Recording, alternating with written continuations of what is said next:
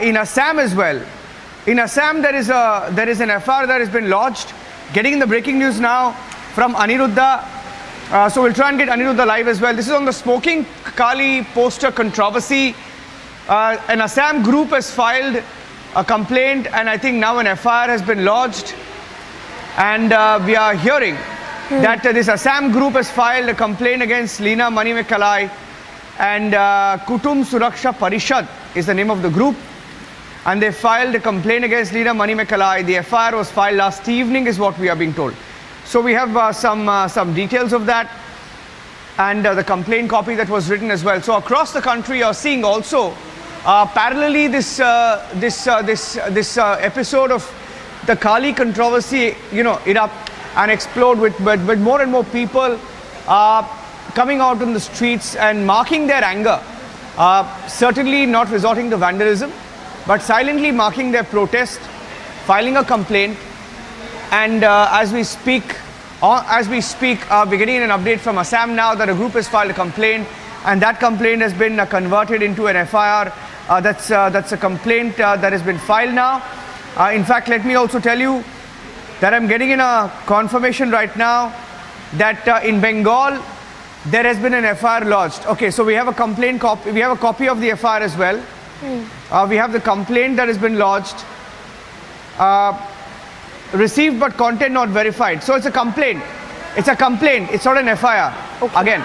So I'll wait for that. It's a complaint. So in several parts of the country there are complaints filed and not really an FIR.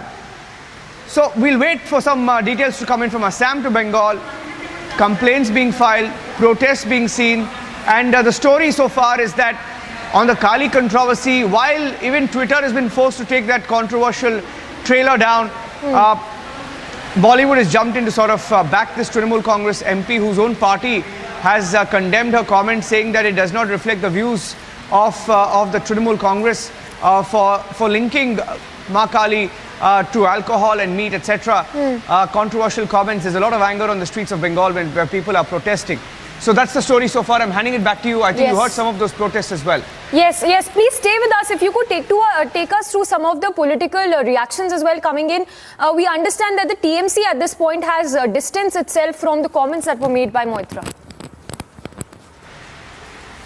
That's correct. Yesterday, I think these comments were made in some event somewhere, and the Trinamool Congress put out a statement saying that they don't agree, they don't endorse this comment, and it's not their standpoint, and they completely sort of want to distance themselves from this controversy and the comment that was made. So that's what happened, and I think within the Trinamool Congress as well, they realize that this is not an issue that they should be fighting for. And I think there is also a complaint copy that was filed in Bengal. That complaint copy is on the screen right now. This is one of the complaint copies, I think, which were filed by the BJP. I think a media cell convener of the BJP has filed this complaint. So in Assam, in Bengal, some of these complaints being filed against some of the comments and the entire Kali poster controversy. It's a little blurred. It's a little blurred, so we'll go back to the pictures, and we'll get you the details and the protests on the streets of Kolkata. So that's an update that came in, a complaint copy that was filed, and it hasn't been converted into an FIR yet. So we're tracking the story closely, Samiksha. Let me hand it back to you. We have some more breaking news update coming in, and we'll keep coming back to the story as and when we get reactions. All right. Thank you so much for that, Niranjan. So that is the latest. We are learning a complaint that has been filed against Mahua Moitra. And this is, in fact, another update that we have received is that an FIR that has also been registered against the director of this documentary movie. So remember, a lot of protests that have also broken out. And as we speak, the mega BJP protests, which are currently underway in Kolkata. So Mahua Moitra there, the TMC MP, facing massive backlash by the BJP workers in Kolkata.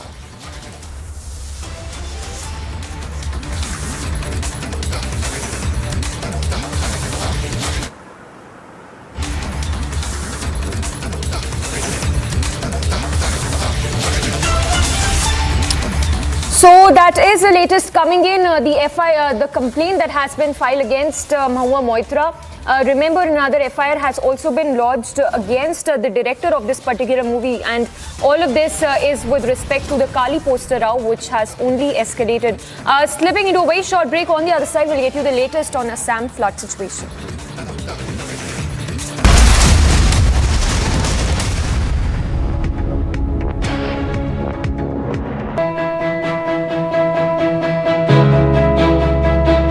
Getting a cab these days is nearly impossible because half the time you don't get rides.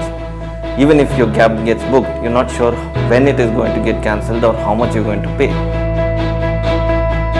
Now, answering all this, Mind has come up with beautiful solutions whereby we don't have a surge rate here because they go by government prescribed rates.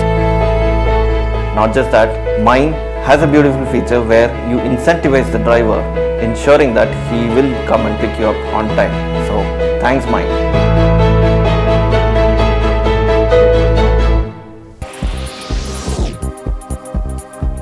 Ukraine's President Vladimir Zelensky has called for more pressure on Russia, warning that Russia can create another crisis for Europe. Volodymyr Zelensky also said that until Russia is defeated, there is no guarantee that it will not wage war against any other country. The United Nations World Food Programme has appealed for $68.4 million to alleviate food insecurity in the Central African Republic. The rapid rise in the price of essential goods in the CAR linked to the war in Ukraine could exacerbate an already difficult humanitarian situation. Over 2 million people in the CAR are currently suffering from acute food insecurity.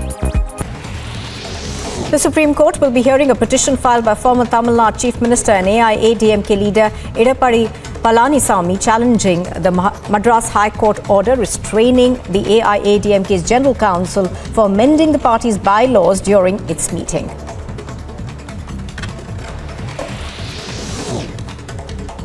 Chhattisgarh police have arrested 3 Maoists who were involved in the Jivalpadar IED blast.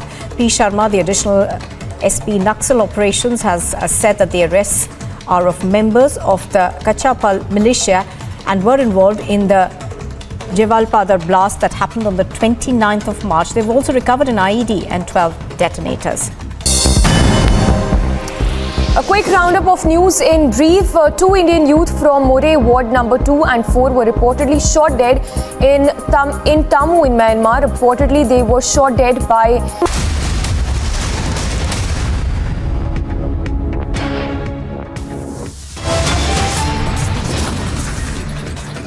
The headlines at 1:30 in the afternoon. Amravati hate-killing probe widens. Alleged PFI man Sohail Nadvi quizzed by the NIA.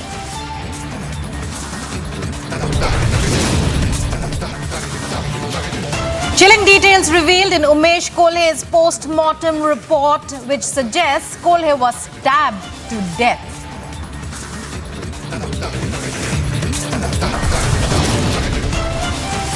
More detentions made in Amravati hate-killing case over alleged threat calls to Umesh Kolhe.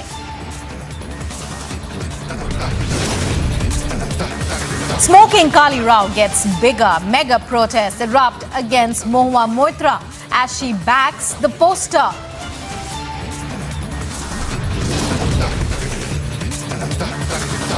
Trouble mounts for Moitra.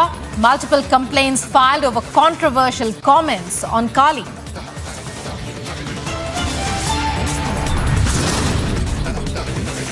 Pothole death reported in Thane. Massive anger erupts as civic apathy claims another life.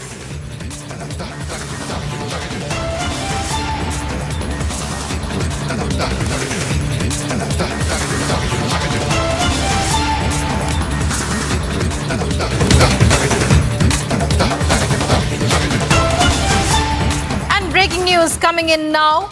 In the Amravati killing, sources have informed that raids were carried out at Nadvi Sohail, an alleged PFI member in Amravati. He is connected to the killing in Amravati. A PFI member NI will take all of the accused back to Mumbai. That's another important detail at this hour. Another accused that the NI will be taking into their custody soon. So, Here are the latest updates in the Amravati killing. Our correspondent Priyanka, who's been covering the story ever since it first broke. Priyanka, more details emerging. What are the important points to be taken note of as far as the case as it stands now is concerned?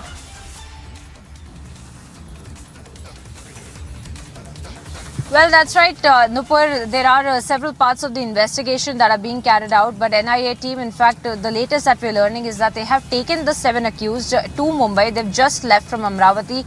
And in fact, we have also been tracking what really the investigation has been all about. But so far, the pieces of evidences that the NIA has also taken over from the local police are about the WhatsApp groups, the bank statements and other financial pieces of evidences as well, because they are tracking as to how this entire nexus had been operating here on the ground, including the key accused Irfan Sheikh of the Rebar helpline, who had in fact been recruiting these 6 accused who had been on the ground carrying out the actual murder of Unmesh Kole. They were the ones in fact who were carrying out a recce on Unmesh Kole, looking at his daily activities to understand when he would be alone so that he can be attacked. Apart from that, the NIA is also looking at other accused who might be involved in this entire matter. They are in fact, as we speak, interrogating one more member of the PFI, that is Suhail Nadvi, from Amravati itself, and he has in fact been taken to the police station. He is being questioned as of now. Following the entire procedure, NIA, if they have reason to believe that this particular PFI member also has something to do with the entire killing of Unmesh Kole, he will also be taken into custody and he will be presented before the court for a remand, for which then they will be taking him again to Mumbai as well. So all of that procedure. And Priyanka, we're going back to the post-mortem report right now. Stay with us. We're going back to the post-mortem report right now that you had given us, that we had accessed here in Republic, which tells about the vicious attack on Unmesh Kole. Here's more details regarding that.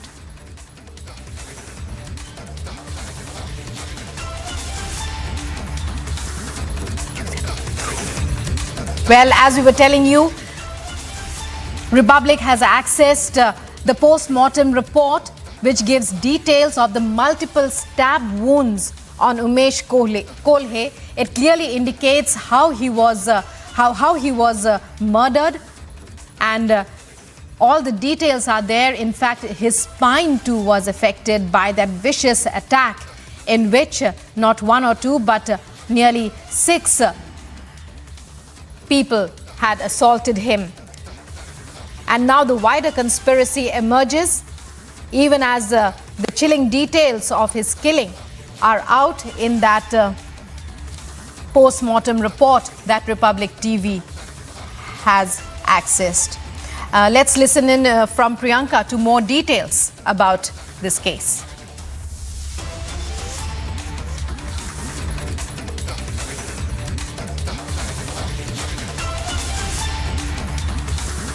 Amravati, where the PFI member Suhail Nadvi has stayed. His house is here, and right here from where he had in fact also been detained is what we were learning, and the NIA has been in fact asking him questions, trying to understand what his real role in fact had been in the entire conspiracy of Unmesh Kole. But this is the ground where in fact we are seeing that Unmesh Kole, the conspiracy of murdering Unmesh Kole in fact had also taken place, and now we're seeing from across Amravati more and more accused are coming to life, and one is the new PFI angle that has also come to life, because Suhail Nadvi, you can see the other shop name also, Suhail Nadvi, that in fact had been the member of the PFI and also had been involved, is what the authorities have reason to believe, in the entire murder of Unmesh Kole. As of now, he is in fact being taken into custody of the NIA. Raids were conducted at his house late last night, and of course today more and more names have come to light of who really had been involved in this entire conspiracy of brutally murdering Unmesh Kole. With video journalist Vipin Mori, I'm Priyanka Sharma for Republic. Well, Priyanka there giving us details, standing outside the premises connected to another accused another alleged participant in this entire conspiracy in the Amravati killing, which claimed the life of a chemist, Umesh Kolhe, and many were the assailants who attacked him on that evening, and they stabbed him. The Republic has accessed the post-mortem report, which gives details of the vicious stabbing in which his spine was affected, various nerves were sliced, and it was a cruel butchering of a helpless man. And sources have informed that raids were carried out at premises connected to Nadvi Sohail, a PFI member in the Amravati killing case. More details emerging as our correspondent Priyanka is on at the scene.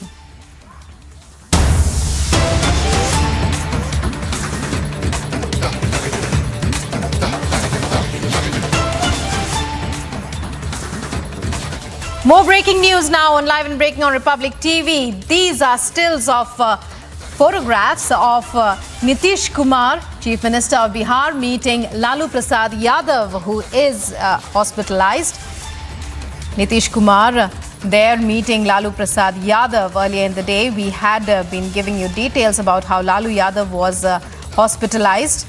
He has been ailing for some time now, and his son had in fact made it public and appealed to people for their prayers, however, not to disturb other patients and not to visit the hospital. These are stills of Chief Minister Nitish Kumar meeting Lalu Prasad Yadav in hospital where he is hospitalized. So breaking news now, and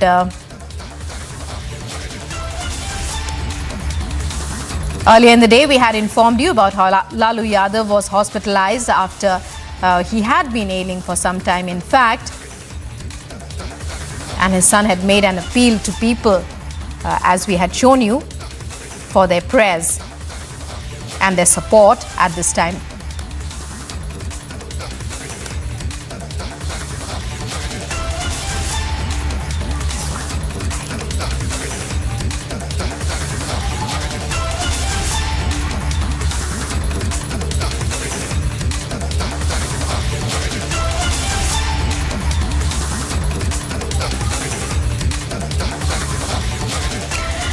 And in other news, an improvised explosive device was found near Srinagar Baramulla National Highway. Reportedly, the IED was planted by the terrorists. In a joint operation between forces, the IED was successfully defused. Here's more.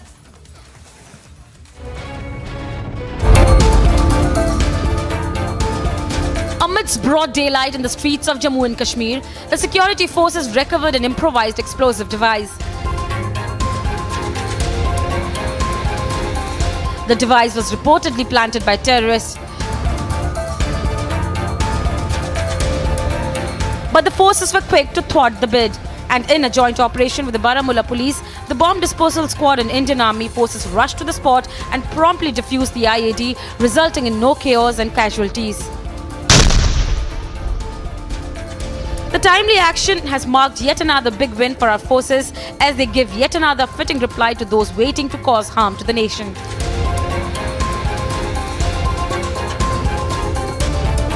Bureau Report, Republic TV.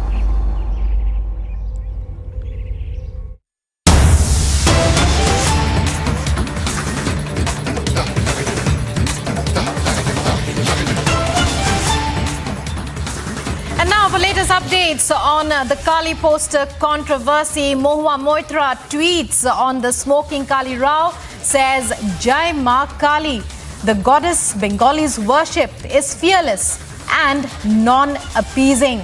This comes as massive protests have now erupted against the TMC leader, whose comments have not gone down too well with the public in West Bengal, where the goddess is revered across the length and breadth of the state. So in latest news over the Kali poster Rao, Moitra facing the ire,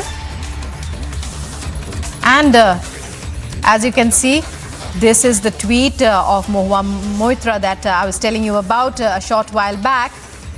the goddess Bengalis worship is fearless and non-appeasing, says Mahua Moitra's tweet. And also it begins with the words Jai Ma Kali.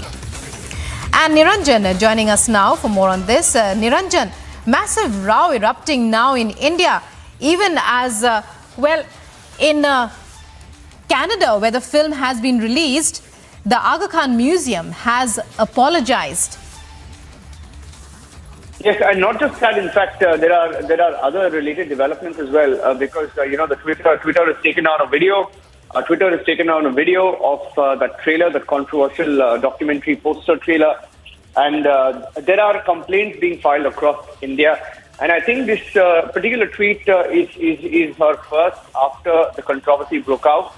And she has said in the tweet, Jai Ma Kali, the goddess Bengalis worship, is fearless and non-appeasing. So this is her first tweet, and it comes on the back of the protest.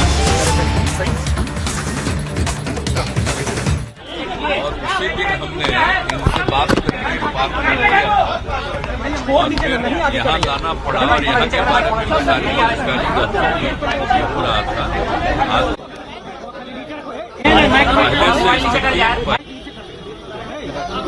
लेकिन ये बहुत अच्छा चीज है कि एक बार दिल्ली में जा करके सब दिल्ली जाएंगे और सब तरह का टेस्ट कराएंगे और उनों से ही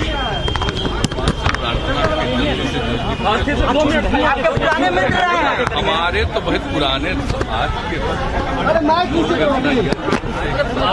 सरकारी खर्चे पर होगी सर, सरकारी खर्चा भी करेगी ना। वो तो करेगी ही, वो तो उनका अधिकार है, उनका तो अधिकार है, वो सब कुछ सरकार करेगी, कोई दिक्कत नहीं है। तो किया हुआ पहले से बना हुआ नियम ही है, उसमें कोई दिक्कत नहीं है। वो सब तो होगा ही, लेकिन जल्दी से जल्दी स्वस्थ हों यही हम लोगों की कामना है और मुझको पूरा भरोसा है।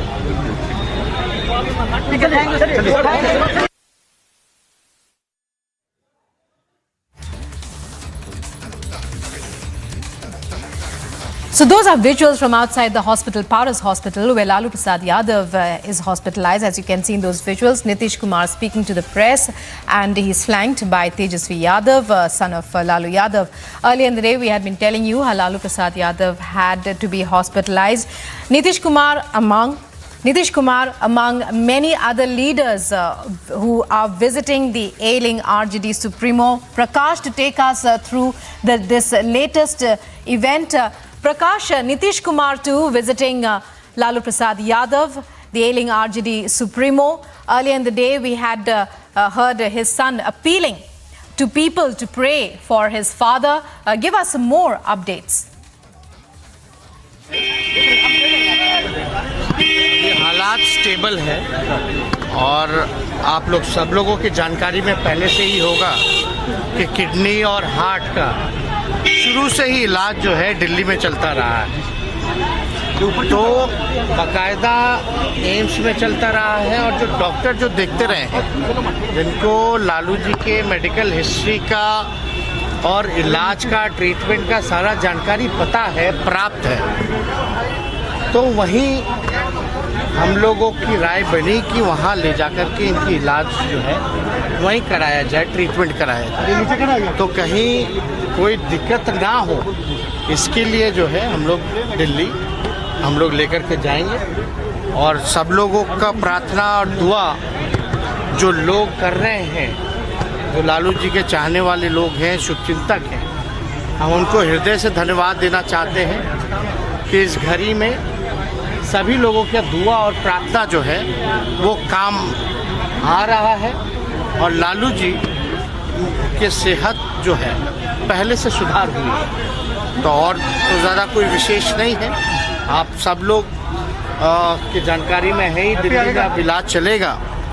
और पहले से भी पता था कि सिंगापुर ले जाना है, तो सिंगापुर ले जाना था, 10-15 दिन बाद ले जाना था, लेकिन अब तो फ्रैक्चर हो चुका है और कुछ और बीमारियों का इलाज भी चल रहा है। तो एक बार दिल्ली हम लोग जाएंगे, पूरी तरीके से जो डॉक्टरों की राय होगी दिल्ली में भी, अगर सिचुएशन अगर सिंगापुर भी ले जाने लायक होगी तो हम लोगों का प्रयास रहेगा कि सिंगापुर भी हम लोग ले जाएं। मुख्यमंत्री भी नहीं, देखिए इस घड़ी में सब लोगों हर कोई नेता ने, चाहे पक्ष के लोग हों, सत्ता दल के हों या विपक्ष के हों, सभी लोगों ने फ़ोन करके हमसे हालचाल जाना। कल प्रधानमंत्री जी का भी फ़ोन आया था और जब से एडमिशन हुआ है अस्पताल में तब से मुख्यमंत्री जी लगातार फॉलोअप भी ले रहे थे। सभी मंत्री से लेकर राहुल गांधी जी हों या प्रियंका गांधी जी हों, उनसे भी हमारी बात हुई है। उन लोगों ने भी चिंता जताई है और वो सब लोग यही दुआ कर रहे हैं कि जल्द से जल्द लालू जी स्वस्थ हो। ठीक है, thanks sir.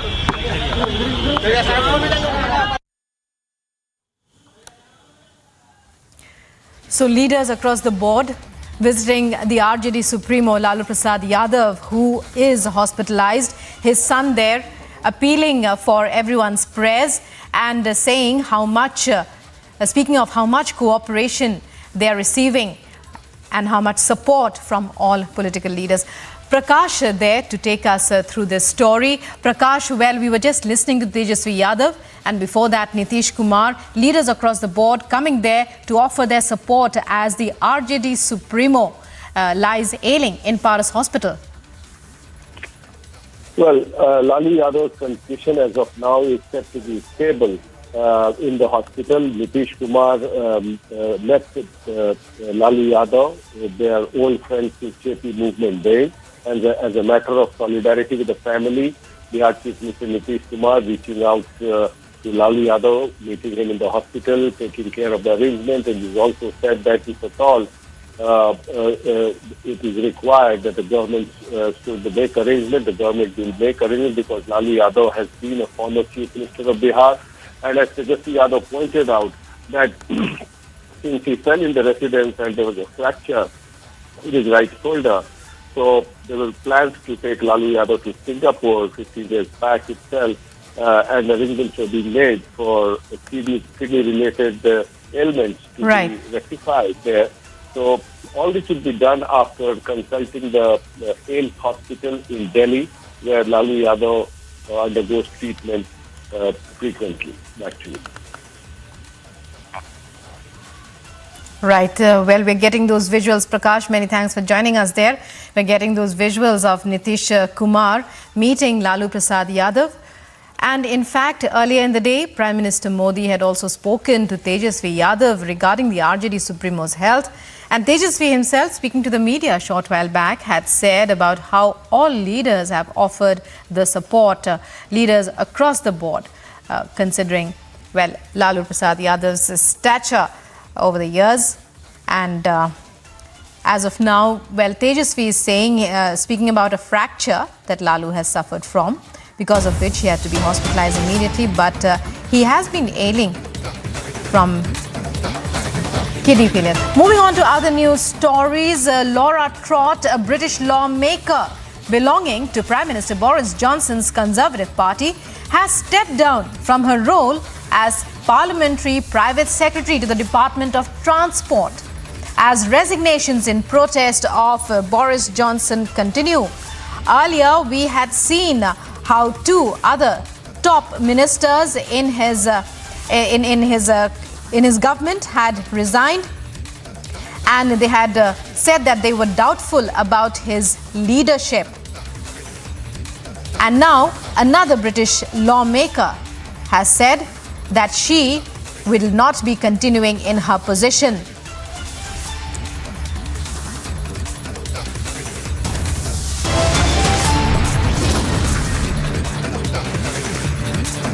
And slipping into a short break now, but coming up on the other side, all the news about how trouble mounts for Mahua Moitra. Multiple complaints filed over her controversial comments on Kali.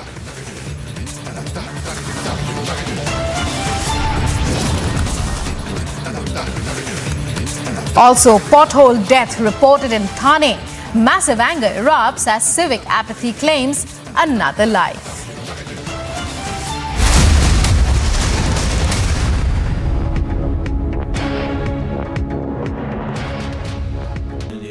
Amity has been ranked India's #1 not-for-profit private university for 9 years.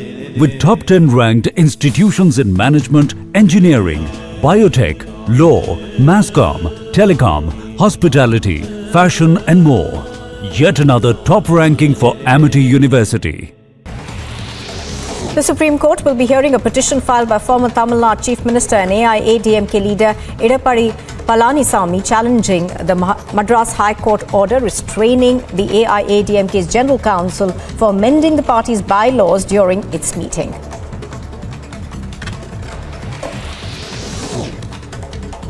Chhattisgarh police have arrested 3 Maoists who were involved in the Jivalpadar IED blast. P. Sharma, the additional SP Naxal operations, has said that the arrests are of members of the Kachapal militia and were involved in the Jivalpadar blast that happened on the 29th of March. They've also recovered an IED and 12 detonators. A quick roundup of news in brief. 2 Indian youth from More Ward number 2 and 4 were reportedly shot dead in Tammu in Myanmar. Reportedly, they were shot dead by Myanmar militia in the Tammu town of Myanmar at around 1 p.m. on Tuesday. The Congress Delhi unit lashed out at the ruling up for passing bills to give a 66% hike in salaries and allowances to assembly members, saying that the session did not broach providing unemployment allowance to the youth. He further alleged that the Chief Minister Arvind Kejriwal has failed to fulfill his promise to give 8 lakh jobs.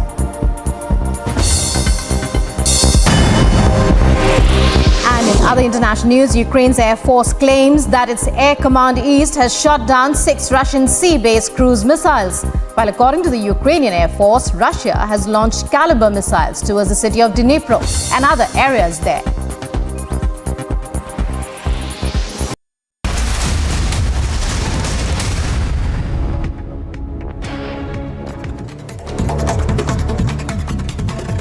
And in Live and Breaking, let's take a look at some top stories we're tracking at this hour. In another attack related to a social media post supporting Nupur Sharma, a boy named Deepak is attacked in Ara in Bihar. Deepak had posted on Facebook in support of Nupur Sharma nearly 7 days ago. Rais had made indecent comments on the post.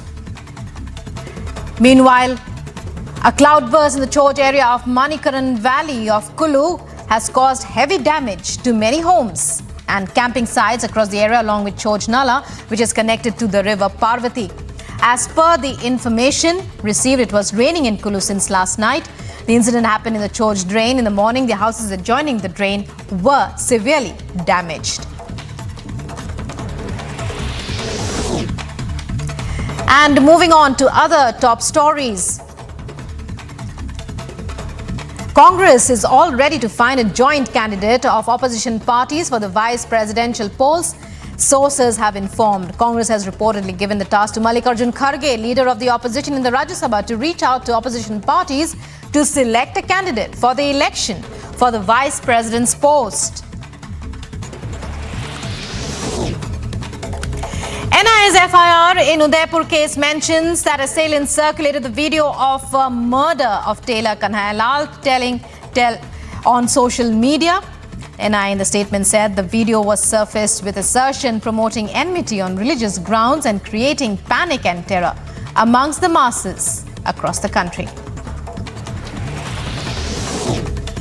Kerala Assembly on Wednesday witnessed intense protests by the Congress-led UDF opposition over Minister Saji Cherian's remarks against the constitution, following which Speaker M.B. Rajesh declared the House adjourned for the day. As soon as the House proceedings began, opposition members trooped into the well, raising slogans demanding the resignation of Cherian over his anti-constitution remarks.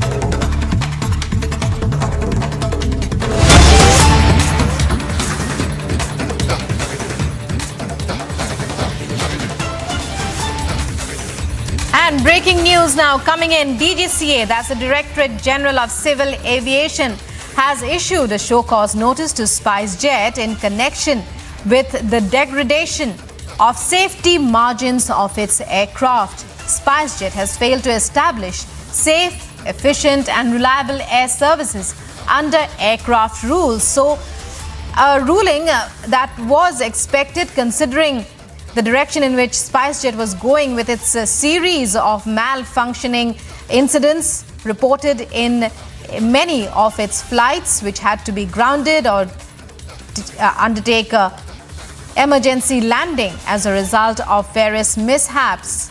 In fact, after yesterday's emergency landing in Karachi, another incident was reported today on one of its freight carriers. And Niranjan joining us now to tell us some more, take us through this breaking story. Niranjan, SpiceJet landing in trouble now. Where do you see this headed?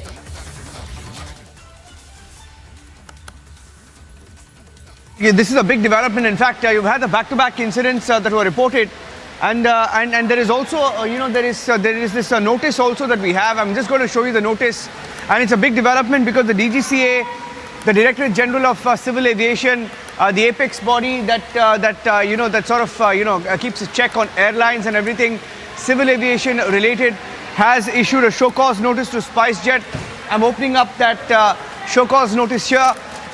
This is a big development. In fact, DGCA has asked SpiceJet, and I have it with me here, you can see it here, that's the show cause notice dated the 5th of July 2022.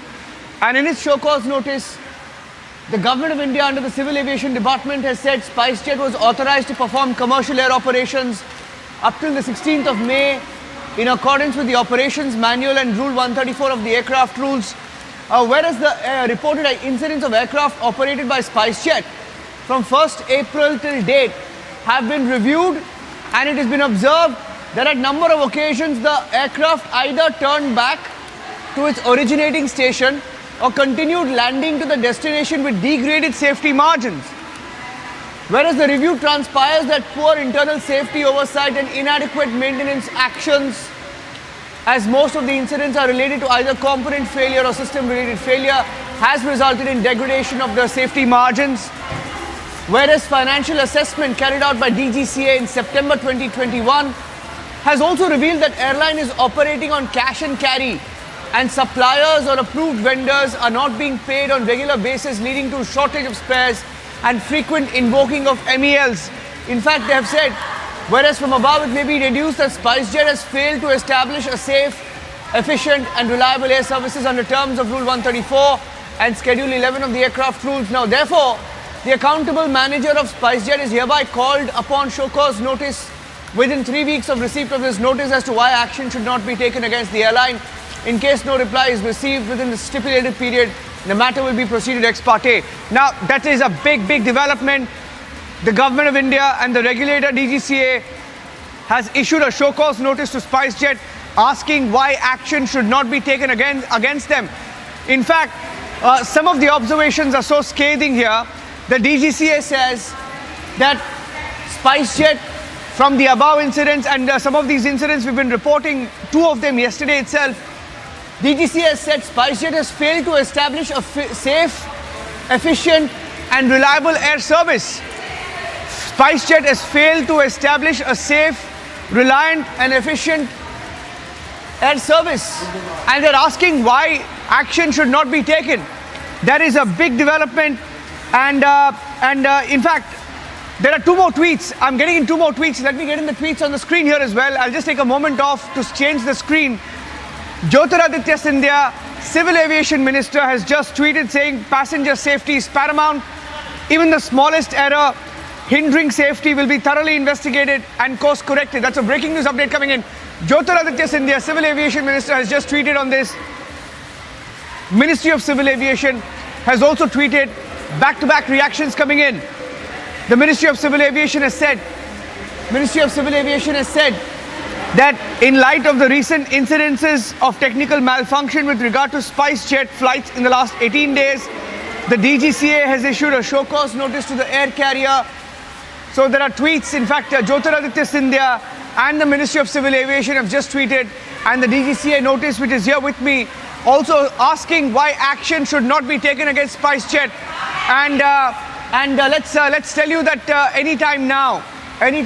Okay, we'll just show you the tweet in just a few seconds. Tweet of Jyotiraditya Scindia and also the Ministry of Civil Aviation. So you have the DGCA, Ministry of Civil Aviation, and Jyotiraditya Scindia. 3 back-to-back responses come in the last few minutes itself of responses, and the government has asked why action should not be taken against the airline. And there are at least 4 or 5 incidents that have been reported, and you had 2 such incidents yesterday. 2 incidents yesterday, and this is the Ministry of Civil Aviation that has just tweeted. This is the Ministry of Civil Aviation that has just put out the tweet, and the Ministry of Civil Aviation has tweeted saying the recent incidences. Okay, now we're looking at Jyotiraditya Scindia's tweets. Let's go across to. Okay, let me scroll up. Let me just scroll up. Yeah, here it is. Jyotiraditya Scindia tweeting saying passenger safety is paramount. Even the smallest error hindering safety will be thoroughly investigated and course corrected. And I think this is a big development. They've asked, they've showcased SpiceJet. We'll try and get some experts on the phone line as well. They've showcased SpiceJet asking why action should not be taken against them. And I think it's one of those rare times in Indian civil aviation where you've had such a drastic decision and a move taken over back-to-back incidents. You've had at least 6 incidents. 6 incidents, and we'll get you the details of these incidents as well. Yesterday we had the full details of the 5 or 6 incidents. We'll just get you the details of those incidents. And there have been back-to-back yesterday itself on a Delhi to Dubai flight. A Delhi to Dubai flight was diverted to Karachi, landed in Karachi, and you had the glass shattering incident mid-air where a Mumbai to Kandla flight. The flight landed in Kandla with a shattered pane, and these are just some of the incidents that you've had on your screen right now. You know, there are different pictures we're putting out of the different incidents of SpiceJet that has forced the government of India and the Civil Aviation Ministry to take action, and even the Civil Aviation Minister Jyotiraditya Scindia has tweeted. Let me tell you a little bit about the incidents, the different incidents in the last 2 weeks itself. You've had yesterday the SpiceJet flight that was headed to Dubai, landing in Karachi, and then you had a SpiceJet emergency landing of an aircraft from Delhi to Jabalpur. On the 19th of June, there was an emergency landing in Patna after a mid-air fire. On the 19th of June, a SpiceJet Q400 made an emergency landing. In fact, we counted at last 8 incidents. 8 incidents in the last 2 weeks, and you can't really take a chance with such back-to-back incidents. And I think that's the message that even Jyotiraditya Scindia, the Civil Aviation Minister, the Government of India, the DGCA, the regulator are sending out, that you can't take a chance mid-air. You can't take a chance with passenger safety. You can't take a chance with emergency landing. You can't take a chance with diversions. Okay, let me get in some more responses. Group Captain Agustin Vinod is joining us on the phone line. He's a defense analyst but knows a lot about aviation. He's an aviation expert as well in that sense. So, Group Captain Agustin Vinod, you know this breaking news update that we have of the Government of India sending a show cause notice to SpiceJet, asking why action should not be taken against the airline. Now, airline apart, the incidents of mid-air emergencies, Group Captain of Vinod, when you have 8 incidents in 2 weeks, what is the message that's going out, and why is this a cause for alarm, Group Captain? I am part of DGCA as well, so I'll keep my comments measured. But the fact of the matter is, the opening lines you said, any regulator, forget about DGCA, any regulator of any country will be alarmed at the rate at which diversions are happening, at the rate at which the minor incidents are happening, 3 of them in a week's time. So these could be looked at as shape of things to come. That is point number 1. Point number 2, if you look at all of these incidents in isolation, nothing has gone wrong. So that way, I would say pilots, prima facie, pilots have handled it quite professionally and took preemptive actions before things went out of control. Take, for example, the Karachi diversion. which was a faulty fuel indication, but pilot didn't want to take a chance. That's the correct call he took. The Q400, the outer layer of glass breakage, pilot brought the aircraft back safely, and everybody was on the ground very safe. So things like this, when pilots take precautionary action, on the flip side to what you covered, they are laudable actually, because it's better to be safe than to be sorry. You understand? So the world takes notice when pilots take the precautionary action. What if pilots have not taken precautionary action and continue, and nothing had happened? Neither you or I would be talking about it today. So you have to look at the holistically, and that is what the regulator has done. The show cause notice is to giving a chance to SpiceJet to explain the actions, which is the correct thing to do. Over to you.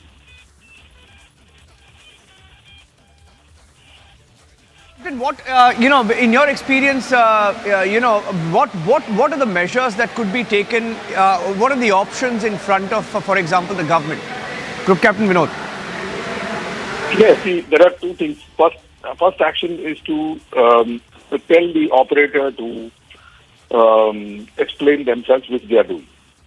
The second will be based on the reply that, the course of action I'm saying, but based on the reply that you get from the operator, then the further course of action will be determined by the regulator. That is how the things progress. Suppose the answer from SpiceJet is adequately satisfying to the regulator, then things would be left at that.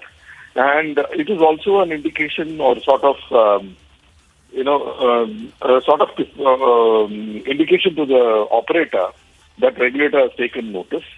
The next is going to be probably a body which will be constituted by the regulator, who will come and look into the standard operating procedures, how the emergency was handled, etc., etc. But prima facie, as a pilot, I can tell you this, that the way a pilot handles the situation is really laudable. And individually, the way pilots acted on every single emergency is absolutely professional. And that is the correct way to do it, if you ask me. Group Captain Agustin Vinod, thank you for joining us. Group Captain Agustin Vinod, an aviation expert there. Just one more question if I can take with you. So you mentioned that you were also advising or had some official role with the DGCA. Did I hear you correctly there, Group Captain?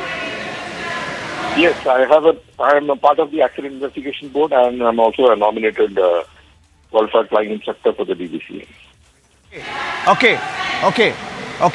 Okay. So in that case, Group Captain, can I ask you if you've seen any such incident in the last few years? Because I can't recollect, Group Captain, any such incident where there have been, or at least the number of incidents that have been reported in that frequency in the recent past in Indian aviation. It's quite alarming in that sense, isn't it? Yeah, no, you have to look at it in isolation. You see, they are not. What is alarming is when a similar type of incident gets repeated, like what happened with Max. See, the MCAS issue, you're very, very well aware, which grounded the complete Boeing 737 MAX fleet. That is alarming. In this case, these are isolated, separate emergencies which could happen, which has happened earlier, which will happen in the future, and this is not the only operator's airline it is happening. But I would say it is just a chance that all of them happening together. So that is something that is what is regulators worried about. But in isolation, they are all separate incidents. I mean, one is fuel light misbehaving. That's a completely separate emergency. It can happen anytime. It has happened in the past. But, he took an action of being safe by diverting to Karachi, sorting out the issue, and then moving on forward. Similarly, this Q400, it's a completely different aeroplane. and a different emergency handled so professionally by the pilots. So, if you look at it in isolation, they are separate emergencies, which can happen over a period of 1 year. But as luck would have it, or chance would have it, it happens within a period of a week. So that is nothing alarming about it. That's my take on the subject. Over to you. Well, thank you, Group Captain, for speaking to Republic. I think it's a big development and one that directly impacts or would interest the passenger. And many passengers, will be asking this question of what's going on. The show cause notice has been issued by the DGCA to SpiceJet after the back-to-back incidents. And the DGCA has also said in its letter that at a number of occasions, aircraft either turned back to its originating station or continued landing to the destination with degraded safety margins. Review transpires that poor internal safety oversight, poor internal safety oversight, inadequate maintenance actions. So there are several, mentions here. Let me go back to the visuals of the different incidents and bring in Wing Commander Praful Bakshi joining us on the phone line. Wing Commander Bakshi, what are the risks involved in such incidents, sir? You've had several emergency landing. Yesterday you had, some fuel pump indicator malfunction and then a cracked windshield. Why does this happen? And when it happens at increasing intervals, what's the message that's going out? Wing Commander Bakshi, sir. The message going out is that somebody is looking at the economics of the whole game, business, profit and losses, and at the cost of the flight safety and the lives of the citizens of India. That is long and short of the whole thing. And if that be so, they don't have the rights to run an air organization like this, where they play with the lives of the people and in this manner. The whole thing has to be inquired by the DGCA. DGCA must call a thorough inquiry into first the procedures of maintenance, the SOPs, the norms, the flight safety norms. They have to ascertain, are the right people sitting on the right job? Are do they know their technical job of running an aviation organization like this? Are they competent enough? This, after having ascertained this, they have to check up whether the shortcuts are being taken or not, whether the flight safety norms are violated. There, they will tell us whether the spare parts are to be changed. They are giving ad hoc extension of life to the spare parts, and they are continuing to use them at the cost of safety. That has to be ascertained. And in the meanwhile, if the airline says that this particular aircraft is giving a problem, the experts from the company, the designers and the manufacturers, can be called in and asked, and they can be given the entire data and let them sit across the table and decide. Till such time this happens, this type of aircraft has to be grounded. They have to be grounded, and thorough inspection has to be done. And the DGCA, the aviation minister, must first satisfy themselves that this has been done. Thereafter, they should proceed. Sir, just taking off from one of the mentions here in the DGCA letter, Wing Commander Bakshi, the DGCA has said in its letter that the airline has failed to establish a safe, efficient and reliable air service. And they're also asking why action should not be taken against the airline. So what can you tell us about the possible actions that can be taken in this particular case, sir? Well, to tell you the truth, I may not be able to tell what the rule position is there with the government of India, but that much I know. Once it has been written that action has to be taken because they are violating it, the fleet has to be grounded. Then the airline will have to be given a notice, a show cause notice, as to why action should not be taken and why have they failed. I mean, all this thing has to be ascertained. But till that time is done, the aircraft will not take off. They will have to be on the ground. That is the right thing to do. And then they can sort it out. whether what is the priority, what will be the order of, what will be the procedure, which action should be taken first and which should be not be taken first. This aspect can be sorted out. But at the moment, it has to be ascertained, and the people of India, the citizens of India, must be ascertained that their lives are not being sold like this, and they are not being put at risk in civil aviation as we see. Cracking of the shield, fuel pump failure, pressurization failure number of times. I mean, there are a number of other things which are happening, and this is a precursor of the main accident which will end up somewhere down the line. So this is a forewarning being given, and enough warnings have been given. I don't think so any establishment can get so many warnings and still continue on the same line. Absolutely. Thank you, Wing Commander Praful Bakshi there, joining us on the phone line, aviation expert, and has been a pilot himself. So, talking about the safeties that are the designation, the safety and the threat involved when such incidents are reported, especially mid-air, and such incidents are reported at increasing intervals. In fact, let me also tell you, in the last few days itself, you've had several visuals that have come in, several visuals that show you the incidents that have been reported. And we'll keep coming back to the story with the full details. I'm handing it back to you for now, keeping a close watch on the story. All right, thank you for that.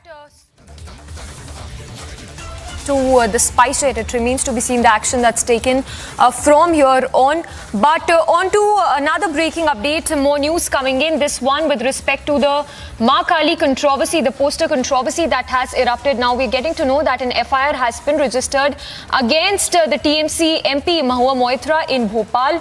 So Shivraj government there taking stock of the situation and getting an FIR registered against Mahua Moitra. Remember, Mahua Moitra is facing massive backlash over a controversial remark that she had given about Goddess Kali, and even remaining defiant after giving that controversial remark. So now we have the Shivraj government getting an FIR registered against Mahua Moitra. We'll go across to our reporters as well to get us more information. So the FIR, we are told, that has been registered in Bhopal, has been registered in this crime branch police station in Bhopal. And we are also getting to know that Mahua Moitra will be summoned very shortly by the police with regard to an FIR that has been registered against the TMC MP over the controversial remark that she had made on Goddess. So that is the latest coming in. We are told that the case has been registered against Mahua Moitra under section 295A of the IPC. The FIR has been registered against the TMC MP for hurting religious sentiments. So, of course, the protests that are taking place against Mahua Moitra in Kolkata, FIRs that are also being registered, and the latest being another FIR that has been registered against Mahua Moitra in Bhopal. So, of course, Mahua Moitra there facing the ire of the people, and now news coming in from MP where the Shivraj government has gotten an FIR registered against Mahua Moitra. So, we are told that the FIR has been registered under sections including 295A of the IPC for hurting religious sentiments, and we are also told that she will be summoned soon by the police there, by the Bhopal cops, with regard to this FIR that has been registered. So, of course, Mahua Moitra coming out with an explanation as well, remaining defiant, sticking by the remarks that she had made on Goddess, saying that her remarks have been misconstrued, and also going on to add that how she is that there is a political vendetta against her. There is politics being played out against her with regard to the statement she had made on Goddess Kali. So, but the latest that is coming in at this point is that the Bhopal police will also be issuing a summon to Moitra with regard to the FIR that has been registered against her. We'll go across to our reporters as well to get us more information. But as of now, the poster row, which is only exploding, you have the furor over her remarks, which is only escalating, protests which are taking place by the BJP workers there in Kolkata. Simultaneously, the FIRs that are being registered against Mahua Moitra. We have our executive editor for politics, Aishwarya Kapoor, also joining us. Aishwarya, if you could give us more details, how do you read into these remarks that are made by Moitra, because she remains defiant despite making such controversial remarks? Well, absolutely, but at this point of time, TMC itself, after not only condemning such very statements, TMC has completely distanced itself by the statement of own leader. But Mahua Moitra not understanding the gravity of the matter, or for that matter, understanding and still continuing. So it is up to the TMC leadership to see that whether they would want to take any further strict action against their own leader. Because at the end of the day, the kind of statement which has been made, Mahua Moitra is not only is not a leader which has made this kind of statement first. There have been earlier as well that when she has made several controversial statements. So in that regard, it is not something which the TMC is not aware of. Earlier also we've seen at least on 3 occasions we are being told when TMC has distanced itself from the statement of Mahua Moitra. So at this point of time, yes, this is embarrassing, but it remains very important to see that what exactly will be the action taken by the TMC on Mahua Moitra now. Yes. Ishwara, also if you could tell us more about the reactions you're picking up from across the political spectrum, because like you're pointing out, TMC of course has distanced itself, but more reactions that you're picking up from the Congress and the BJP? Well, we've seen BJP protesting against it, not only in Bengal, but in 3 different states, demanding action. BJP very, very clearly saying that we want action against it. BJP saying that just by distancing itself, it is not going to suffice.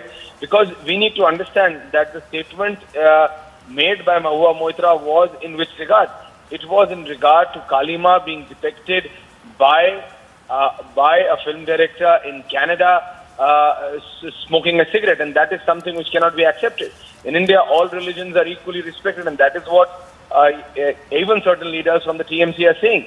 And these kind of depiction and these kind of comments on anyone's deity, on anyone's faith, cannot be allowed and should not be allowed. And Mahua Moitra, not only just a leader but a member of parliament, should have not made the statement which she did.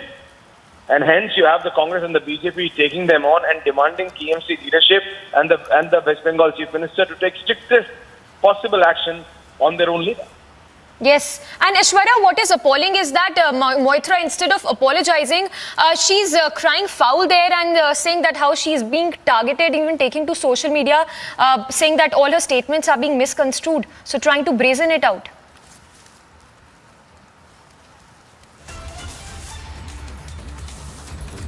Well, we'll try and connect with Ishwara again, but we have a soundbite reaction as well of Shuvendu Adhikari. Let's listen into what he had to say.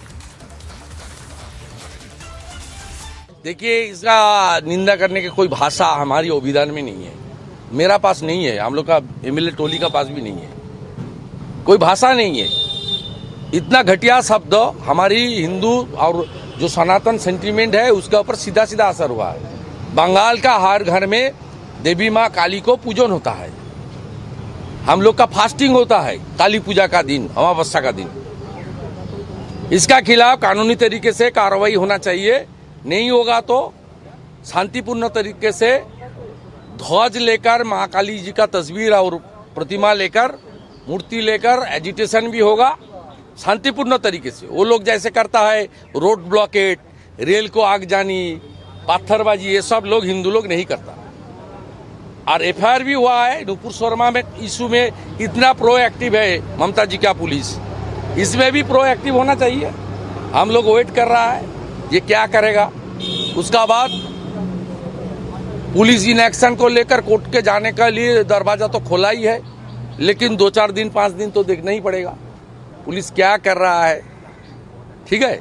और करने के लिए जो दबाव बनाना चाहिए, आवाज उठाना चाहिए, वो आवाज सब हिंदू ऑर्गेनाइजेशन से लेकर फार हिंदू पार्टी का जो एफिलिएशन को छोड़ के पार्टी का ऊपर उठ के सब हिंदू लोग सनातनी कल्चर को मानते हुए देवी माँ काली का जो भक्त है, डिवोटी है, सब लोग आवाज उठाएंगे कि कार्रवाई होना चाहिए, कार्रवाई होना चाहिए। और बंगाल की धरती पर इतना देव देवी के ऊपर आक्रमण, अब शब्द गाली बार बार हो रहा है और शासक दल इसको पैट्रोनाइज कर रहा है, ये खत्म होना चाहिए। The position of the party, which has already been stated yesterday, and I repeat, the party does not endorse such a statement, rather condemns it. In the same tune, we condemn the way Goddess Kali has been depicted with smoking a cigarette. That is also condemnable. এবারে আরেকটা জিনিস হচ্ছে গ্যাসের দাম gas price high হয়ে গেছে গাড়িটা চলে যায় Sujoy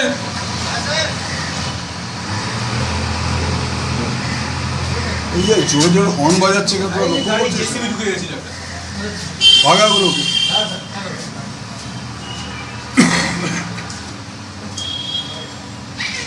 today again it is the routine agenda of the NDA government led by BJP to increase the prices of petrol products almost every month, and if you go through the recent hike, you will find in the month of May 53 rupees was hiked in respect of cooking gas, and this month we are on which date we are on today? Today is 6th of July. 6th of July you find that further 50 rupees has been enhanced for the cooking gas. So altogether 103 rupees have been increased in the past 1.5 months. So TMC there distancing itself from the remarks that were made by Moitra there. We'll keep tracking all the latest on that big story, but moving on for now. With heavy rains across the country, Kullu's Manikaran Valley has been facing several severe damages. The heavy rains lashed the valley, destroying several houses. Take a look at this report.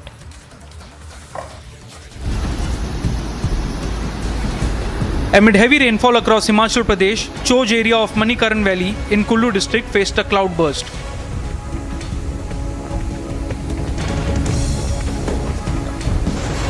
Visuals show severe flooding across Manikaran Valley of Kullu.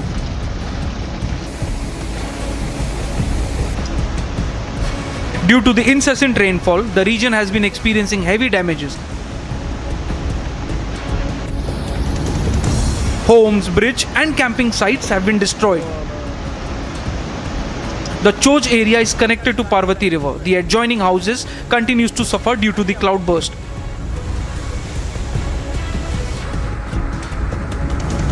The only bridge over the Parvati River also washed away.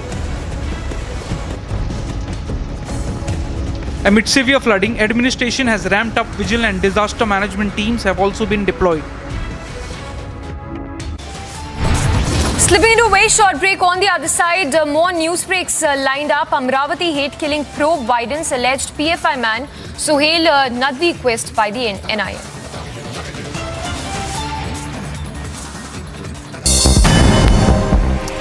A quick roundup of news in brief. Two Indian youth from Moitra Ward number 2 and 4 were reportedly shot dead in Tammu in Myanmar. Reportedly, they were shot dead by Myanmar militia in the Tammu town of Myanmar at around 1 p.m. on Tuesday. The Congress Delhi unit lashed out at the ruling up for passing bills to give a 66% hike in salaries and allowances to assembly members, saying that the session did not broach providing unemployment allowance to the youth. He further alleged that the Chief Minister Arvind Kejriwal has failed to fulfill his promise to give 8 lakh jobs.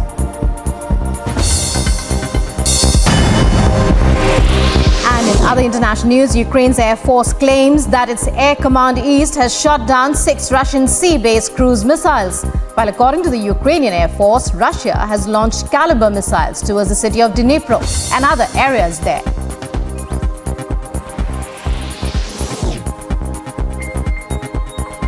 Ukraine's second largest city has come under heavy fire as Russian forces move to take control of the Donbas, the country's eastern industrial heartland. Shells have reportedly been hitting Kharkiv and its outskirts every day. And here's some news in brief. A meeting of the Union Cabinet is scheduled to be held today. The Cabinet may consider a proposal to cut land licensing fee and a longer lease period for railway land, according to sources. The Indian Army has evacuated 2 female yatris who developed medical complications during the Chittu Mata Yatra in Padar, Kishwar. Draupadi Murmu, the presidential candidate of the National Democratic Alliance, is to meet MPs and MLAs of the ruling BJP and its allies, the Ahom Gana Parishad and the United People's Party Liberation in Assam. Murmu arrived in Guwahati late Tuesday night to seek support for the July 18 elections. As former Maharashtra Chief Minister Uddhav Thackeray and NCP leader Sanjay and Shiv Sena MP Sanjay Raut continue to criticize the newly elected Eknath Shinde-led state government, BJP leader Kirit Somaiya hit back saying that they are not accepting the reality and Thackeray needs to introspect now. Senior BJP leader also pointed out claims made by Aditya Thackeray in which he said that around 15 MLAs are still in contact with them. In a shocking incident in Punjab, a group of miscreants opened fire outside a Moga court in broad daylight. Police have accessed the CCTV footage of the incident where some shooters can be seen in two cars firing at a group of people in the parking area of Moga local court. Ukraine's President Vladimir Zelensky has called for more pressure on Russia, warning that Russia can create another crisis for Europe. Volodymyr Zelensky also said that until Russia is defeated, there is no guarantee that it will not wage war against any other country. The United Nations World Food Programme has appealed for $68.4 million to alleviate food insecurity in the Central African Republic. The rapid rise in the price of essential goods in the CAR linked to the war in Ukraine could exacerbate an already difficult humanitarian situation. Over 2 million people.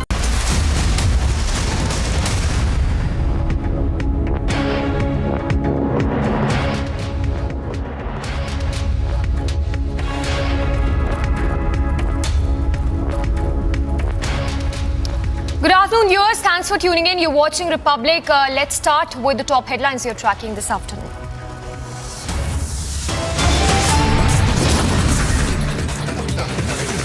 After back-to-back incidents, mega action on SpiceJet, DGCA issues show-cause notice to the airline.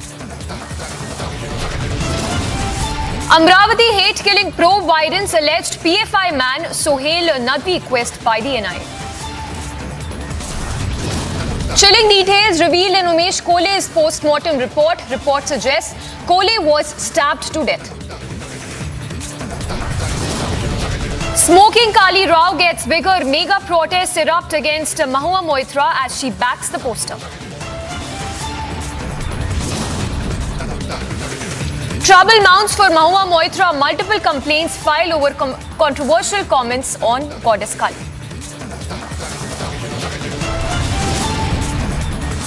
Pothole death reported in Thane. Massive anger erupts as civic apathy claims yet another life.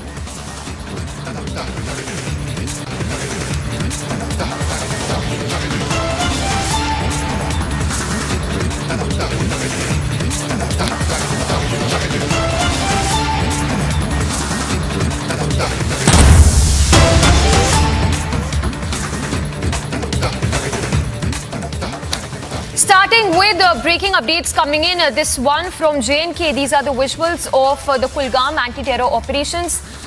Remember, two terrorists surrendered earlier this morning. In fact, let's listen in to take a look at those closely to the visuals coming in. अपना हथियार डालो और बाहर आ दो जल्दी नीचे हथियार डाल दे फटाफट से कर दे जल्दी फेंक दे हथियार कुछ नहीं रखा है चारों तरफ फौज है पुलिस है कुछ नहीं होगा अपना हथियार डालो और बाहर आ दो जल्दी नीचे हथियार डाल दे फटाफट से कर दे जल्दी फेंक दे हथियार कुछ नहीं रखा है चारों तरफ फौज है पुलिस है कुछ नहीं होगा अपना हथियार डालो और बाहर आ दो जल्दी नीचे हथियार डाल दे फटाफट से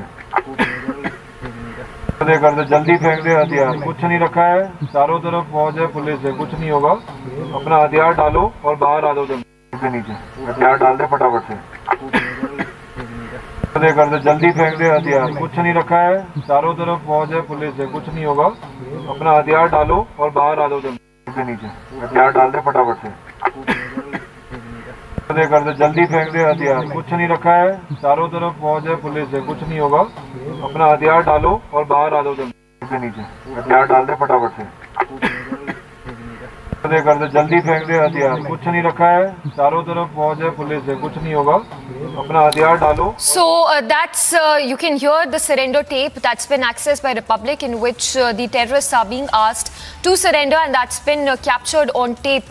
Remember, two terrorists were in this anti-terror operation which happened in Kulgam. Two terrorists surrendered before the police. And we'll go across to Gursimran as well, but first let's once again take a look at this surrender tape that's been accessed.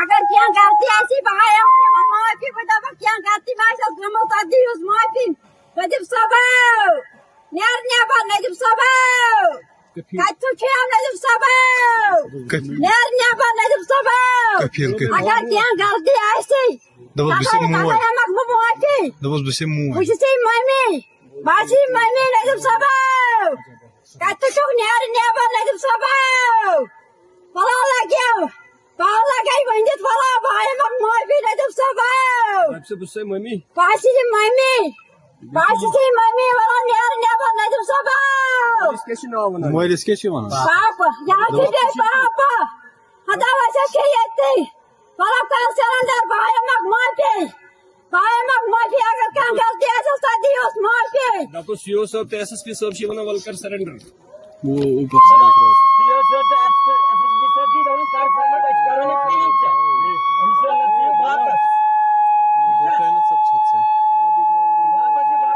Surrender कर लो। Light बंद कर लो भाई। कफील आपके भी माँ बाप यहाँ पे आए, बाहर आके सरेंडर कर लो। अभी एसएसपी साहब और सीओ साहब आपको मौका दे रहे हैं सरेंडर करने का। नदीम और कफील बाहर आके सरेंडर कर लो। नदीम अभी आपकी माँ आपसे बात कर रही थी, आपका बाप भी यहाँ पे मौजूद है, बाहर आके सरेंडर कर लो। एसएसपी साहब और सीओ साहब आपको मौका दे रहे हैं सरेंडर करने का। सामान वहां पे छोड़ो और बाहर आके सरेंडर कर लो। बोलो हमारे फ्लाइट से किसी को नुकसान नहीं हुआ है, आपको कोई नुकसान नहीं हुआ। हम तो कैसे देख रहे हैं। नदीम और कफील अभी आपकी साइड से भी कोई नुकसान नहीं हुआ है, बाहर आके सरेंडर कर लो, मौका है भाई।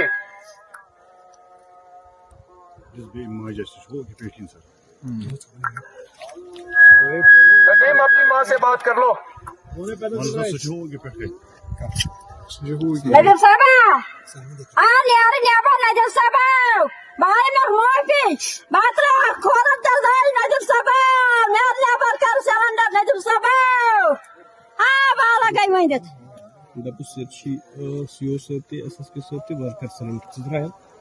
हेलो बितन जी नदीम ये एसएसपी साहब थी सीओ साहब थी हम तमाम कोई कर सरेंडर क्या परवाह छन आराम सान त्राहो पदियाला वली दस्ती hello And that was the surrender tape that we've accessed. We have Gursimran as well, who's getting us all those details. Gursimran, if you could once again summarize it for us, the surrender tape that we've accessed, in which I believe the family of these terrorists can also be heard asking these terrorists to surrender. Yes, two terrorists, Nadeem and Kafil, they were trapped in an encounter in the Kulgam district of South Kashmir, and two being the locals, the security forces provided them with an opportunity to surrender. You can see that the Indian Army Jawans are asking them to surrender. Even after that, the family of these terrorists, they were brought into that very spot, and the family made an emotional appeal in which they have asked these terrorists to leave the gun paths to come to the mainstream. And this is a big success for the security forces, as they have managed to pursue these two terrorists to shun the path of the violence and to surrender before the security forces. See, Union government has a very clear-cut policy that no foreign terrorist will be left, and if local terrorists want to come to mainstream, they will be given the due opportunity, and that has happened in Kulgam also, where the families of these terrorists, Nadeem and Kafil, were brought to the encounter site. They made an emotional appeal, after which these terrorists, the two terrorists, Nadeem and Kafil, they surrendered and before the security forces, and now they are being questioned by the forces. The due legal process will be followed. But yes, this is a really very big success, as the youth of the Kashmir who have gone to the path of gun culture have started to realize that the security forces and the Awam of the Kashmir is for them, and the government is taking due steps to ensure that if possible, these youngsters who have gone to the path of the gun, who has gone to the terrorism on the radicalization attempts of the Pakistan, if they want to come to the mainstream, the government is always open to welcome them. So these two terrorists have surrendered, and all the credit goes to the security forces who have managed to persuade them to surrender. Yes, Gursimran, if you could give us more details as to at what time did this encounter start and how long did it take for the forces to make these two terrorists surrender? This encounter started late last night, after which the security forces first laid the cordon, and after it got ensured that the two terrorists who are inside are the local terrorists, their families were brought into the spot. The families made an emotional appeal. Even the officials from the Indian Army, you can see that they were also on the spot. They made the appeal to these terrorists to surrender before the security forces, and after these appeal today morning, these terrorists made the surrender before the security forces. These are the exclusive visuals that we have accessed.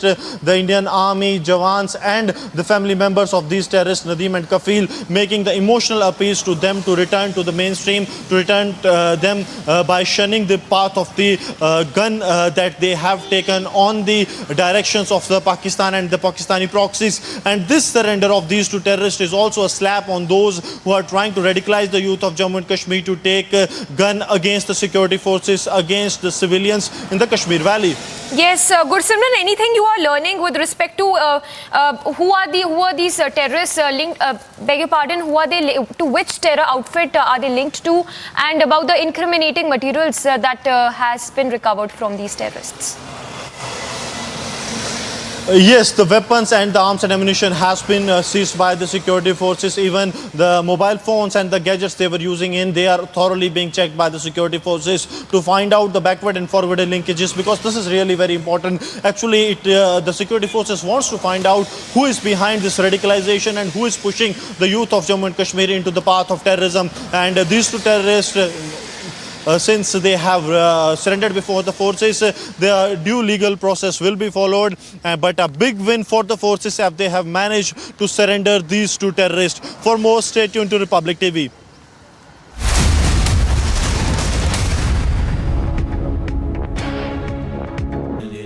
Amity has been ranked India's #1 not-for-profit private university for 9 years, with top 10 ranked institutions in management, engineering, biotech, law, mass comm, telecom, hospitality, fashion and more. Yet another top ranking for Amity University. And here's some news in brief. A meeting of the Union Cabinet is scheduled to be held today. The Cabinet may consider a proposal to cut land licensing fee and a longer lease period for railway land, according to sources. The Indian Army has evacuated 2 female yatris who developed medical complications during the Chittu Mata Yatra in Padar, Kishwar. Draupadi Murmu, the presidential candidate of the National Democratic Alliance, is to meet MPs and MLAs of the ruling BJP and its allies, the Ahom Gana Parishad and the United People's Party Liberation in Assam. Murmu arrived in Guwahati late Tuesday night to seek support for the July 18 elections. As former Maharashtra Chief Minister Uddhav Thackeray and NCP leader Sanjay and Shiv Sena MP Sanjay Raut continue to criticize the newly elected Eknath Shinde-led state government, BJP leader Kirit Somaiya hit back, saying that they are not accepting the reality and Thackeray needs to introspect now. Senior BJP leader also pointed out claims made by Aditya Thackeray in which he said that around 15 MLAs are still in contact with them. In a shocking incident in Punjab, a group of miscreants opened fire outside a Moga court in broad daylight. Police have accessed the CCTV footage of the incident where some shooters can be seen in 2 cars firing at a group of people in the parking area of Moga local court. Ukraine's President Vladimir Zelensky has called for more pressure on Russia, warning that Russia can create another crisis for Europe. Volodymyr Zelensky also said that until Russia is defeated, there is no guarantee that it will not wage war against any other country. The United Nations World Food Programme has appealed for $68.4 million to alleviate food insecurity in the Central African Republic. The rapid rise.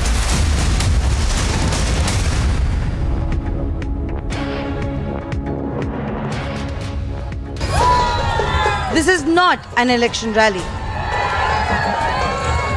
neither a victory march, but a brazen misuse of power. Bondhu Ram Mohan, a Telugu Rashtra Samiti leader and a former mayor of Hyderabad, was seen celebrating his birthday in the middle of the road. Watch how, with no sense of public civility or empathy, the leader blocked the traffic, causing massive jam just to celebrate his birthday. The viral video has triggered massive anger among the public, but the question remains.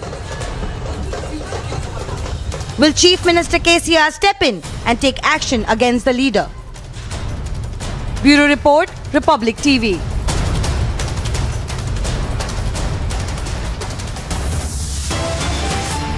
A very short break. On the other side, we'll get you the latest as trouble mounts for TMC MP Moitra. Multiple complaints filed over controversial comments on Goddess Kali. And pothole death reported in Thane. Massive anger erupts as civic apathy claims yet another life.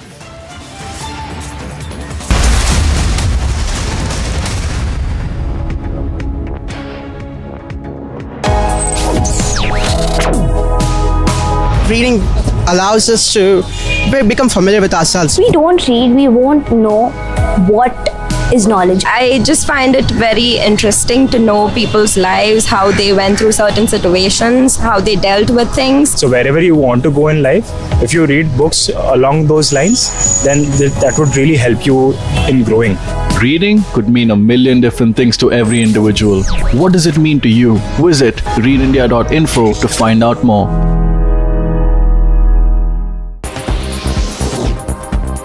As former Maharashtra Chief Minister Uddhav Thackeray and NCP leader Sanjay and Shiv Sena MP Sanjay Raut continue to criticize the newly elected Eknath Shinde-led state government, BJP leader Kirat Somaiya hit back saying that they are not accepting the reality and Thackeray needs to introspect now. Senior BJP leader also pointed out claims made by Aditya Thackeray in which he said that around 15 MLAs are still in contact with them.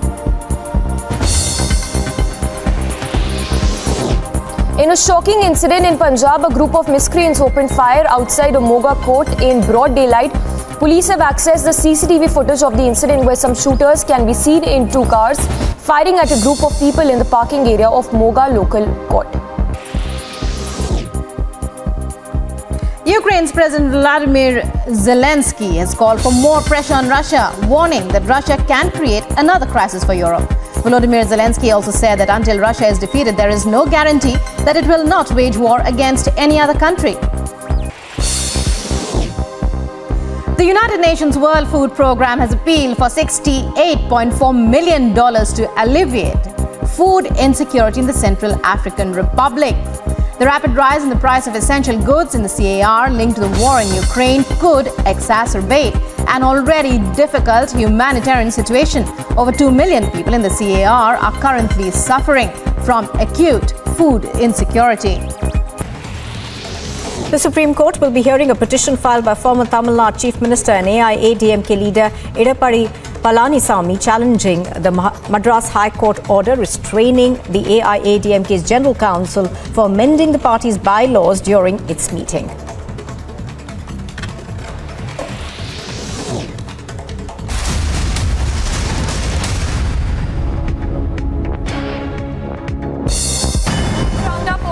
The rain situation in Maharashtra, the IMD has issued an orange alert in Mumbai for next 3 to 4 days. Several parts of Mumbai, remember, witnessed heavy rainfall resulting in flood-like situation in the city.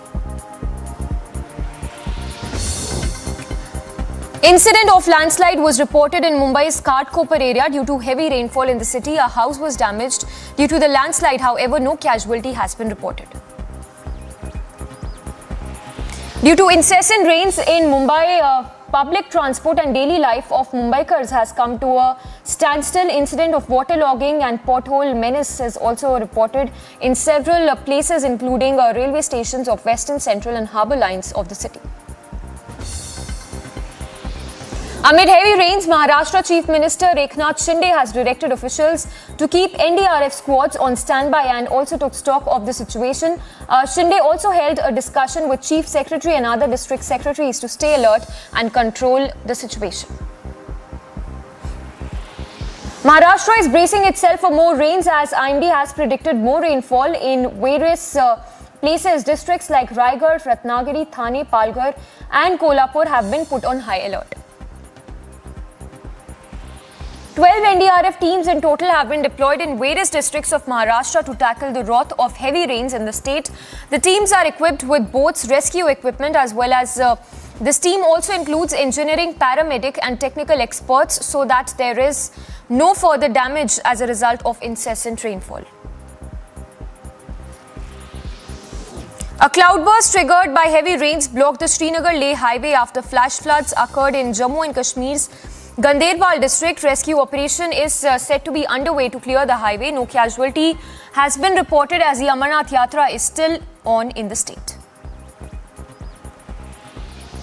The IMD has issued a red alert in Madhya Pradesh as a whole as the state faces a range of monsoon rains. Rains in the state will continue due to the low pressure over the adjoining areas of Gujarat and Rajasthan.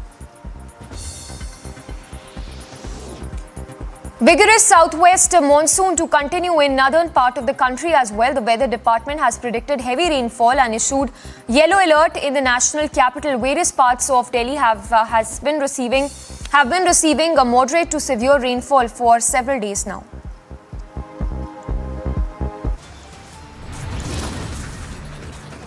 A very short break. On the other side, after back-to-back incidents, mega action on SpiceJet. SpiceJet DGCA issues show cause notice.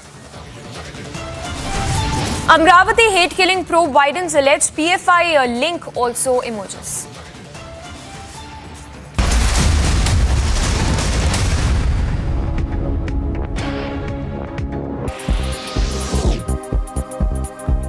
Ukraine's President Vladimir Zelensky has called for more pressure on Russia, warning that Russia can create another crisis for Europe. Volodymyr Zelensky also said that until Russia is defeated, there is no guarantee that it will not wage war against any other country. The United Nations World Food Programme has appealed for $68.4 million to alleviate food insecurity in the Central African Republic.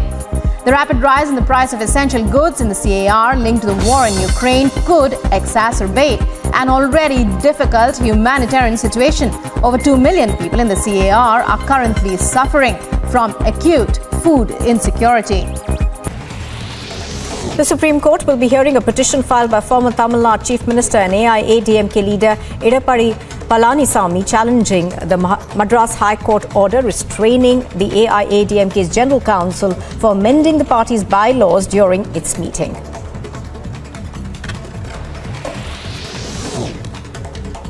Chhattisgarh police have arrested 3 Maoists who were involved in the Jivalpadar IED blast. P. Sharma, the additional SP Naxal operations, has said that the arrests are of members of the Kachapal militia and were involved in the Jivalpadar blast that happened on the 29th of March. They've also recovered an IED and 12 detonators. A quick roundup of news in brief. 2 Indian youth from More Ward number 2 and 4 were reportedly shot dead in Tammu in Myanmar. Reportedly, they were shot dead by Myanmar militia in the Tammu town of Myanmar at around 1 p.m. on Tuesday. The Congress Delhi unit lashed out at the ruling up for passing bills to give a 66% hike in salaries and allowances to assembly members, saying that the session did not broach providing unemployment allowance to the youth. He further alleged that the Chief Minister Arvind Kejriwal has failed to fulfill his promise to give 8 lakh jobs.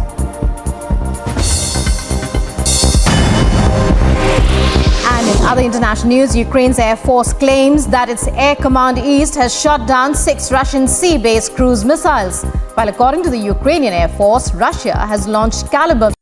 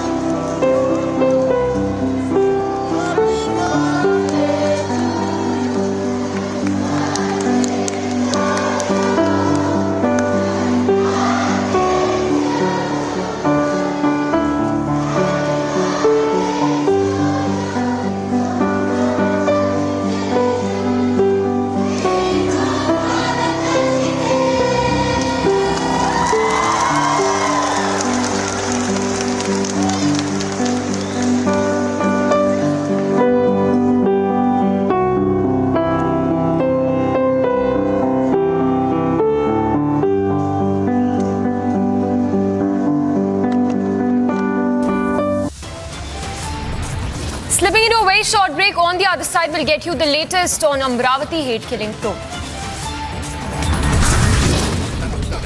And smoking Kali Rao escalates. More on the other side.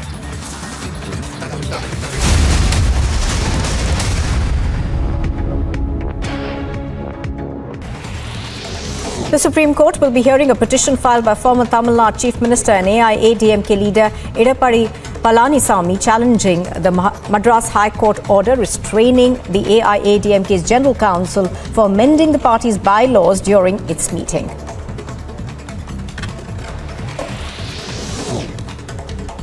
Chhattisgarh police have arrested 3 Maoists who were involved in the Jivalpadar IED blast.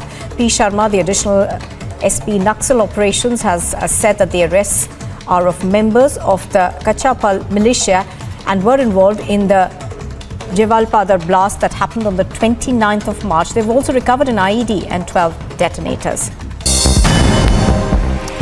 A quick roundup of news in brief. 2 Indian youth from Moitra Ward number 2 and 4 were reportedly shot dead in Tammu in Myanmar. Reportedly, they were shot dead by Myanmar militia in the Tammu town of Myanmar at around 1 p.m. on Tuesday.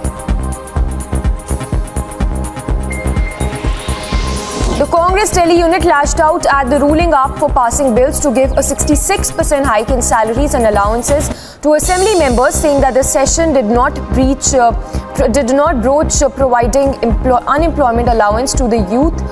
He further alleged that the Chief Minister Arvind Kejriwal has failed to fulfill his promise to give 8 lakh jobs.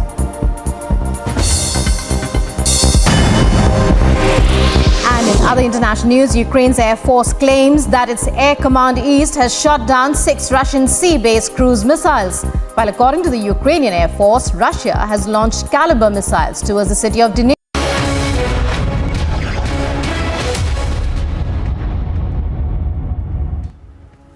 Good afternoon, viewers. Thanks for tuning in. Let's get started with the news in brief. A quick roundup of all that's making news.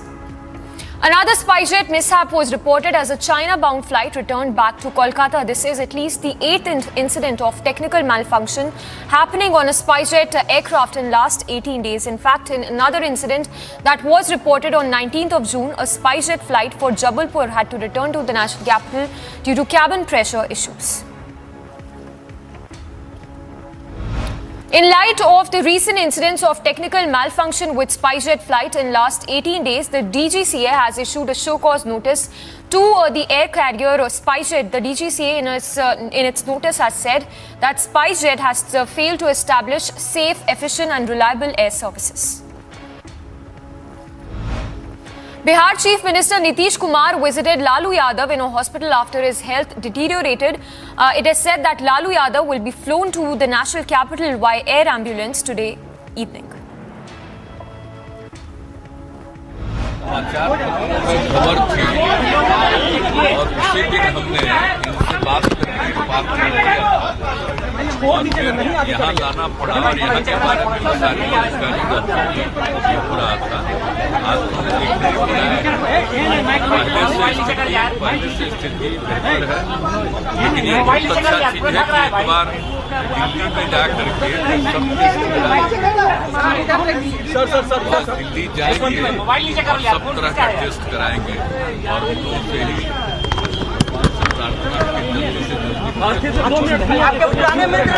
हमारे तो बहुत पुराने समाज के। In the cabinet meeting today, Prime Minister Modi praised Mukhtar Abbas Naqvi. Prime Minister said that today is the last cabinet meet for both of them.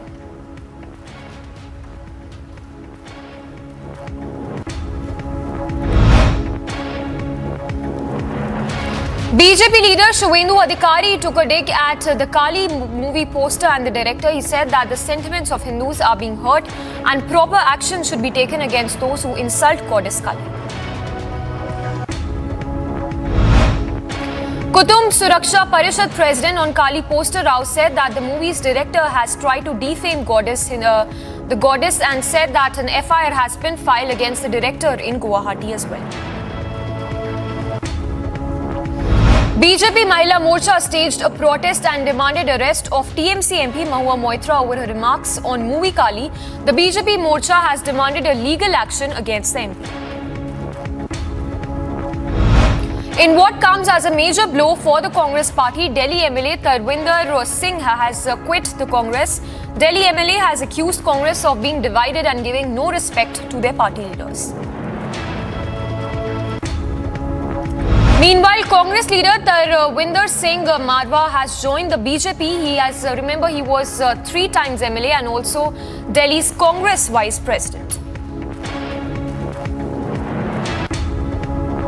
Based on input from the J&K police about the presence of unidentified terrorists in Hadikram, a search operation was carried out by the Indian Army in Srinagar. Searches were carried out at the houses of the suspects, during which the terrorists also opened fire into the security forces, following which they surrendered before the personnel.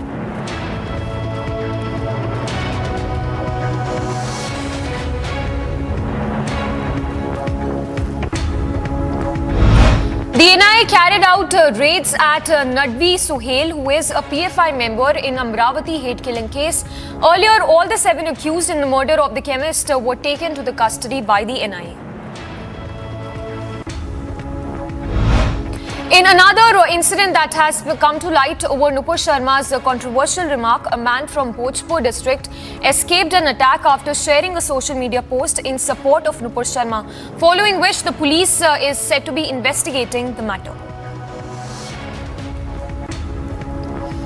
The Madhya Pradesh Chief Minister Shivraj Singh Chauhan condemned TMC MP Mahua Moitra's statement on Kali poster Rao. The Madhya Pradesh Chief Minister said that Moitra has hurt Hindu religion sentiments and this will not be tolerated at any cost. An FIR, a complaint that has also been filed against the TMC MP. In a series of attacks against the TMC MP Mahua Moitra's statement, the BJP leader now, Rajshri Lahiri, has filed a complaint against her in Kolkata. Himachal Pradesh Chief Minister Jairam Thakur held meeting with district officers over recent incidents of landslide. He took stock of the situation in Assam.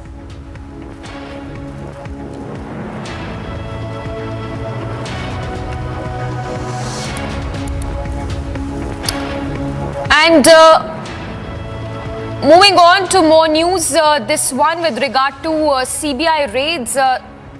In fact, more news that is coming in. This is with regard to the security forces detecting and defusing an IED that was found on Srinagar-Baramulla National Highway. The police suspended the traffic and called a bomb disposal squad as well to defuse the bomb. The CBI is carrying out raids at 16 locations in 5 different cities in connection with irregularities that were found in Kiru Hydroelectric Project in Jammu and Kashmir. The raids were being carried out in the allotment of 9,000 crore power projects. India reported more than 16,000 COVID cases in last 24 hours, taking the total number of cases to above 1 lakh. The active number of cases stand above 1 lakh mark. Meanwhile, the death toll has also risen in the last 24 hours. The Chhattisgarh police arrested 3 Maoists who were involved in the Jwalpadar IED blast. P. Sharma, the additional superintendent of the Naxal operation, informed that the arrested are members of the Khachapal militia and were involved in the blast that happened on 29th of March. They also recovered an IED and 12 detonators. Speaking to media, Punjab Chief Minister Bhagwant Mann claimed that for the first time the education budget was set at 16% and health budget at 22%. He further promised better mohalla clinics, hospitals and medical colleges in the state of Punjab.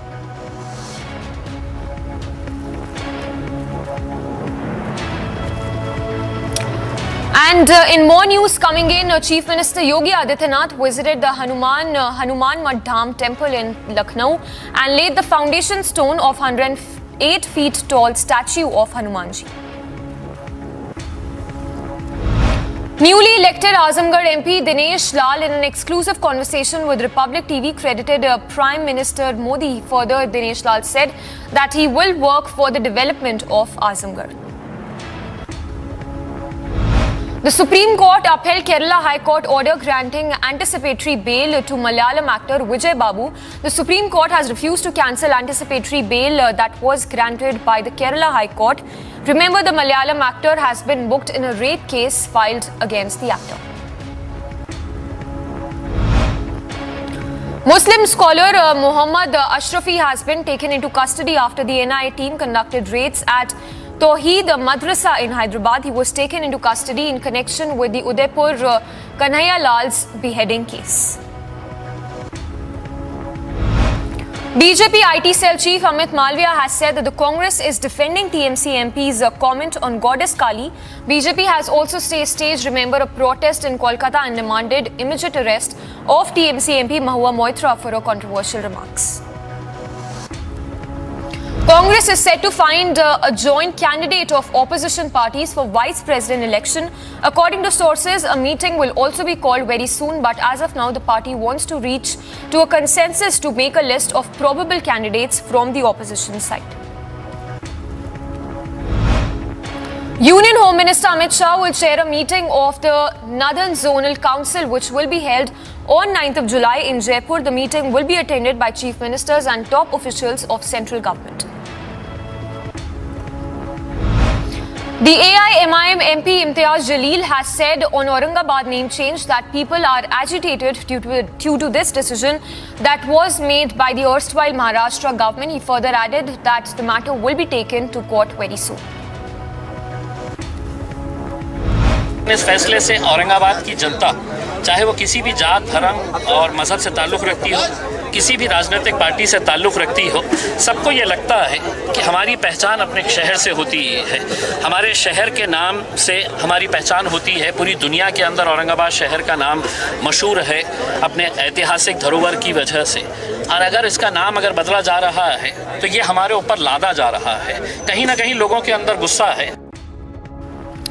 Meanwhile, the Indian Air Force has said that it has received more than 7.5 lakh applications under the Agnipath recruitment scheme, which has broken all previous records of the past. The registration process under the scheme, remember, began on 24th of June. India has recorded over 16,000 new COVID cases in last 24 hours, taking the total number of cases to 4.3 crores. However, the active cases stand above 1 lakh, a little above 1 lakh mark, while the recovery rate stands at 98.5%. And in more news coming in, this one with regards to the weather conditions, the IMD has issued orange alert in Maharashtra for next 5 days. Meanwhile, several parts of Mumbai witnessed heavy rainfall resulting in flood-like situation in the city. The NDRF has also been deployed in several districts. Incident of landslide was reported in Mumbai's Ghatkopar area due to heavy rainfall in the city. A house was damaged due to the landslide. However, no casualty was reported in this incident. Due to incessant rains in the city, public transport and daily life of Mumbaikars has come to a standstill. Several railway stations have been witnessing waterlogging as well. Several underpasses as well are shut, and the city is also facing several traffic snarls in many places. Amid heavy rains, the Maharashtra Chief Minister has directed officials to keep the NDRF squads on standby and has also taken stock of the situation. Shinde held a discussion with Chief Secretary and other district secretaries as well to control the situation.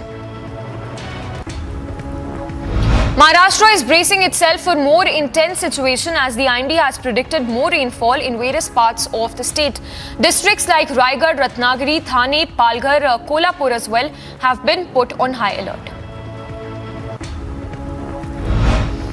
17 NDRF teams have been deployed in various districts of Maharashtra to tackle the flood-like situation in the state. Among those 17, 5 teams have been deployed in Mumbai itself, whereas teams have also been deployed in districts including Raigad and Ratnagiri.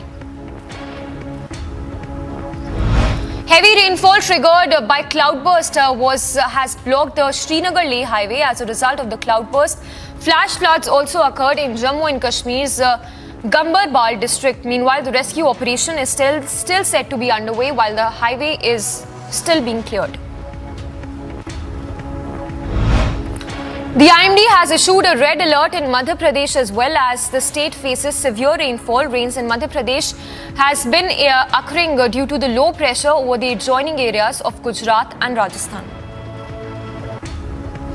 Vigorous southwest monsoons to continue in northern part of the country as well. The weather department predicted heavy rainfall and issued a yellow alert in the national capital as well. Various parts of the national capital has been receiving various parts have been receiving moderate to severe rainfall for past several days now. Fury of heavy rains continue in Karnataka as well. The coastal towns of Udupi area will witness heavy to very heavy rainfall in next few days.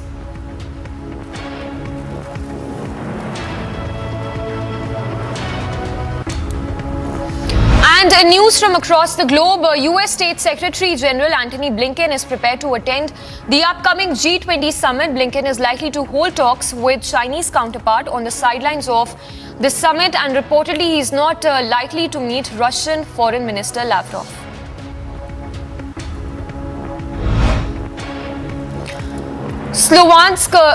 Luhansk region of Ukraine has come under heavy firing by the Russian forces that used prohibited cluster bombs on the city. Local authorities have stated that at least 1 person dead and 7 were injured as a result of shelling by the Russian troops. Meanwhile, Donetsk governor has urged citizens to evacuate the region amid the Russian attacks. He has also added that strikes on residential areas have intensified, which resulted in escape of more people from the region.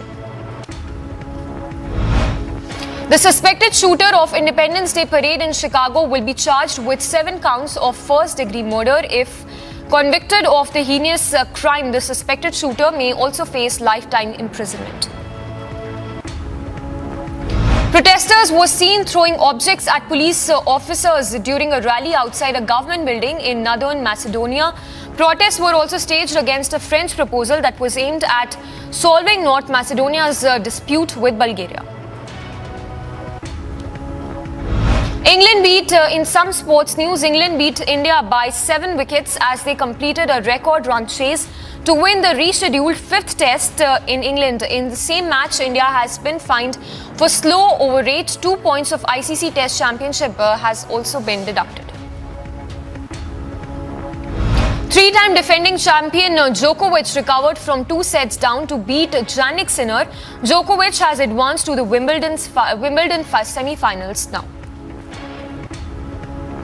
Cameron Norrie said that he's confident of beating Djokovic in the Wimbledon semi-finals after reaching the last 4 at a Grand Slam for the first time. He fought back-to-back to beat unseeded David Goffin and recovered from 2 sets down on centre court.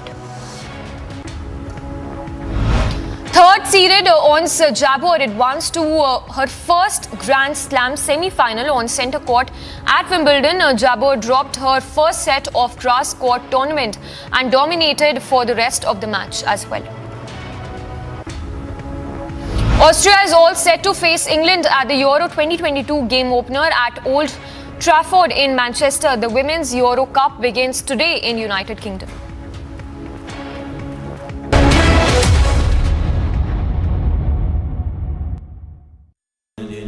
Amity has been ranked India's #1 not-for-profit private university for 9 years, with top 10 ranked institutions in management, engineering, biotech, law, mass comm, telecom, hospitality, fashion and more. Yet another top ranking for Amity University. A quick roundup of news in brief. Two Indian youth from More Ward number 2 and 4 were reportedly shot dead in Tammu in Myanmar. Reportedly, they were shot dead by Myanmar militia in the Tammu town of Myanmar at around 1 p.m. on Tuesday. The Congress Delhi unit lashed out at the ruling up for passing bills to give a 66% hike in salaries and allowances to assembly members, saying that the session did not broach providing unemployment allowance to the youth. He further alleged that the Chief Minister Arvind Kejriwal has failed to fulfill his promise to give 8 lakh jobs.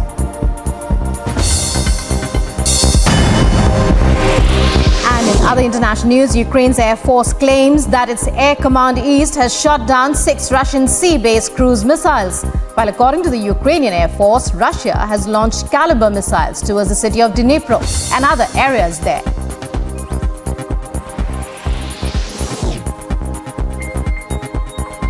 Ukraine's second largest city has come under heavy fire as Russian forces move to take control of the Donbas, the country's eastern industrial heartland. Shells have reportedly been hitting Kharkiv and its outskirts every day.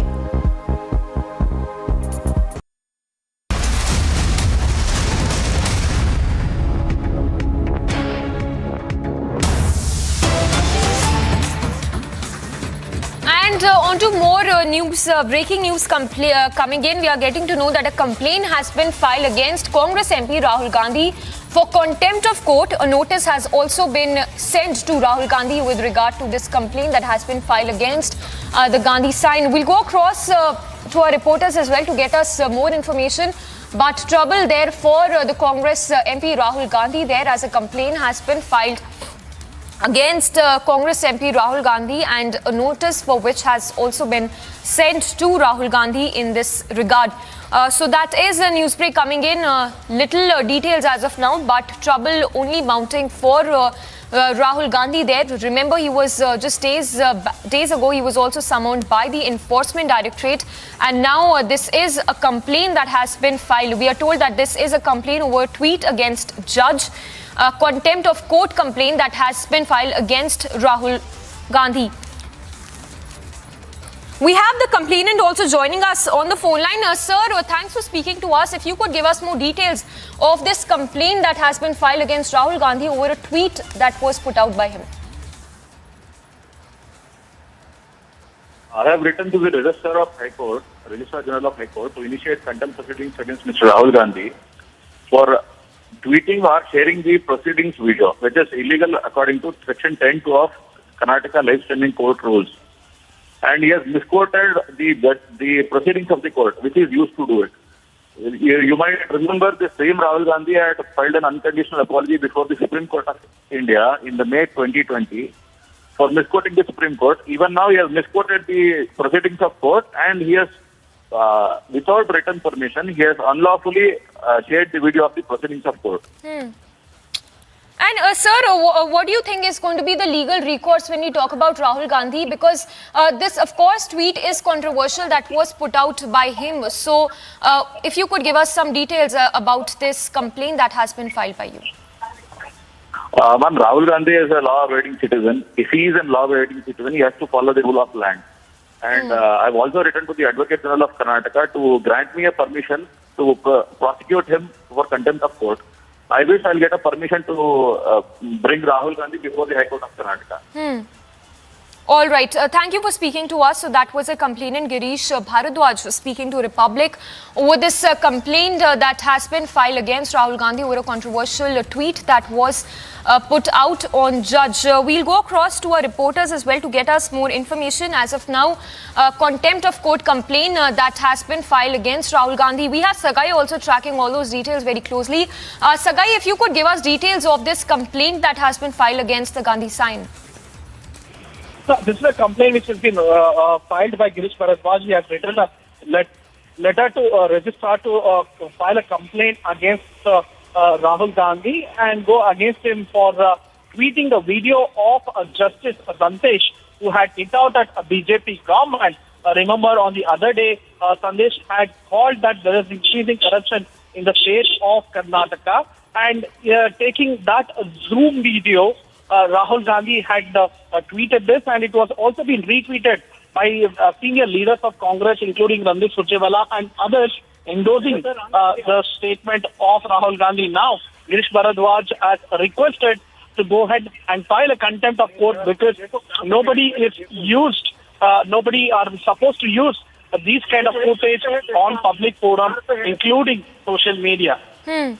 Well, Sagai, stay with us. If you could take us through this letter that we've accessed, which clearly mentions that this complainant has clearly mentioned about this particular video that was shared by Rahul Gandhi, where the justice is seen making remarks. Give us details of this complaint letter. See, this particular incident came to light when the former Bengaluru former collector was arrested by Anti-Corruption Bureau. At that point of time, the Justice Sandesh has hit out at ACT and Karnataka government, alleging that they were trying to transfer even the justice for questioning the corruption in the government. Following that, that particular statement went viral, and there were several articles, and even Republic has reported on that. And for the video, which was a Zoom video where Justice was criticizing the government, was shared by Rahul Gandhi on his social media, criticizing Karnataka government on corruption charges, where Justice is criticizing that. So, endorsing that particular statement, that particular video had gone viral. Now, one Girish Chandra had come out and said that nobody should try to post those kind of court proceedings, whether it is mainstream media or social media. So, he has requested registrars to take cognizance of this and file a contempt of court against Rahul Gandhi. All right, Sagai, thank you for getting us all those details. So, Sagai getting us details of this contempt case that has been filed against Rahul Gandhi for posting court proceedings.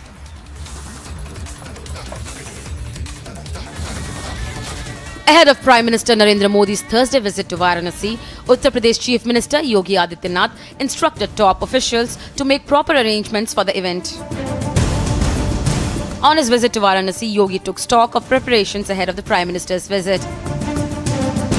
Watch how the Chief Minister inspected the Rudraksha Convention Centre. Prime Minister Narendra Modi will visit his parliamentary constituency Varanasi on 7th July, with inauguration of mega developmental projects lined up.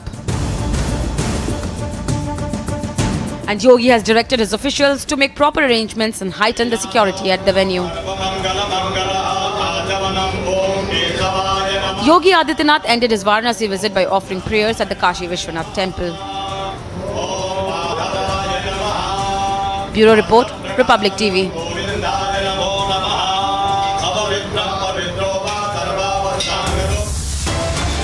A very short break. On the other side, we'll get you the latest on Amravati hate killing, as a PFI link is now under scanner. Smoking Kali Rao gets bigger. Mega protests erupt against Moitra as she backs the poster.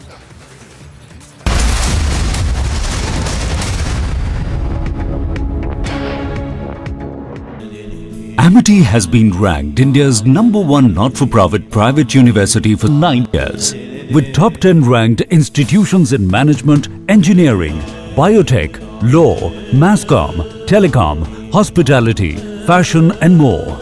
Yet another top ranking for Amity University. Try to relate it to diplomatic happenings and situations as they happen in contemporary time. So that's the analogy which the professor is talking about. Now, the central message which I give there is actually life is very complex. That very often what is right, what is wrong, what is in your interest, what is not, where should you be restrained, where should you not, when is the time to act, when is the time to be silent. These are not very clear black and white choices. That if you actually follow Sri Krishna's journey through the Mahabharata in a way, whether it's as a diplomat, whether it is as an advisor, there are positions he has taken and courses of action he has advocated during that period. My sense is from that perspective, the situation in Mumbai and adjoining areas which clearly witnessed the waterlogging. The yellow alert has already been issued in Mumbai and the red alert has been issued in Raigad and Chiplun district. The NDRF team has already been deployed. They have been asked to stay on alert. The review situation will be taken by Chief Minister Eknath Shinde.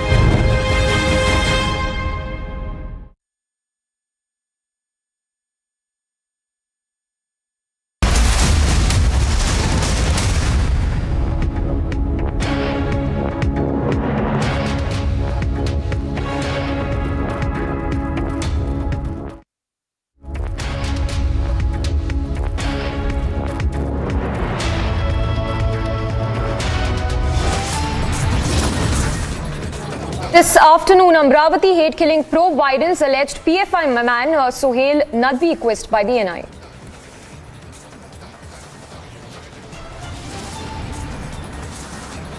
Chilling details revealed in Umesh Kole's post-mortem report that suggests Kole was stabbed to death. More detentions made in Amravati hate-killing case over alleged threat calls to Umesh Kole. Smoking Kali Rao gets bigger, mega protests erupt against Mahua Moitra as she backs the poster. Trouble mounts for Mahua Moitra, multiple complaints filed over controversial comments on Goddess Kali.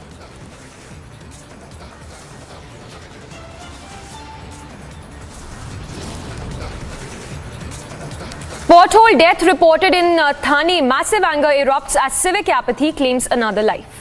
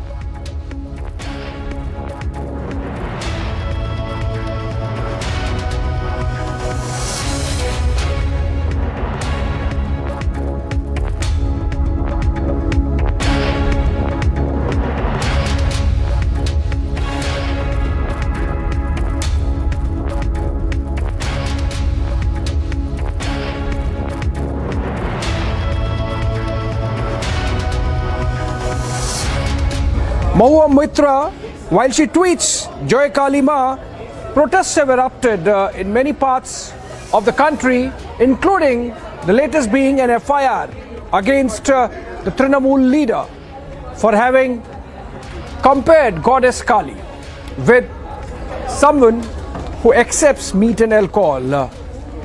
She's actually talking about only one temple perhaps, but the generalization has angered the community of Hindus across the country, and we are seeing not only protests to a level where even the Trinamool Congress distanced itself from the comments made by its own leader.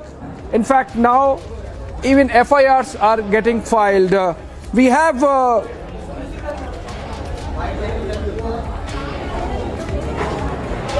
Ishan joining us over the phone. Ishan Dev, in fact, joining us over the phone. Okay, he's live with us. Ishan, over to you. Can you share more details about this FIR, where it has been filed, and what are the sections invoked against Mahua Moitra?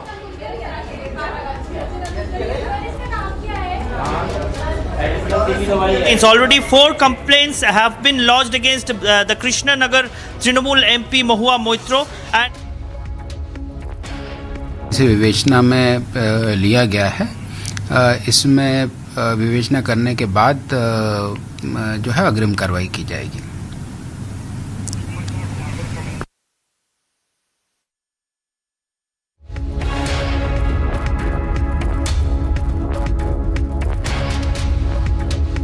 Ishan Dev again. He's reporting from Kolkata, I believe, on Mahua Moitra. And Ishan, please tell us what is the Trinamool position now that protests have erupted against the comment made by Mahua yesterday on Ma Kali, and what is the party contemplating, if at all, given the fact that there are FIRs also now?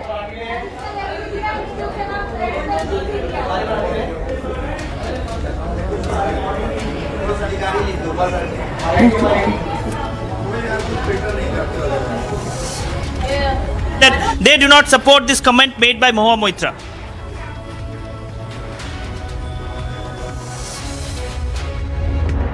But are they planning some action, Nishan?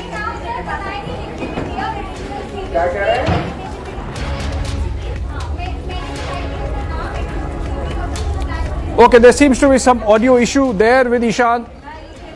Okay, let's go to Shubhendu Adhikari's soundbite, the leader of opposition of the BJP in Bengal, what he has to say on the controversy.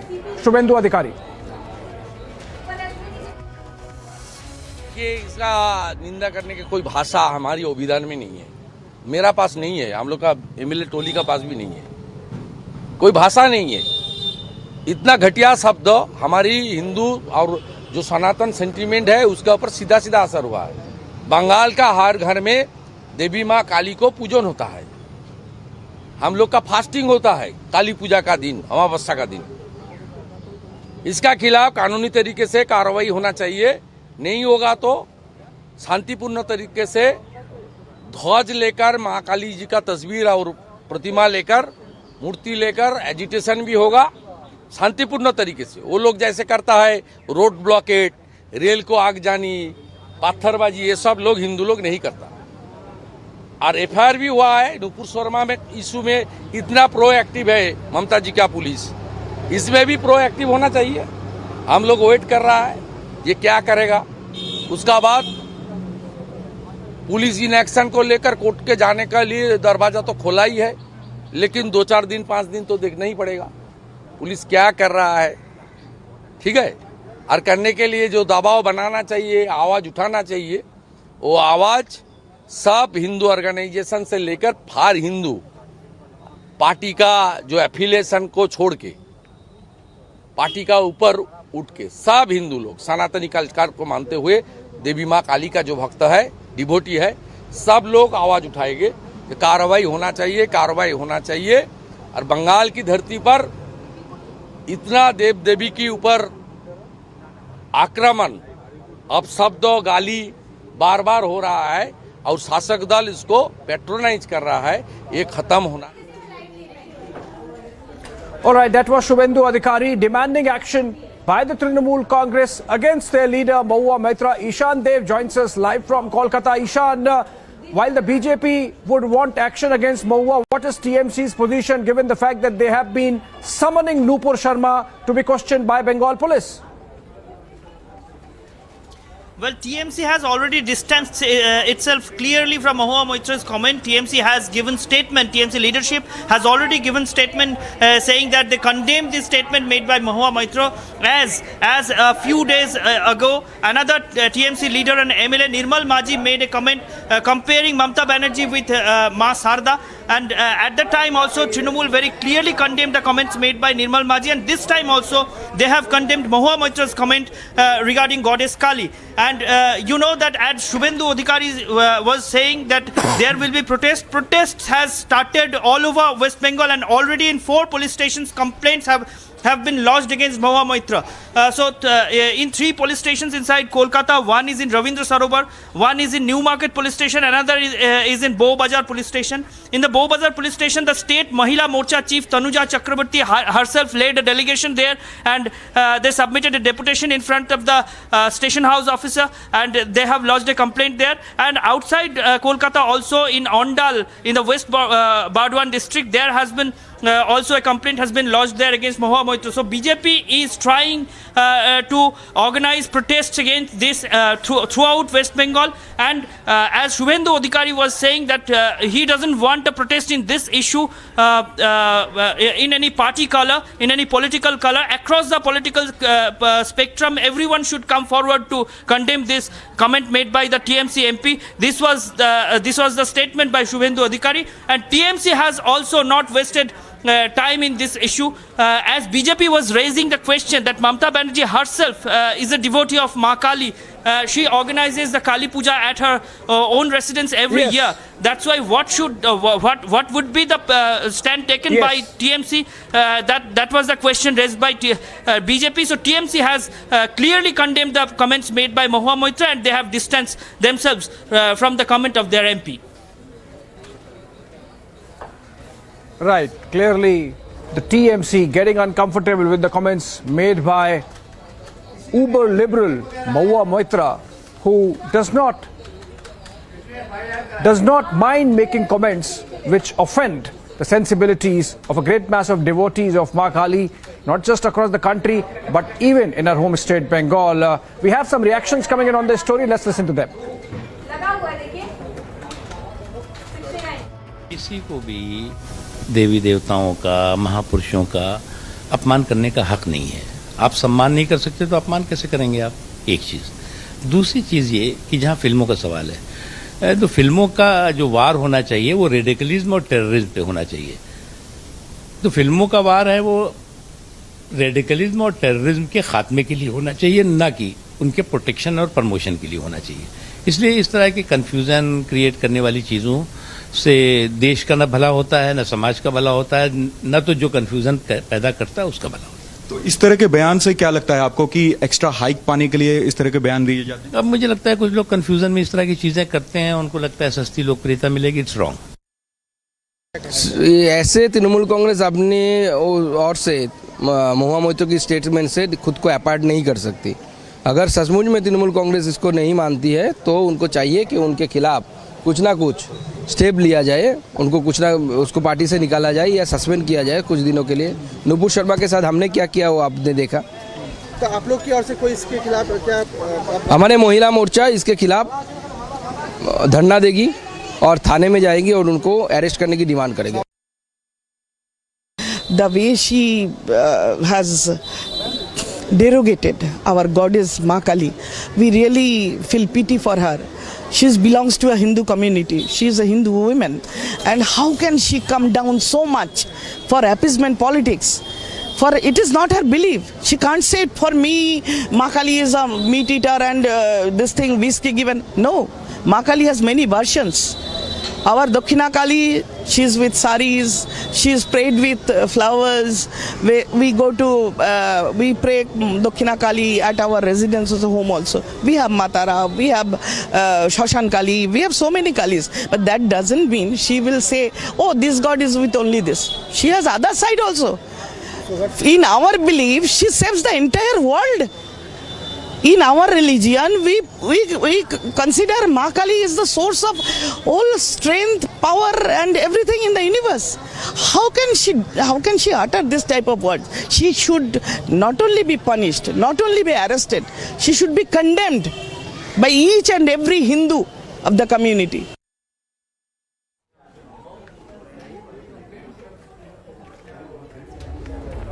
All right, strong sentiments and protests erupting against Mahua Moitra's comment on Ma Kali across the country, particularly in Bengal. FIRs filed, in fact, one by a tea shop owner near the Kalighat temple in Kolkata itself.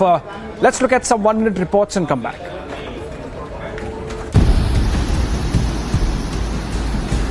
Amid heavy rainfall across Himachal Pradesh, Choj area of Manikaran Valley in Kullu district faced a cloudburst.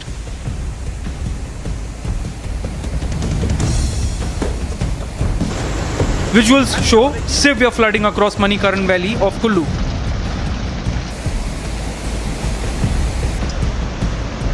Due to the incessant rainfall, the region has been experiencing heavy damages. Homes, bridge and camping sites have been destroyed. The Choj area is connected to Parvati River. The adjoining houses continues to suffer due to the cloudburst.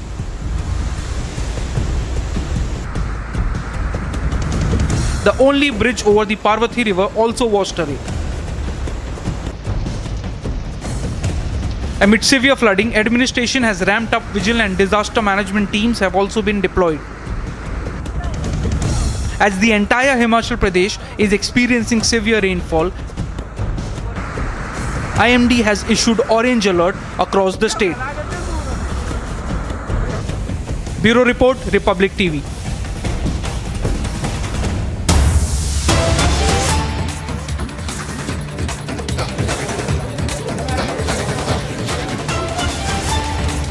All right, another breaking news coming in, this time from down south. Income tax raids are underway at the premises of one Chandrasekhar, who's said to be a close aide of former ADMK Minister SP Velumani. This is happening on the outskirts of Coimbatore, and the raids are taking place simultaneously at 6 locations across Coimbatore associated with Chandrasekhar, who is identified as a close aide of former ADMK Minister SP Velumani. Yesterday there were income tax raids in Karnataka on a Congress leader, Zamir Ahmed, and his associates, and that led to protests by the Congress party, saying that there was some kind of witch hunt by central agencies against opposition leaders. So now it seems ADMK, which is an ally of the NDA, their leader under scanner of income tax authorities. So obviously income tax authorities go by their surveillance, they go by their information and carry out these raids, or what is called surveys, search and survey operations in the income tax department parlance. IT raids now going on at an associate of at the locations associated with one Chandrasekhar, who is an aide, close aide of former ADMK Minister SP Velumani. The raids are going on in Tamil Nadu, in Coimbatore, and these have been on for the last couple of hours. This is the information that we have as of now, and Ajinkya is going to patch phone of our Chennai correspondent. All right, there's some issue connecting with our correspondent on the ground. Let's move on to some other national stories from across the country in this national wrap. A boy named Deepak was attacked in Ara, Bihar over social media post supporting Nupur Sharma. Deepak had posted on Facebook in support of Nupur Sharma 7 days ago. Rais made indecent comments on the post, following which the two got into a scuffle on Tuesday. Later, Rais called 20-30 people to beat Deepak. However, the police reached the spot on time and saved Deepak from the mob.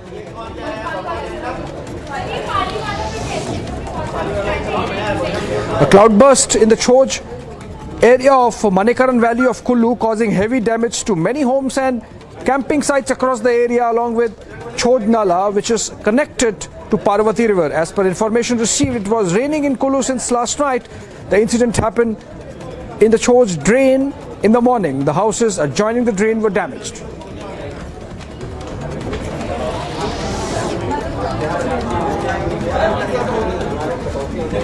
Congress is all ready to find a joint candidate of opposition parties for the vice president election, informed sources. Congress has reportedly given the task to Mallikarjun Kharge, leader of opposition in Rajya Sabha, to reach out to opposition parties to select a candidate for the election for the vice president's post-election, for which happened on August 6.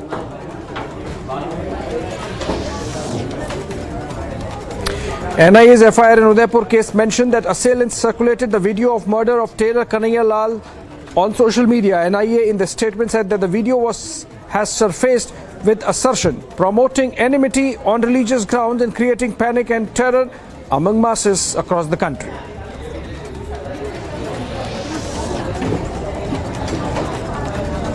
The Kerala Assembly on Wednesday witnessed intense protest by the Congress-led UDF opposition over Minister Saji Cherian's remarks against the Constitution, following which Speaker M.B. Rajesh declared the House adjourned for the day. As soon as the House proceedings began, the opposition members trooped into the well of the House, raising slogans.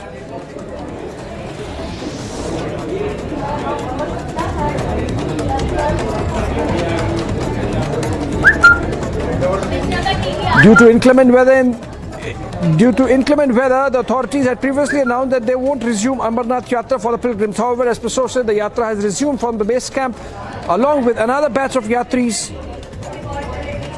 Helicopter service has also been resumed.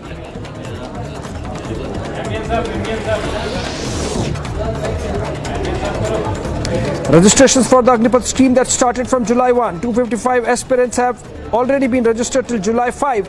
Of 255 youth, at least 70 are girls. Registered people hail from several border areas of Punch, informed Lieutenant Colonel Prasoon Singh. Durga Battalion, that's just specific to Punch in Jammu and Kashmir. 255 already registered.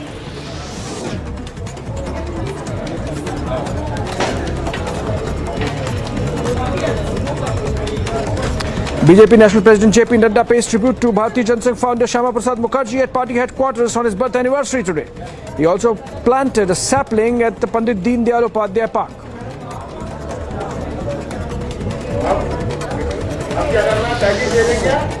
After the sudden cloudburst in the Choch area of Kulu, National Highway 5 nearby Kinnor has been closed due to landslide. Meanwhile, NH5 was also damaged due to heavy landslide. A road clearing operation is underway.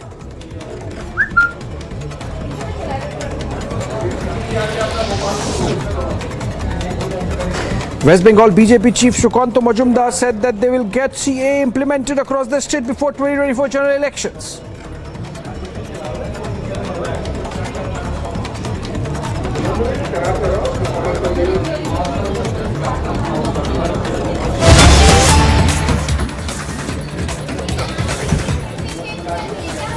Or some development taking place in northeast. 2 Indian civilians have been killed by a Myanmar militia, and diplomatic channels have now been opened to bring back the mortal remains back to India. This had happened yesterday, and Republic spoke to Manipur Chief Minister, who blamed the internal conflict behind the killing.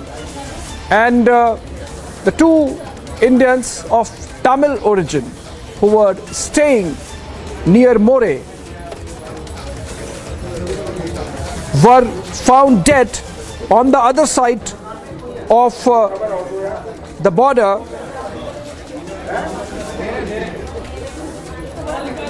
And this was, they were staying in More Ward 2 and 4, but they were found, they were found shot dead in Tamu area of Myanmar across the border. Let's listen into a phone conversation with the Chief Minister of Manipur, which our correspondent had just a while back. Phono with Chief Minister N. Biren Singh. There had 2 Tamil youths from More town were gunned down by suspected militants in Tamu yesterday. So, how do you see this entire incident, and what initiative is being taken? Because it has been known that the bodies have not been sent back to India yet. It is very sad. Just I came to know yesterday that 2 our Indian Tamil boys were gunned down there inside the Myanmar area. But after thorough investigation, I contacted the concerned SPs and OCs. They are operating in the More. Yes. They told me that that 2 guys left Tamu, More around 10 a.m. And because of this free movement regime, yes, people used to go inside around 14-15 kilometers inside to Myanmar and here also. Yes. So that kind of normal business is going on. Yes. So, but suddenly that news got at around 12 noon. Oh. and I contacted some people there in More and around. So they told me that they suspected that there is, the situation in Myanmar is, the instability is there, fighting between the democratic movement and this junta regime. Yes. So, suspected is said, as per information available to me, from the one groups created from the junta. Yeah. But how far it's correct or not, I cannot confirm. Okay.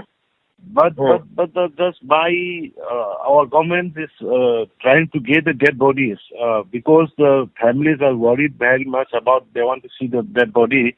So we are contacting through DC to the counterpart. Okay. To hand over the dead bodies. Okay. So it is, it is it has to be go through the diplomatic channel. Yes. Because it is taking place inside another country. So from our side, we have already conveyed from the DC to the Jammu DC to hand over the dead bodies. So we're waiting for it.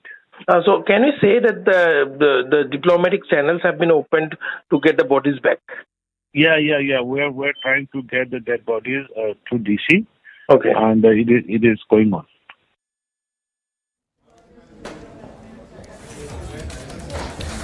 All right, our reporter Anirudh Bhakat joins us live. He earlier spoke to Chief Minister of Manipur, N. Biren Singh, the phono of whom you were listening just a while back. Anirudh, the Chief Minister clearly suggesting that the murder is committed by a militia backed by the military junta of Myanmar. To that extent, I think it becomes a diplomatic issue between India and Myanmar. But what is important is that the bodies are still to be brought back. What arrangements have been put in place to do that? Yes, Abhishek, as you have said, yes, the Chief Minister has admitted that it was suspected to be a militia backed by the military junta, and the diplomatic channels have been on.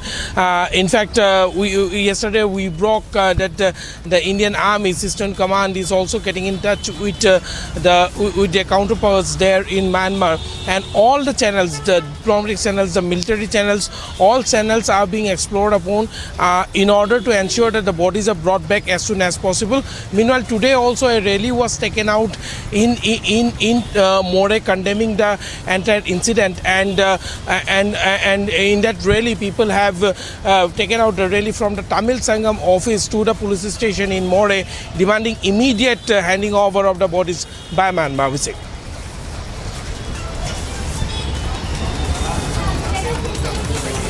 All right, attempts being made to get the bodies back immediately from the Myanmar side, the town of Tamu, where the two Indian nationals, in fact, were found dead.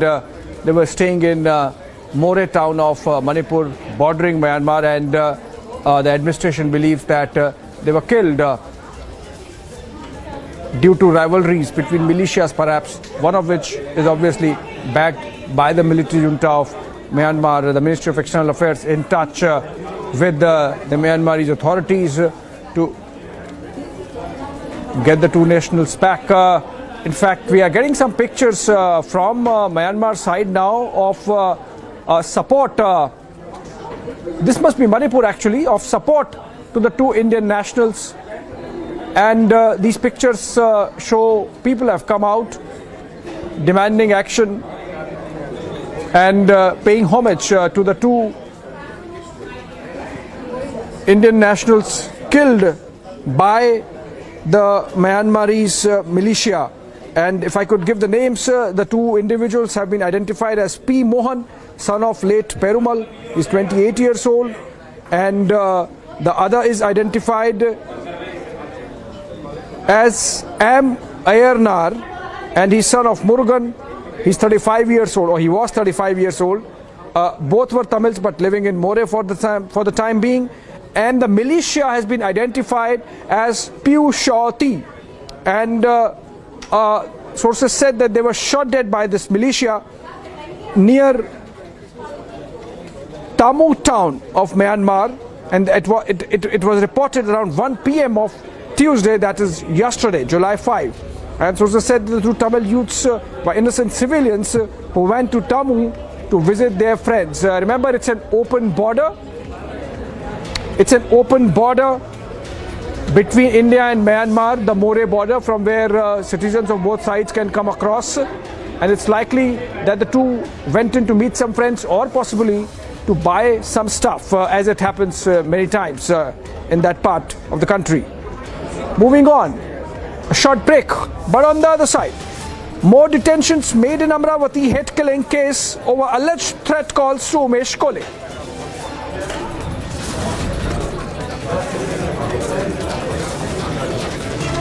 Smoking Kali Rao gets bigger. Mega protests erupt against Mahua Moitra as she backs the poster.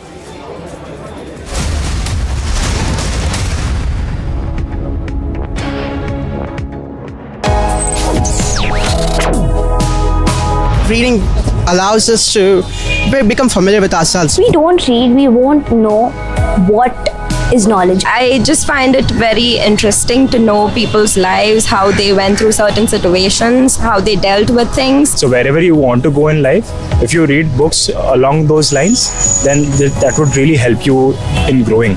Reading could mean a million different things to every individual. What does it mean to you? Visit readindia.info to find out more.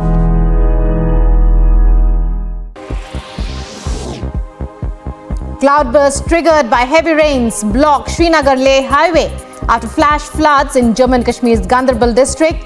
Rescue operations underway to clear the highway. No casualties reported as the Amarnath Yatra is still on in the state.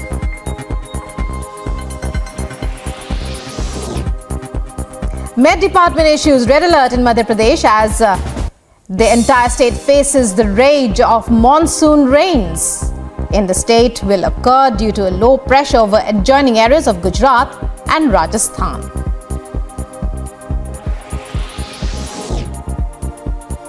Vigorous southwest monsoon to continue in north.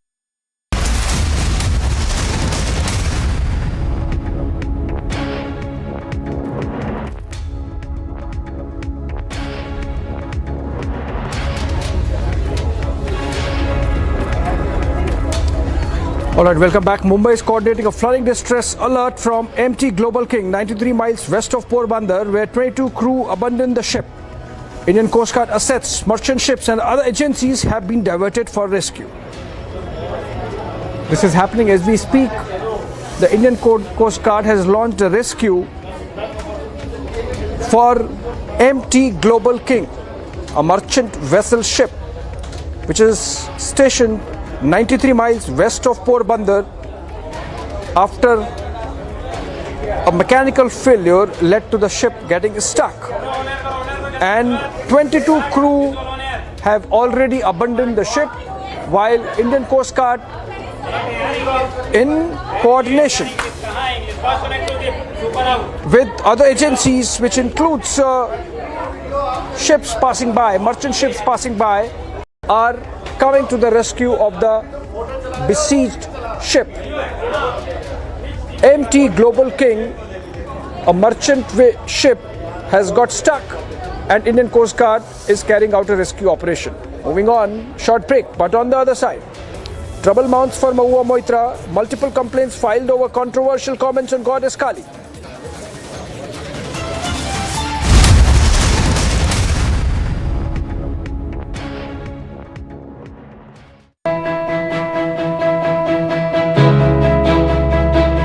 Getting a cab these days is nearly impossible because half the time you don't get rides. Even if your cab gets booked, you're not sure when it is going to get cancelled or how much you're going to pay. Now, answering all this, Mind has come up with beautiful solutions whereby we don't have a surge rate here because they go by government prescribed rates.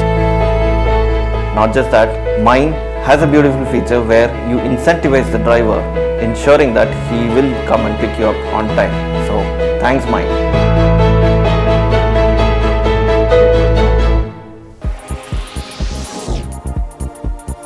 Vigorous a southwest monsoon to continue in northern part of the country as well. The weather department has predicted heavy rainfall and issued yellow alert in Delhi. Various parts of Delhi have been receiving moderate to severe rains since several days.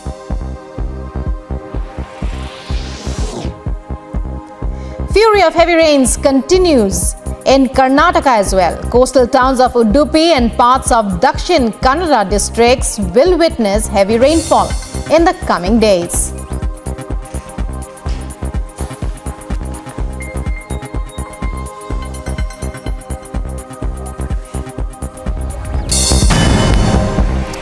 A quick roundup of news in brief. Two Indian youth from Moray Ward number 2 and 4 were reportedly shot dead in Tammu in Myanmar. Reportedly, they were shot dead by Myanmar militia in the Tammu town of Myanmar at around 1 p.m. on Tuesday.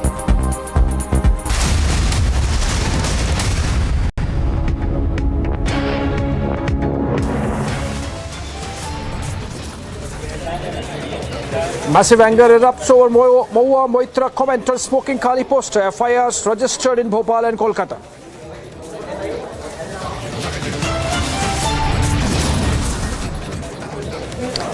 The Trinamool distances from Mahua Moitra comment likely to caution the MP over the Kali remark controversy.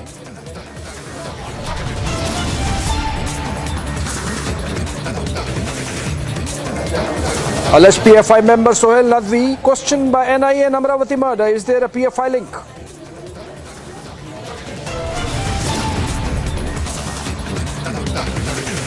NIA raids Tawheed Madrasa in Hyderabad over the Udaipur beheading. Muslim scholar detained.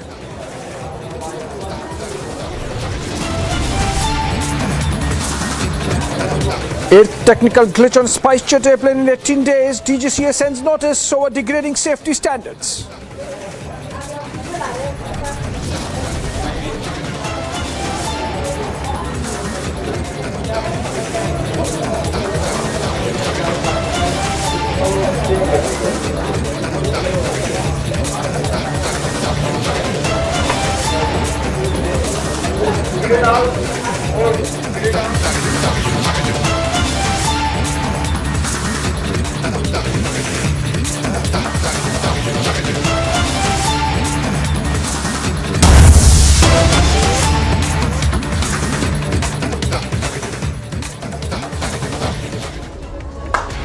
All right, breaking news development coming in this time from London, where two more ministers seems to have resigned from the Boris Johnson cabinet, adding to the difficulties of the British Prime Minister. Yesterday, we had two of his top ministers, Chancellor of the Exchequer Rishi Sunak and Health Minister Sajid Javid, resigning, and now two more ministers identified as John Glenn and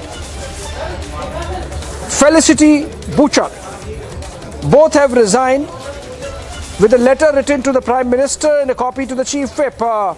And they say that in conservative values and want to ensure that we are implementing conservative policies without distractions. They say it is with great sadness that I tender my resignation as a parliamentary private secretary in the Department of Business, Energy and Industrial Strategy. That's the letter written by Felicity Bouchard. And then John Glenn, writing to the Prime Minister, saying that after much thought and with deep regret, I must inform you that I have made the difficult decision to resign from the government. It has been great privilege, but when we met earlier this year, you asked me to commit to carry on working to deliver vital reforms. And these reforms are now ready to be presented. What is important is that the leadership of Boris Johnson is facing headwinds with a veritable revolt panning out, with two ministers resigning yesterday, and that was Rishi Sunak, the Chancellor of the Exchequer, the Finance Minister effectively of the United Kingdom, and Sajid Javid, the Health Minister of the UK. Boris Johnson, of course, quickly replacing the two, but would he be able to stem the tide that has just begun now with Felicity Bouchard and John Glenn resigning from Boris Johnson's cabinet on similar grounds? And that's that they are not very happy with the leadership of Boris Johnson, who has been facing investigation, who has been facing political headwinds because of his style of leadership, because of the charges that a party was held during COVID quarantine, breaking rules, and the people at large are sensitive to their leaders being seen as breaking rules that they want everyone else to follow. And so rebellion really panning out against Boris Johnson's leadership in the United Kingdom, with 2 more ministers resigning today, and there is likelihood of others. Reports suggest that there is almost a rebellion that's spawning against the leadership of Boris Johnson in the light of investigations that have been going on. In fact, there was a fine that was put on Boris Johnson, subsequent to which there was a case of having lied in parliamentary proceedings against the British Prime Minister. And now we are seeing 2 more ministers resigning. Boris Johnson was in India just last month in a very high-octane, optics-loaded visit, in which he also rode a bulldozer in Gujarat. But what is important is that back home, the opponents within his party are not liking his style of leadership. I think we have Natasha from the digital desk in our Mumbai newsroom with the 2 resignation letters. Natasha, if you can give us the details of why the 2 ministers have quit following Rishi Sunak and Sajid Javid. That's right, Abhishek. Now, major back-to-back resignations for the UK government. Their major embarrassment for Boris Johnson. Now, all these ministers, from yesterday we saw Rishi Sunak resigning as the finance minister, topmost minister in the Boris Johnson government. Now, they're also putting out resignation letters citing direct attacks on Boris Johnson's leadership. We have 2 more ministers now resigning. Yet again citing scandals, saying responsible government ought to be responsible, but there was a Partygate scandal, and then there was also sexual harassment allegations on the government, where ministers are now saying that the action taken was not really convenient to their leadership. So they're directly attacking here Boris Johnson and his leadership in all these open letters that have come. Now, total of 4 ministers have resigned so far. Boris Johnson still maintains that he will remain the Prime Minister. No statement has come about these resignations that have now hit the Boris Johnson government. Abhishek.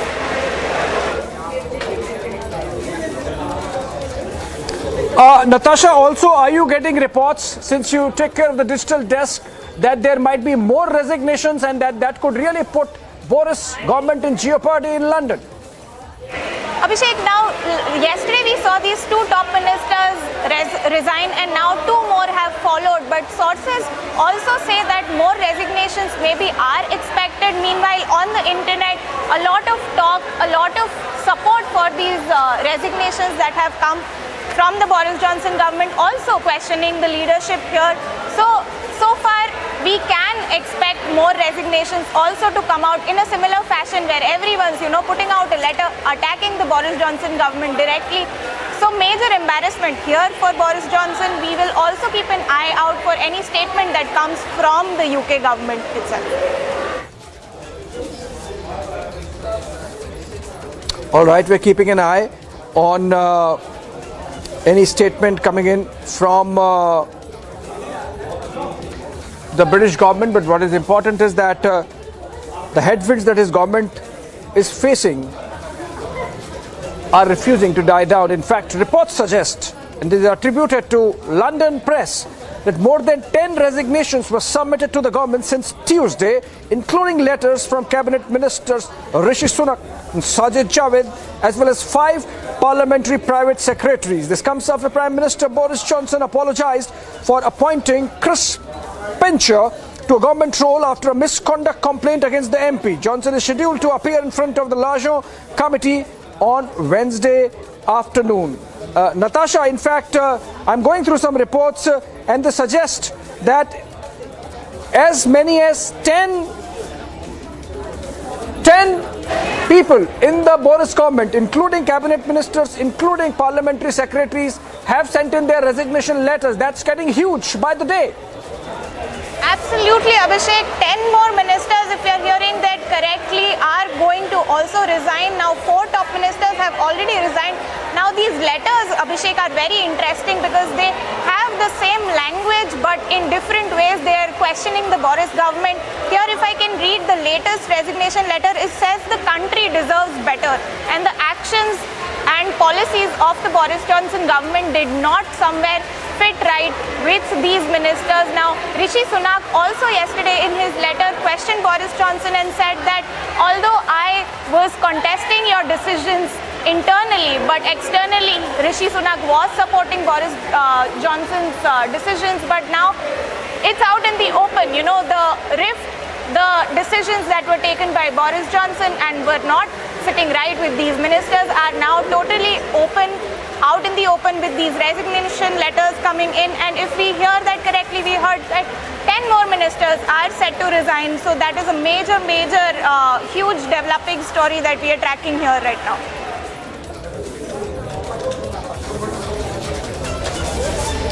All right, Saurabh Shukla of the News Mobile joins us. Saurabh, this is Abhishek this side. It seems that all that has happened in London over the last 6 months is catching up with Boris.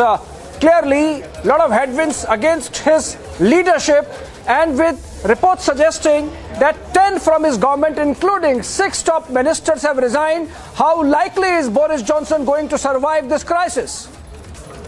I don't think he will be able to survive this one, Abhishek. You know, I can tell you the challenge with Boris Johnson has been his unconventional way, the way he has carried on this government in the UK. If you recall, there was controversy earlier when he had when UK was reeling under pressure of COVID. He had a party at his residence which earned him a lot of flack. Also, his recent moves had irked even the most staunch allies like Rishi Sunak, who also quit. So I don't think that Boris Johnson can survive this round. It's a crisis for him. Already, I've been speaking to a lot of sources in London. They say that he's also becoming increasingly unpopular because, if you recall, Boris Johnson came to the fore as the mayor of London, where he did some good things. But over the last few years, his handling, whether of the COVID situation, whether it comes to foreign affairs, also his role when it comes to the Ukraine crisis, have all earned him something which is, not only of a bad press, but also created problems for his party. And we feel that this is a challenge. Hopefully, as I'm getting to hear, there will be a likelihood of a new leader. And I think it's endgame for Boris Johnson, who's known more for his theatrics rather than his leadership style. Abhishek? Also, Saurabh, John Glenn in his resignation letter has written that the country deserves better. Boris Johnson is a former journalist. Shouldn't he not have seen the story coming? 10 ministers and parliamentary secretaries resigning within 24 hours.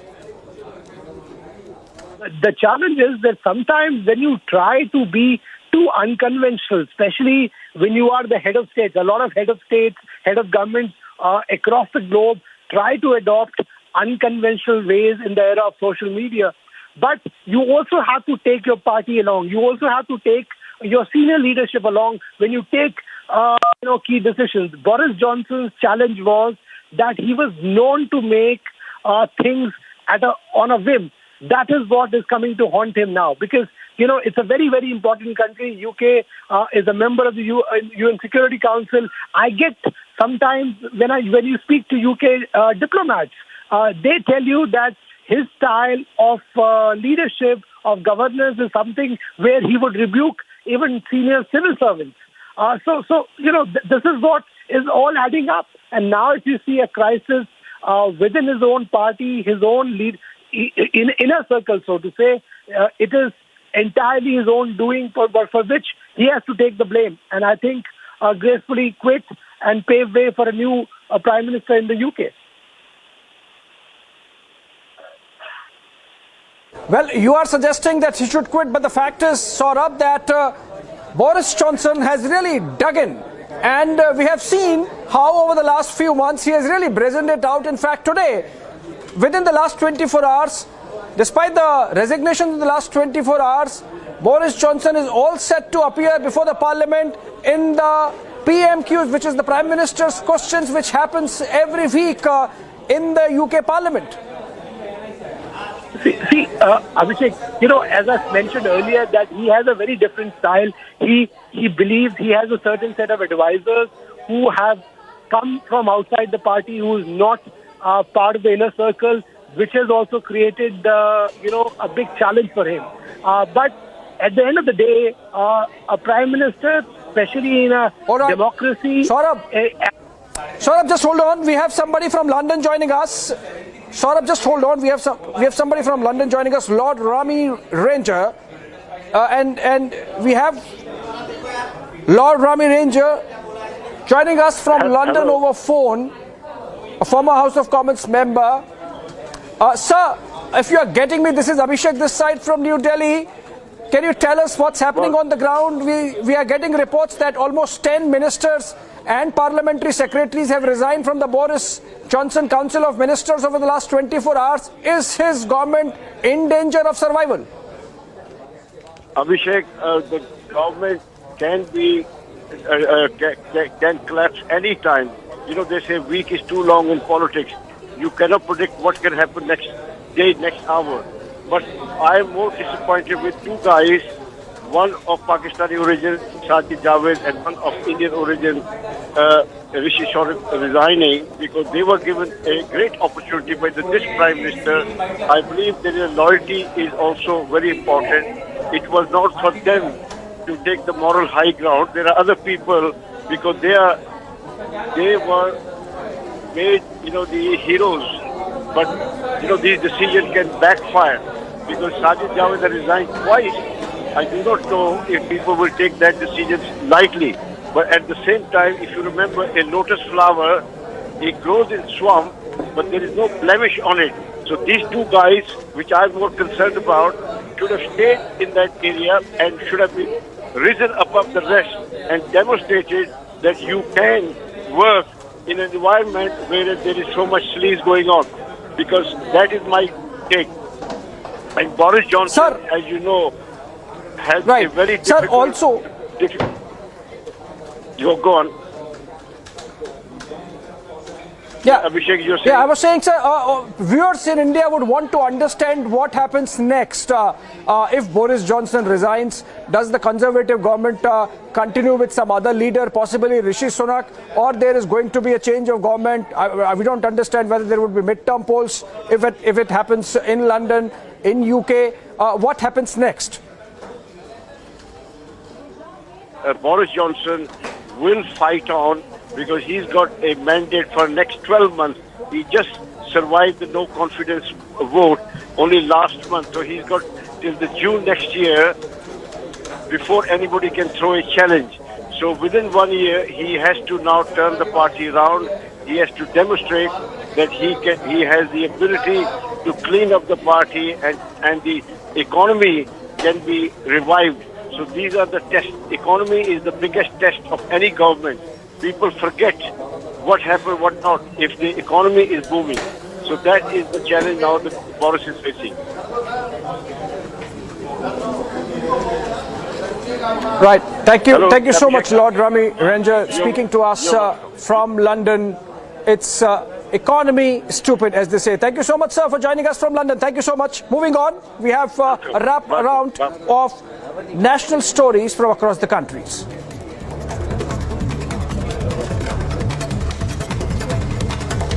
Another SpiceJet mishap reported as a China-bound flight returned back to Kolkata. This is at least the 8th incident of technical malfunction happening on a SpiceJet aircraft in the last 18 days.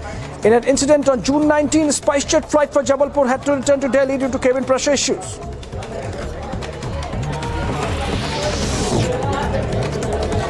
In the light of the recent incidences of technical malfunction with SpiceJet flight in the last 18 days, the DGCA has issued a show-cause notice to the air carrier. The DGCA said that SpiceJet has failed to establish safe, efficient and reliable air services.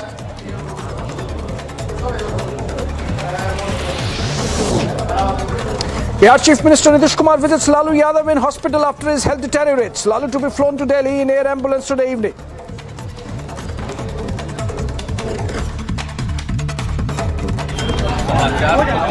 और उसी दिन हमने इनसे बात यहाँ लाना पड़ा और यहाँ के बारे में सारी जानकारी पूरा था। आज पहले से स्थिति बेहतर है, लेकिन ये बहुत अच्छा चीज है कि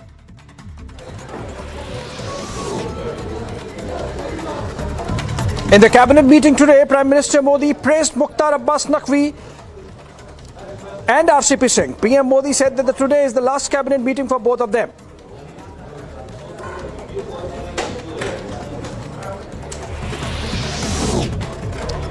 BJP leader Suvendu Adhikari takes a dig on Kali movie poster. He said that the sentiments of Hindus are being hurt and proper action should be taken against those who insult goddess Kali.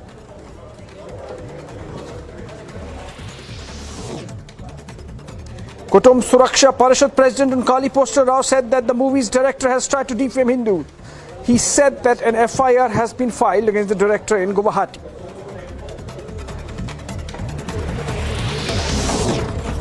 BJP Mahila Morcha staged a protest and demanded arrest of TMC MP Moitra over a remarks on movie Kali. The BJP Morcha demands a legal action against the MP.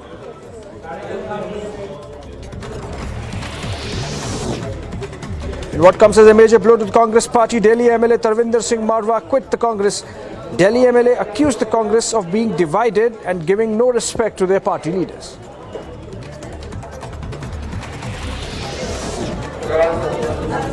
Meanwhile, Congress leader Tarvinder Singh Marwa joined the BJP party. Tarvinder was 3 times MLA and also Delhi's Congress Vice President.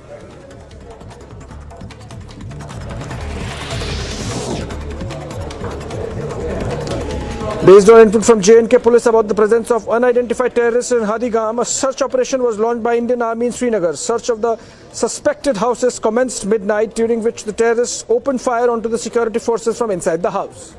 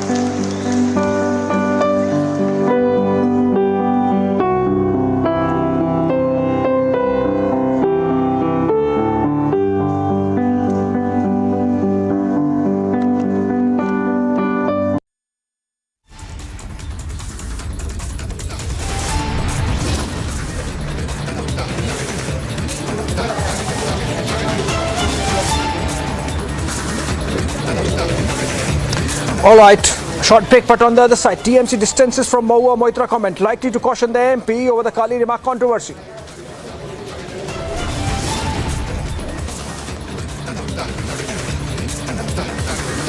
Alleged PFI member Sohail Nadvi questioned by the NIA in Amravati murder case. Is there a PFI link emerging now?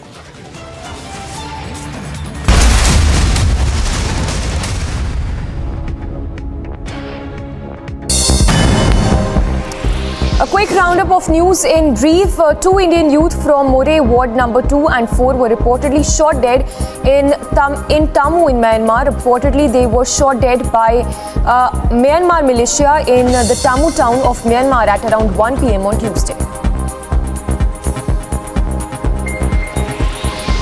The Congress Congress Delhi unit lashed out at the ruling up for passing bills to give a 66% hike in salaries and allowances to assembly members, saying that the session did not broach providing unemployment allowance to the youth. He further alleged that the Chief Minister Arvind Kejriwal has failed to fulfill his promise to give 8 lakh jobs.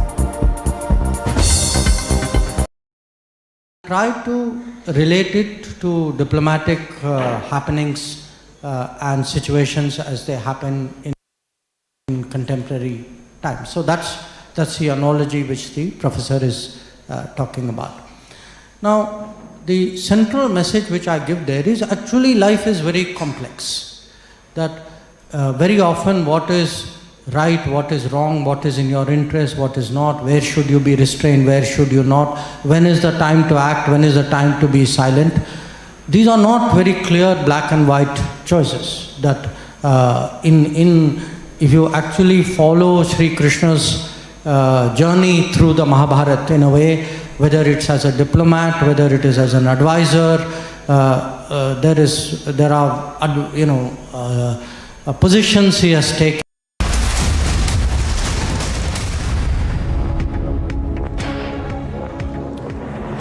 Welcome back. Income tax raids are going on at some manufacturing facilities that were involved in making Dolo 650, the tablet used for controlling temperature during the COVID times. In fact, 200 IT officials conducted those raids at about 40 different places. Residents of Chairman and Managing Director Dilip Surana and Director Anand Surana in Bengaluru were also searched. Income Tax Department conducting IT raids against the manufacturers of Dolo 650. Microlabs Private Limited are the largest manufacturers of Dolo 650 in the country. And IT department is conducting a raid against their office premises as well as the founders as well as managing directors of that company. Apart from Bengaluru, they are also conducting 40 other places including Punjab, Sikkim, Goa, Tamil Nadu, Mumbai and Delhi. And what we also get to learn is more than 200 IT officials are conducting these raids in all these places simultaneously. What we also get to learn through our sources from the IT department is that Dolo 650 was one of the most sold tablets during the time of COVID era. And there are possibilities of this micro labs allegedly involving in tax evasion, which has led for Income Tax Department to conduct these raids. With video journalist Bhagat Sagairaj reporting for Republic TV, Bengaluru. A technical glitch on SpiceJet airplane in 18 days. DGC sent notice over degrading safety standards.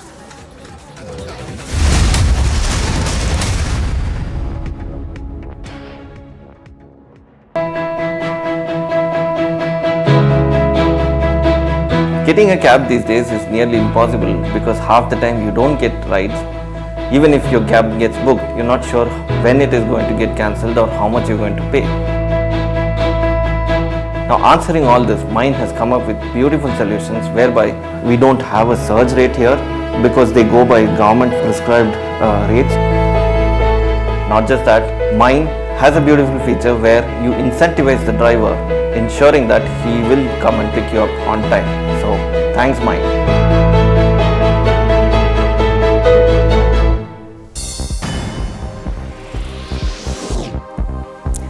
And some other news now related to the weather. The Indian Met Department has issued an orange alert in Mumbai for the next 3 to 4 days. Several parts of Mumbai witnessed heavy rains, resulting in flood-like situation in the city. Incident of landslide reported from Mumbai's Ghatkopar area due to heavy rains. A house is damaged due to the landslide, but no casualties have been reported. Incessant rains in the city. Public transport and daily life of Mumbaikars come to a halt. Incident of waterlogging witnessed in various railway stations of Western, Central and Harbour lines in Millennium City. Ahead of Prime Minister Narendra Modi's Thursday visit to Varanasi, Uttar Pradesh Chief Minister Yogi Adityanath instructed top officials to make proper arrangements for the event.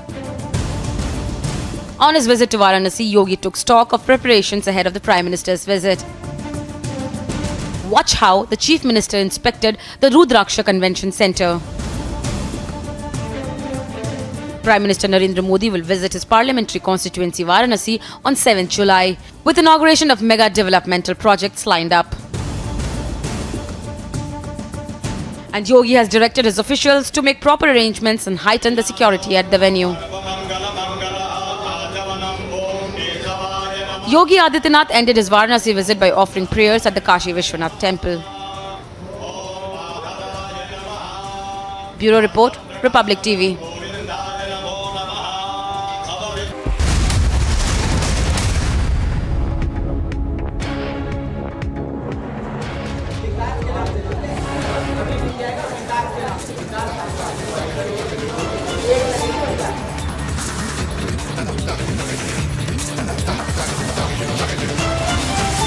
Massive anger erupts over Mahua Moitra comment on smoking Kali poster. FIR registered in Bhopal and Kolkata.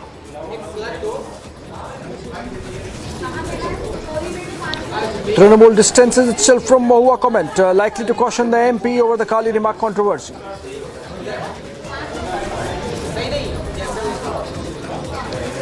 Alleged PFI member Sohail Nadvi questioned by the NIA in Amravati murder. Is there a PFI link emerging now?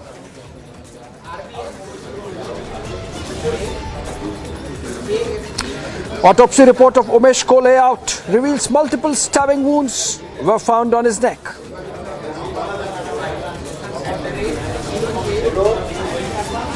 NIA raids Tawheed Madrasa in Hyderabad over the Udaipur beheading. Muslim scholar detained.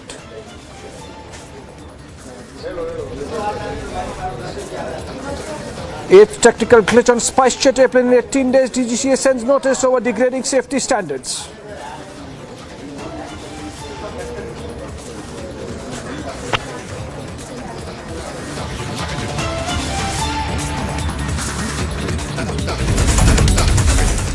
Good evening and welcome. This 4:30 p.m. After the headlines, a breaking news development coming in. It just refuses to die down. Technical malfunctions on flights flying in and out of Delhi. This time, a Vistara flight coming in from Bangkok.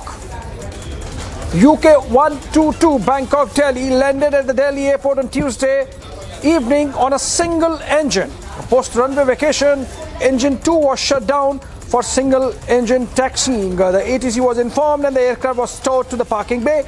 The matter has been reported to DGCA. It seems that there was some malfunction in the engine, because of which immediately on landing the second engine was shut off. Let's go to Harsha, who's reporting on this story.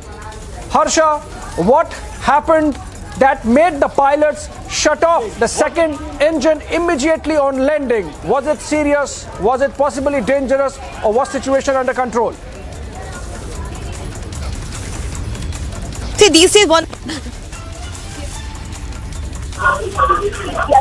Many malfunctioning which has come in the SpiceJet aircraft, and now we are seeing Delhi Vistara SpiceJet aircraft, and now we are seeing Delhi Vistara air flight which was from Bangkok to Delhi, and we are seeing the malfunctioning in one of the engine. Apart from two engine, only one engine was working while it was being landed, and it safely landed at the parking bay. But yes, ATC was informed later that amongst the two engine, only one is the one who is working post the vacation. Be it engine was not being serviced properly, or there was some glitches while being landed. The pilots informed the ATC while they were landing the aircraft that some malfunction or some safety issue is being seen in the engine, and at the immediate only one engine landing was done, and this is a big serious issue, and DGCA will be looking into this, because ATC, the file at the ending, at the last minute, ATC was informed about the engine. So when it was landed in Delhi, it landed through the single engine. Only engine 2 was working, not both the engines. So this is a big malfunction which has come now in the Vistara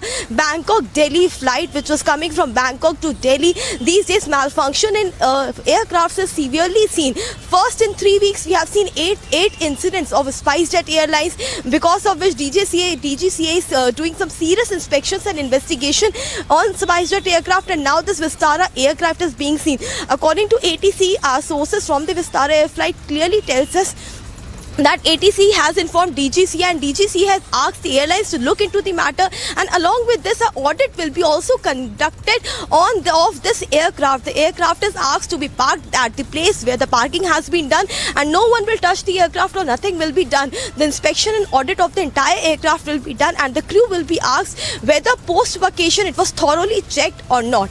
Yes, back to the studio.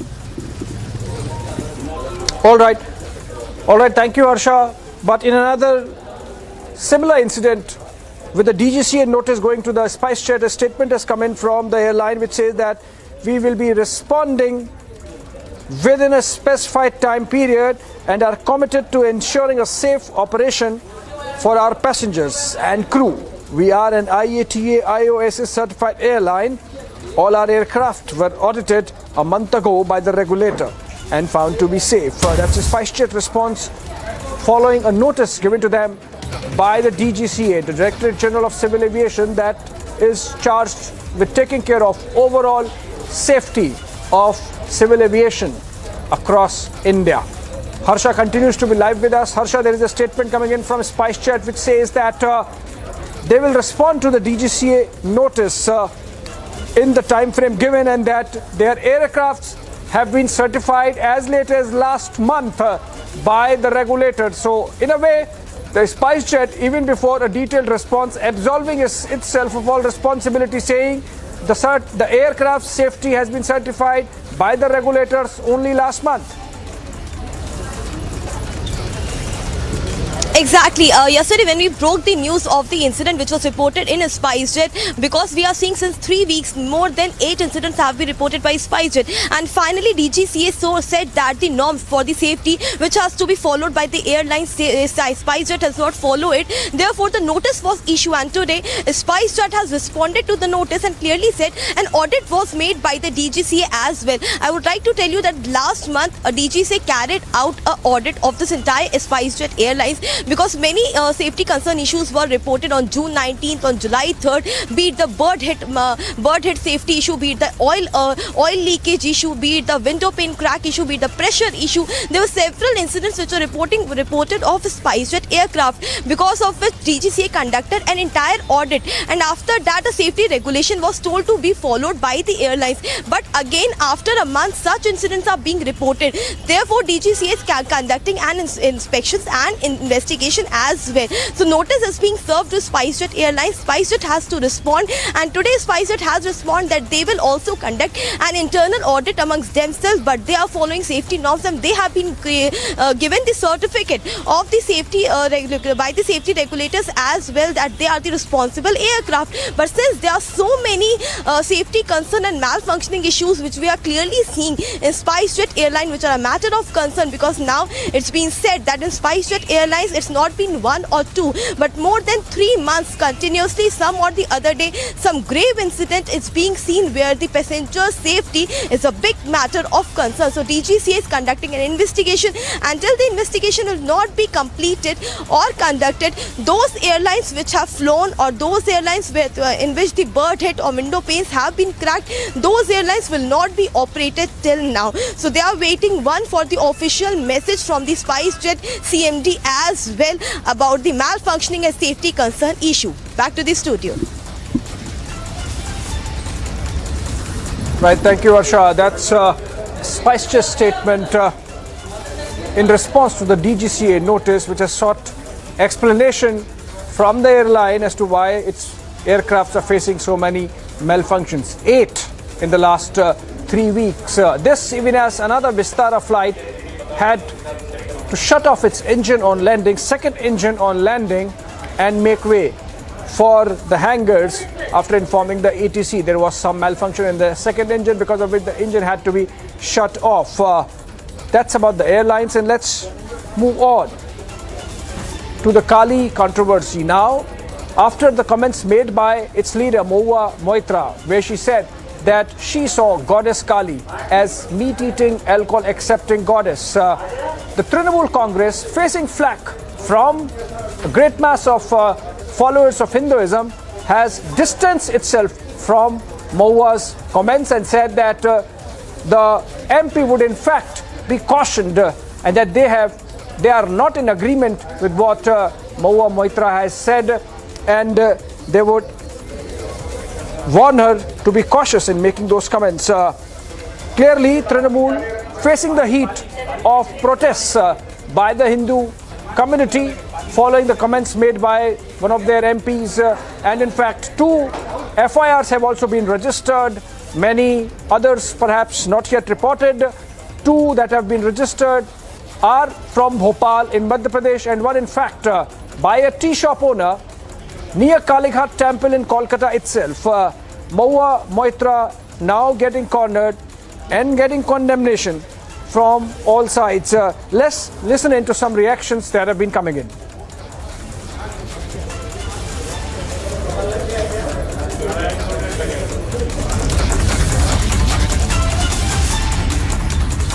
देखिए, इसका निंदा करने की कोई भाषा हमारी संविधान में नहीं है, मेरा पास नहीं है, हम लोग का एमएलए टोली का पास भी नहीं है, कोई भाषा नहीं है।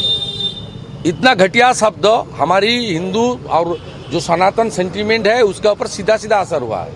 बंगाल का हर घर में देवी माँ काली को पूजन होता है, हम लोग का फास्टिंग होता है। And as for those who are left, only in office because no one else is prepared to debase themselves any longer, the charge of the lightweight brigade. Have some self-respect. Mr. Speaker, for a week, he's had them defending his decision to promote a sexual predator. Every day, the lines he's forced them to take have been untrue. First, that he was unaware of any allegation. Untrue. Then, he was unaware of any specific allegation. Untrue. Then he was unaware of any serious specific allegation. And now he wants them to go out and say that he simply forgot that his whip was a sexual predator. Anyone with anything about them would be long gone from his front bench. In the middle of a crisis, doesn't the country deserve better than a Z-list cast of nodding dogs?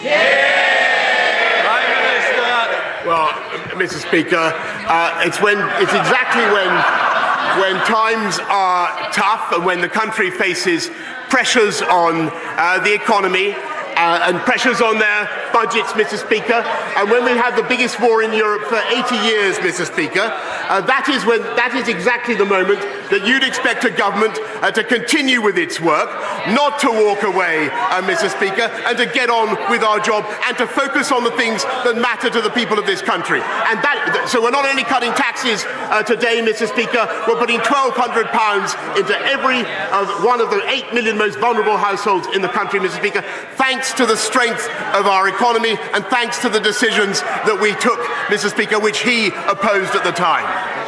Here's the only thing he's delivering is chaos. I started this session with a quote from the young victim in all this, how he froze when he was attacked. When I was prosecuting rapists, I heard that from victims all the time. Victims said they froze because it's not about sex, it's about power. And the power the disgraced government minister had was handed to him by that Prime Minister. And he's only in power because he's been propped up for months by a corrupted party defending the indefensible. So it's no longer a case about swapping the person at the top. Isn't it clear? The only way the country can get the fresh start it deserves is by getting rid of the lot of them.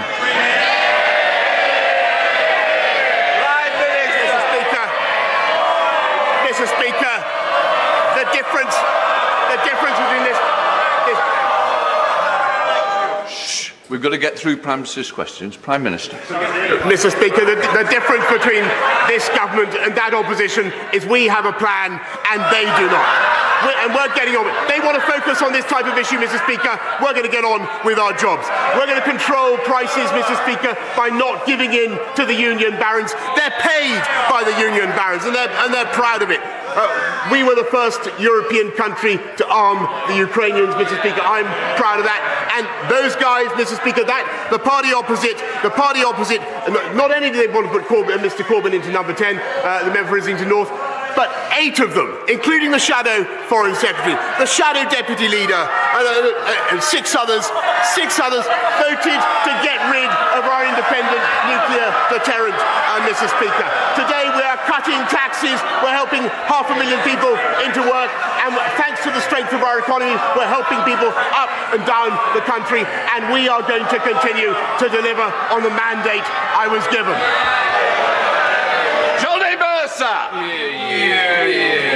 Thank you very much, Mr. Speaker. On Monday night, the Northern Ireland Legacy Bill reached its 3rd reading, and so with it the beginning of the end of the journey, a long journey to make sure the service and sacrifice of those who served in Iraq, Afghanistan and now Northern Ireland is not rewritten by those who seek only to line their own pockets. But would the Prime Minister agree with me that never again can we allow such a gulf to open up between this place and those who serve? Never again must they be made to feel like we are not on their side. And will he redouble his commitment to make sure this is the best country in the world, to serve in the military and be a veteran or their family? Thanks, my honourable friend, very much. I thank you for all the work that he's done for veterans and continues to do. This bill will get the certainty they deserve, and we're fulfilling the manifesto pledge.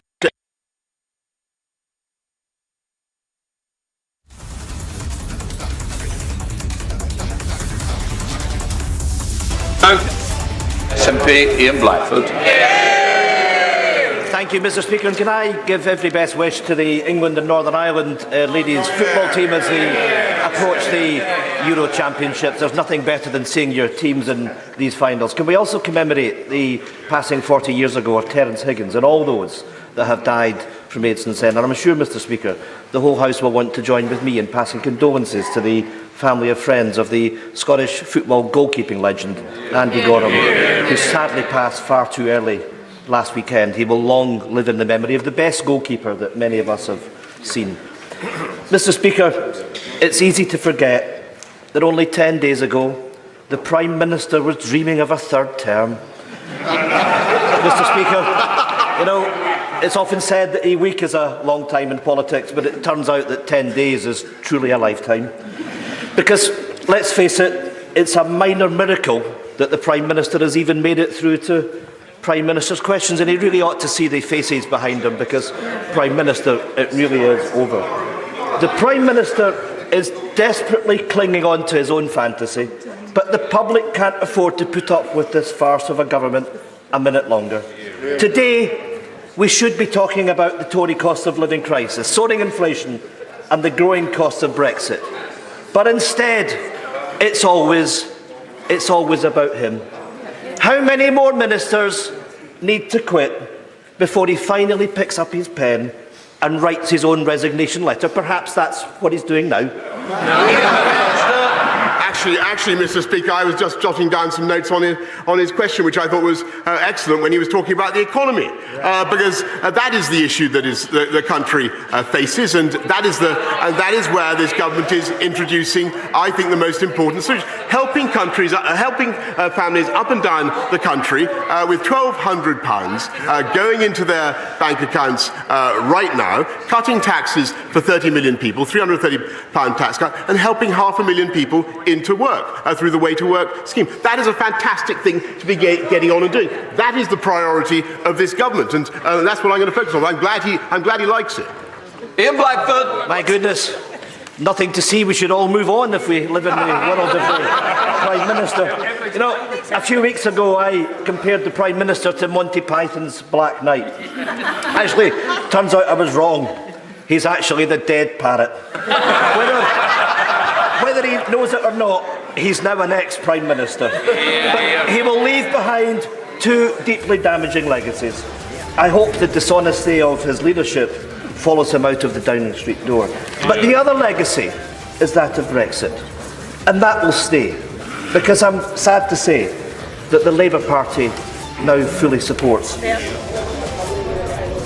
All right, some very British banter happening in the House of Commons where Boris Johnson is facing Prime Minister's questions on a day when in the last 24 hours he has faced 10 resignations from his cabinet. Moving on, a short break, but before, on the other side, alleged PFI member Sohail Nadvi questioned by NIA in Amravati murder. Is there a PFI link emerging?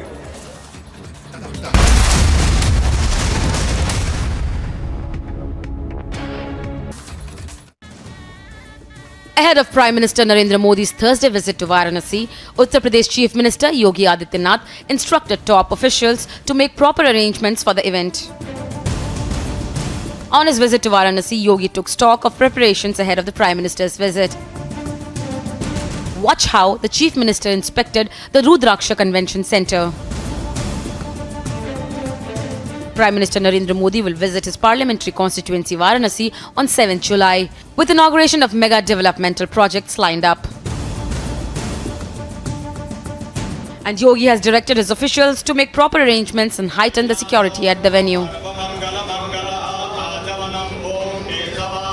Yogi Adityanath ended his Varanasi visit by offering prayers at the Kashi Vishwanath temple.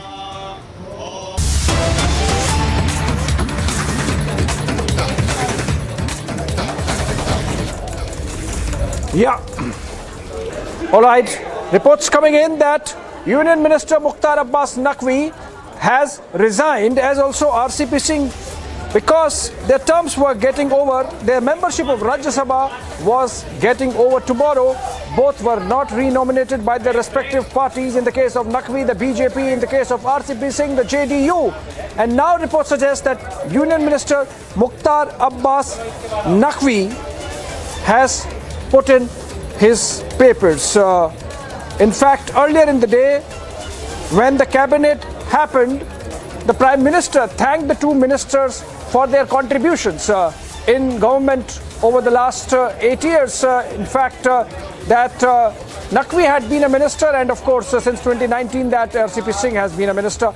Let's go to Niranjan on that breaking development. Niranjan, over to you. Apart from the fact that Prime Minister thanked the two ministers, are we hearing anything more about the resignations of Mukhtar Abbas Naqvi and RCP Singh, terms of whom were ending tomorrow so far as Rajya Sabha membership is concerned, because of which perhaps they had to leave the union cabinet? Well, that's correct. I think we'll have to wait for, more details, because Abhishek and Aishwarya, both of you will know why he has resigned. And the Prime Minister also thanked Mukhtar Abbas Naqvi earlier in the cabinet meeting. And there is also a speculation on whether he could possibly get another role. Now, what that other role is something that we will have to, wait and watch. But I think, Abhishek, you will have more details on that, because there is also a big buzz on whether Mukhtar Abbas Naqvi could be one of the names for the Vice President's role. There has been speculation on whether Captain Amrinder Singh, after his merger, could be one of the candidates for the role of the Vice President of India. Whether he gets that role, we are now hearing that Mukhtar Abbas Naqvi could also be in the running, though we'll have to wait for more details. Abhishek.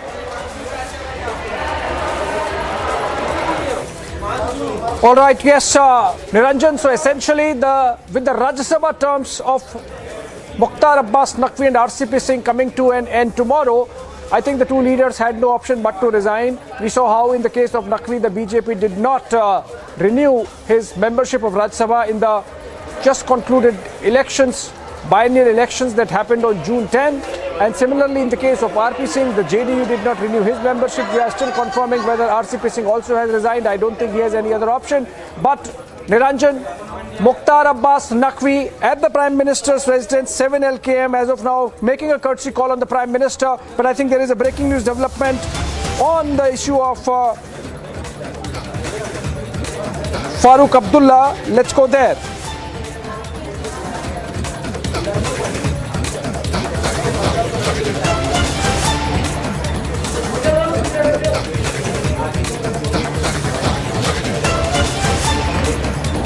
Making a comment against the tricolour, insulting the Tiranga. We have that soundbite. In fact, he was just speaking to ANI. Farooq Abdullah's soundbite just came in. Let's see if we have that soundbite ready. We'll just play out that soundbite. Farooq Abdullah, NCP patron, has insulted the tricolour. It's on surface. Let's listen in. Let's play out the soundbite. That's Farooq Abdullah once again. उस press conference sir, हर घर में तिरंगा, कैसे देखते इसको? तो आपको मदऊ किया जाएगा, आप वहाँ पे उस प्रेस कॉन्फ्रेंस। सर, हर घर में तिरंगा, कैसे देखते इसको? तो आपको मदऊ किया जाएगा। बहुत ही एहतियात से ईद मनाएं और गरीबों को मदद करें। डॉक्टर साहब, 10 बजे आल पार्टी मीटिंग और होने वाली है, क्या लगता है उसमें क्या यात्रा मीटिंग पहले होने वाली थी? यशवंत सिन्हा जी आ रहे हैं, वो यहाँ पे तशरीफ ला रहे हैं 9 तारीख को। उसके बाद प्रेस कॉन्फ्रेंस भी करेंगे, उस वक्त आपको मदऊ किया जाएगा, आप वहाँ पे उस प्रेस कॉन्फ्रेंस। सर, हर घर में तिरंगा, कैसे देखते इसको? Well, I'd like to play that soundbite once again. The last question asked to Farooq Abdullah here, the last question asked to Farooq Abdullah was, Har Ghar Mein Tiranga, Har Ghar Mein Tiranga, and then he insults the tricolor. Can we play that soundbite once again, please?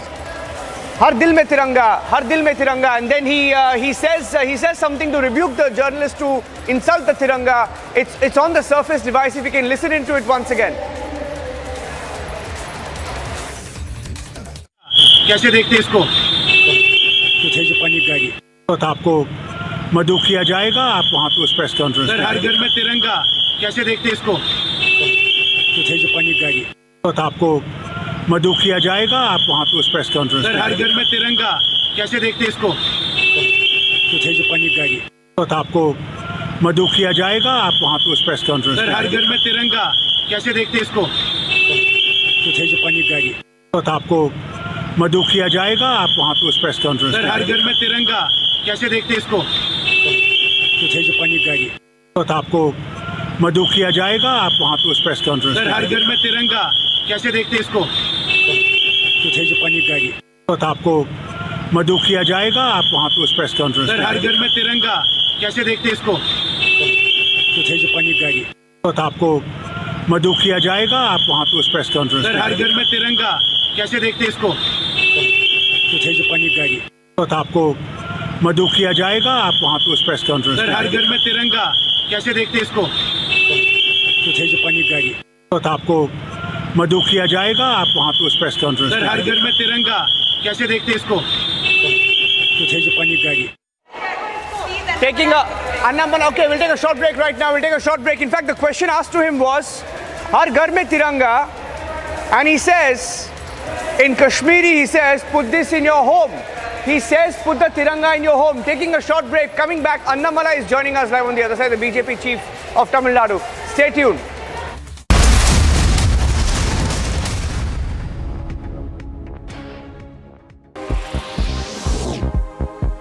Cloudburst triggered by heavy rains block Srinagar-Leh highway after flash floods in Jammu and Kashmir's Gandhi district. Rescue operations underway to clear the highway. No casualties reported as the Amarnath Yatra is still on in the state.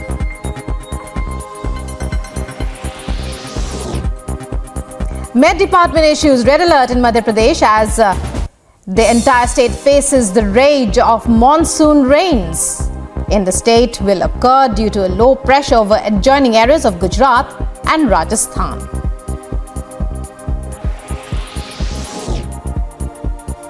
Vigorous southwest monsoon to continue in northern part of the country as well. The weather department has predicted heavy rainfall and issued yellow alert in Delhi. Various parts of Delhi have been receiving moderate to severe rains since several days.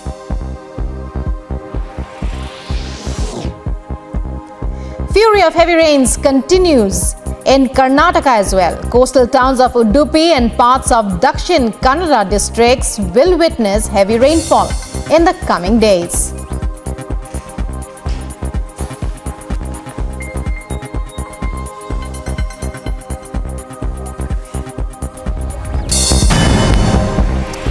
A quick roundup of news in brief. Two Indian youth from Moray Ward number 2 and 4 were reportedly shot dead in Tammu in Myanmar. Reportedly, they were shot dead by Myanmar militia in the Tammu town of Myanmar at around 1 p.m. on Tuesday. The Congress Delhi unit lashed out at the ruling up for passing bills to give a 66% hike in salaries and allowances to assembly members, saying that the session did not broach providing unemployment allowance to the youth. He further alleged that the Chief Minister Arvind Kejriwal has failed to fulfill his promise to give 8 lakh jobs. Try to relate it to diplomatic happenings and situations as they happen in contemporary times. So that's the analogy which the professor is talking about. Now, the central message which I give there is actually life is very complex. That very often what is right, what is wrong, what is in your interest, what is not, where should you be restrained, where should you not, when is the time to act, when is the time to be silent. These are not very clear black and white choices. That if you actually follow Sri Krishna's journey through the Mahabharata in a way, whether it's as a diplomat, whether it is as an advisor, there are positions he has taken and courses of action he has advocated during that period. My sense is, from that perspective, what we are doing in the case of Ukraine, I believe, is the right.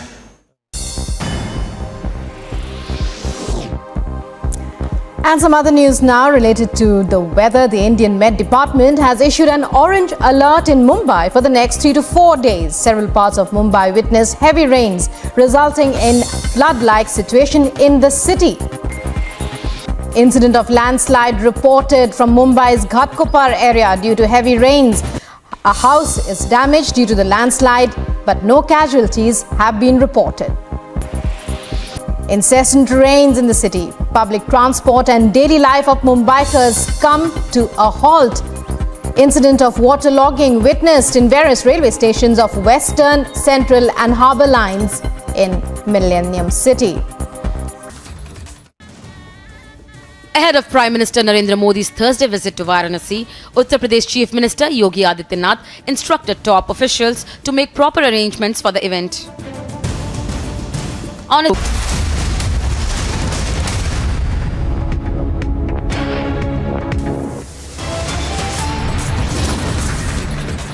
Massive anger over Moitra comment on smoking Gali poster. FIR registered in Bhopal. She's facing complaints across the country. Alleged PFI member questioned by NIA in Amravati murder.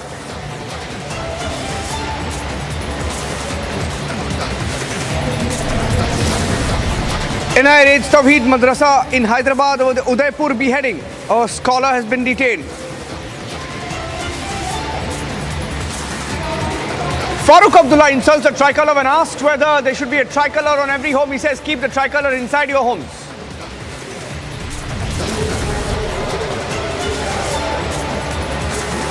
NIA raids the Tawheed Madrasa in Hyderabad over the Udaipur beheading. A Muslim scholar has been detained. The story is developing.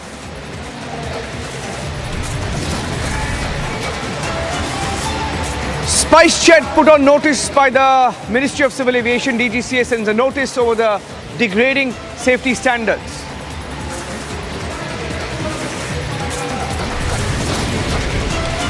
Over 10 ministers quit Boris government in 24 hours. Will he step down?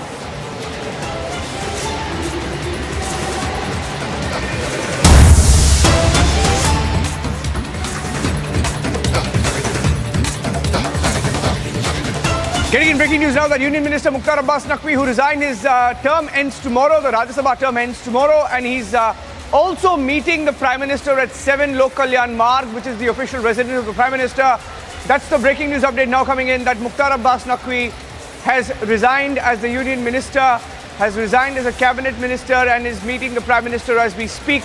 The Prime Minister earlier today in the Cabinet meeting thanked Mukhtar Abbas Naqvi and also RCP Singh. Mukhtar Abbas Naqvi was at that meeting where the Prime Minister thanked him, and he's meeting the Prime Minister as we speak.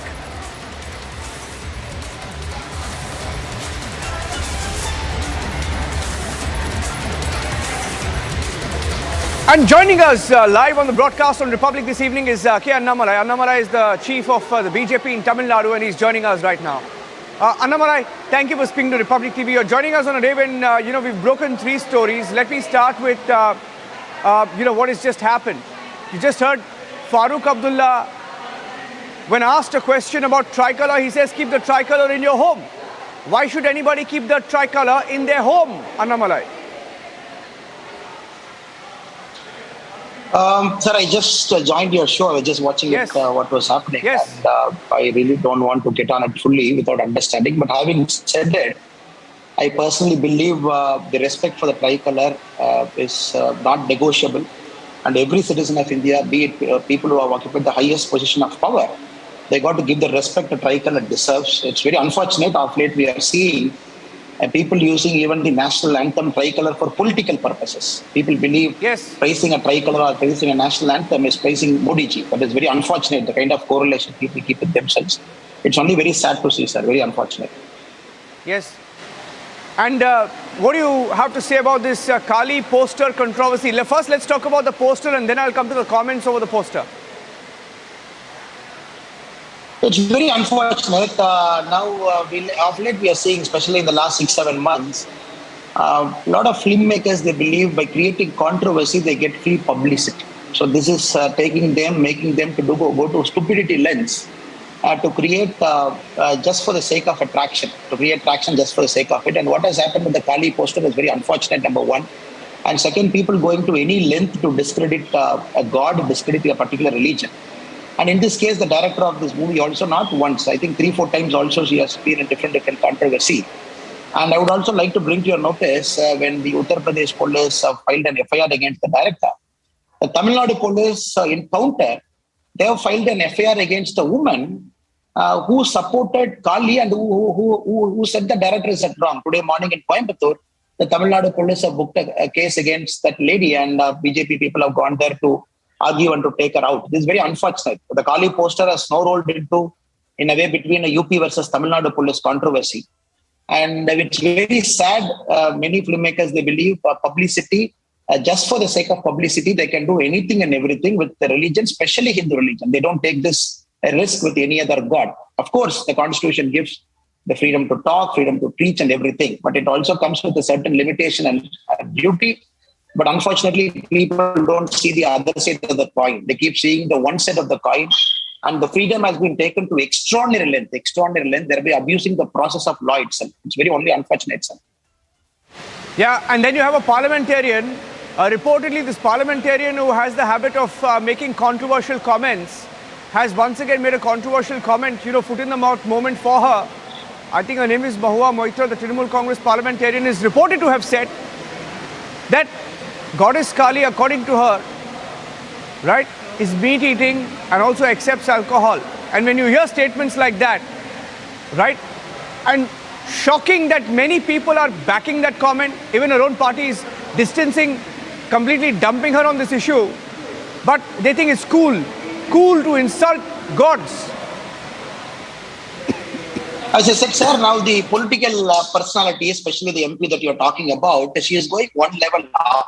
They don't go to the grassroots, they don't work for their people, and thereby they don't earn a reputation for the party nor for themselves. For them, this kind of issues is like something issue on a plate, and they would thrive on it, keep making all the stupidity, nonsensical comments, and snowball it to a major controversy, make it a talking point. That is what the said MP has done. And equating Ma Kali to everything which Ma Kali is not about, and trying to justify her stupidity. Only the people of this country are watching, especially the Bengal voters are watching. And the kind of foolishness that is happening from the Bengal politicians is definitely over the top. Not once. We can talk about the n number of issues where the said MP has deliberately kept entering into all the controversial issues, and especially the comments that she made is more controversial than the original poster itself. That is very unfortunate. And there are some number of MPs, it is only for the electorates, it is only for the voters to decide, to understand their true color, to understand who speaks for a particular god, who stands with a particular god. And I'm sure the voters are watching. It's a matter of time, because all of them will be thrown out. Thank you, Annamalai ji, for speaking to Republic TV on this extremely controversial subject. Back-to-back responses coming in. There were protests on the streets of Kolkata earlier today, where people protested what Mahua Moitra had said. People asking for action against her. Her own party has distanced itself from that comment. Let's play out some of the responses coming in to that comment.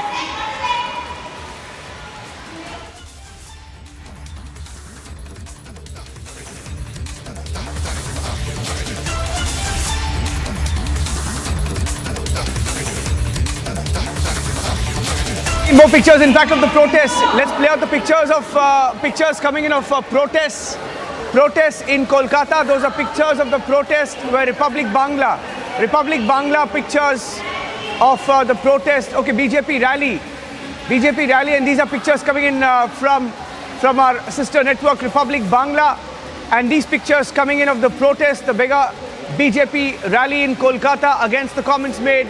Shuvendu Adhikari of the BJP, they're leading that protest against the comments that have been made insulting Goddess Kali. And these are live pictures coming in. We'll go across and get you our correspondents from Republic Bangla as well joining us on the broadcast. And these are pictures, live pictures from Kolkata. Live pictures from Kolkata. The BJP protested earlier and now carrying out a rally as well, and we're keeping a close track on the developments here as the BJP holds a rally. There were different protests that were carried out earlier today in different parts of Bengal. Some complaints were also filed against the Trinamool Congress MP, and these are live pictures coming in. And this is a tribute rally also to Shyama Prasad Mukherjee. A tribute rally to Shyama Prasad Mukherjee, getting in more details. And this BJP rally is coming in. These are live pictures from Bengal as a large group of BJP leaders and workers march along with Shuvendu Adhikari as well. So we'll go across to our correspondents on the ground. The BJP paying tribute to Shyama Prasad Mukherjee with this rally in Kolkata. Ishan Dev joining us on the phone line. Ishan Dev, tell us about these pictures. Yes, actually BJP has organized this rally in Kolkata today. BJP South Kolkata District Committee has organized this rally to commemorate Shyama Prasad Mukherjee's, Dr. Shyama Prasad Mukherjee's birth anniversary, and all the top leadership of state BJP, they are being seen in this rally, which has started from Gold Park area in South Kolkata, and this rally is moving towards Hajra More, that Hajra More, which is actually the vicinity, the close vicinity and the locality of West Bengal Chief Minister Mamata Banerjee. Today, this is the birth anniversary of Dr. Shyama Prasad Mukherjee, who was the founder of Jansan, and BJP leadership in West Bengal. They are commemorating this day with great grandeur, and they have organized this procession which is going from Gold Park to Hajra More. And you can see that Shuvendu Adhikari, who is one of the most prominent faces in West Bengal BJP now, Shuvendu Adhikari, the leader of opposition in West Bengal Assembly, Shuvendu Adhikari is taking part in this procession. He is walking in the procession, which is called the Shyama Prasad Yatra, and the Asansol South MLA and State BJP General Secretary, Agnimitra Paul, she is also being seen in the front row of the procession. Other state BJP leaders like Kalyan Chaube, Rahul Sinha, who is the former president of state BJP, he is also there in the procession.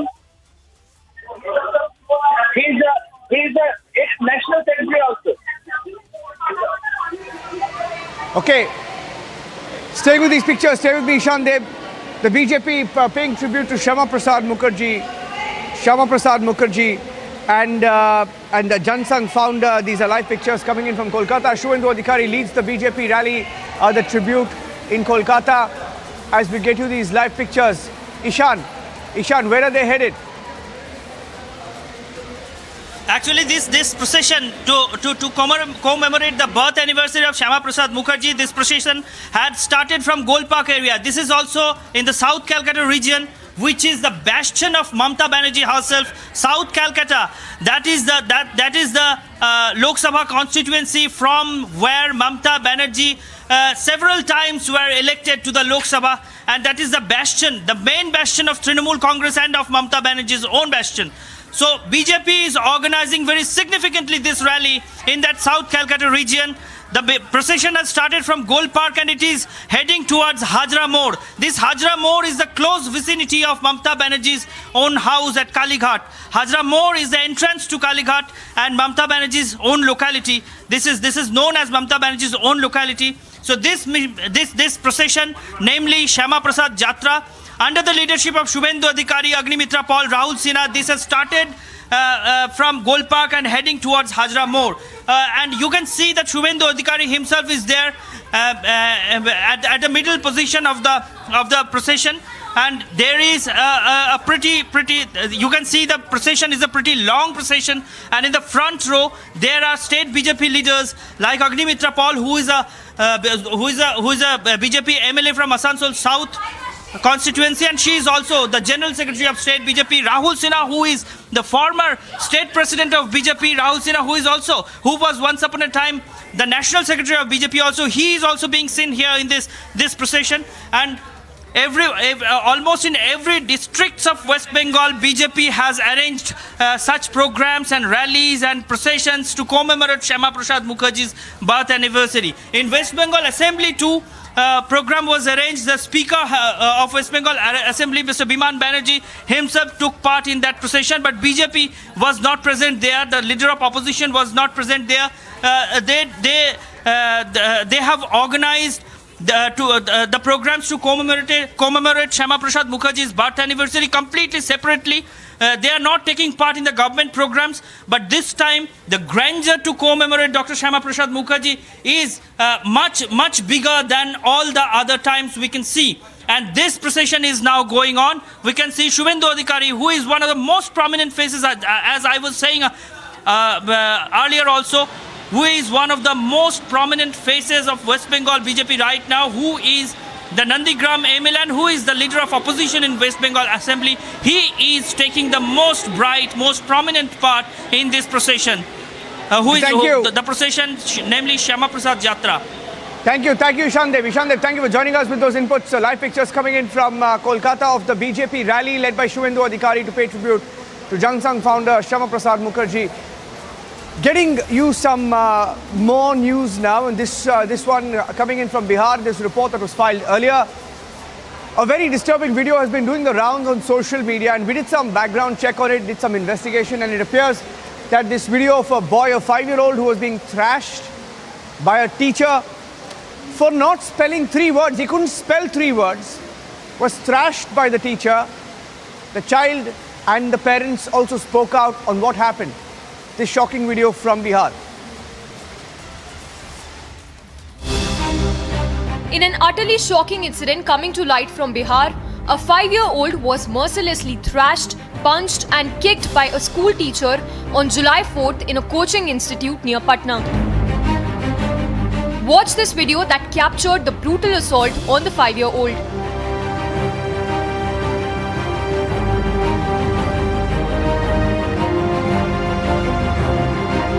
Even as the child pleaded to the teacher, he was beaten to no end until the stick broke into 2. He was then pulled by the hair, punched and kicked. This for failing to remember 3 spellings. Take a look again at this most disturbing brutality caught on tape.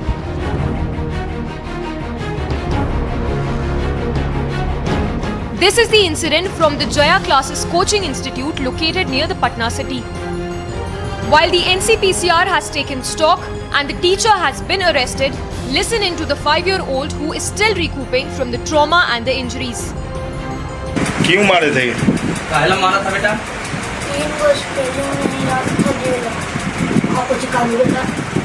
क्या बोल रहे थे?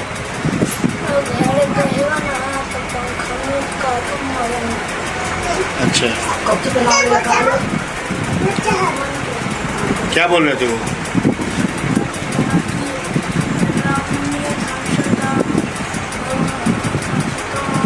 सामने से देखो अभी दीपक होने वाला है। क्या चीज से मारे थे? And here the mother of the 5-year-old recounting how her son was beaten black and blue. समकाली की जब नेट करेगी कि समकाली की इतना मार मारा है बच्चा का हृदय सब कार्य हो रहा है बच्चा है और कहो कि घर पर मत तू देख गुरुजी माना कैलन है समकाली की तो ना कैसे देख में माँ ही तब नहावे ही तेल लगावी कार्य हो ही जो देखबे करते। The incident that captures the open and thorough assault on 5-year-old has triggered massive anger across the country. Bureau Report, Republic TV.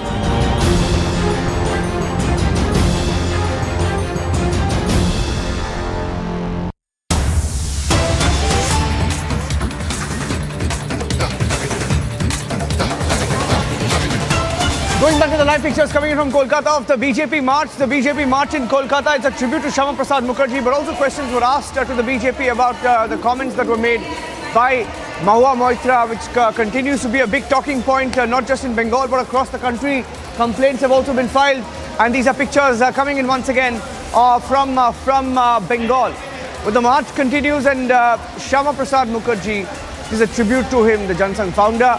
Questions were asked on Mahua Moitra and the BJP, not sparing the Trinamool Congress, even though they're distanced from it. Ishandep, on the story of Mahua Moitra, the BJP also in this march raking up that issue.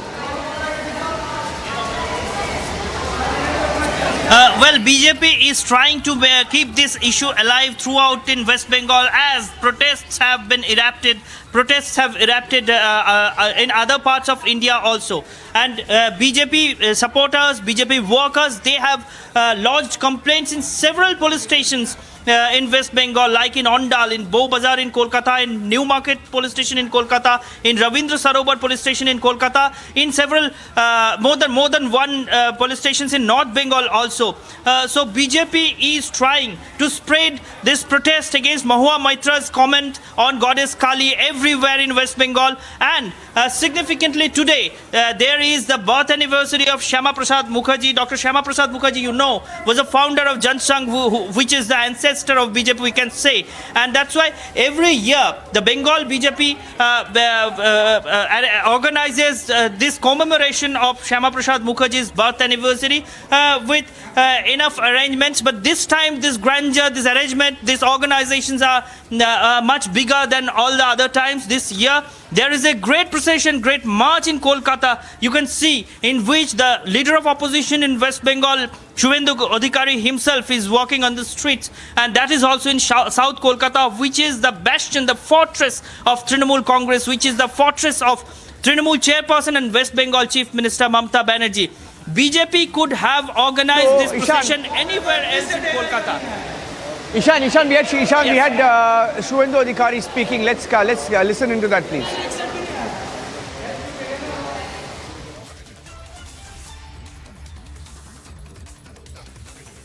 On the street, we want serious action should be taken.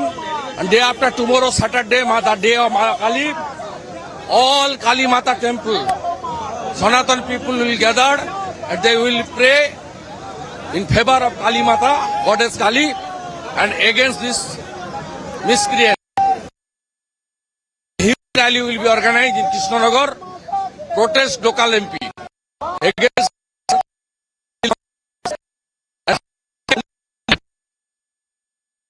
our great country.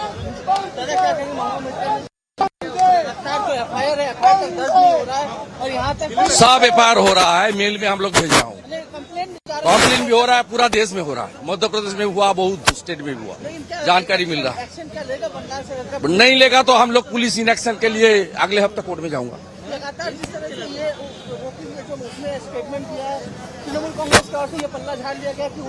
ये TMC anti Hindu party है, ये appeasement of politics करता है और Rohingya घुसपैठिया को support करता है।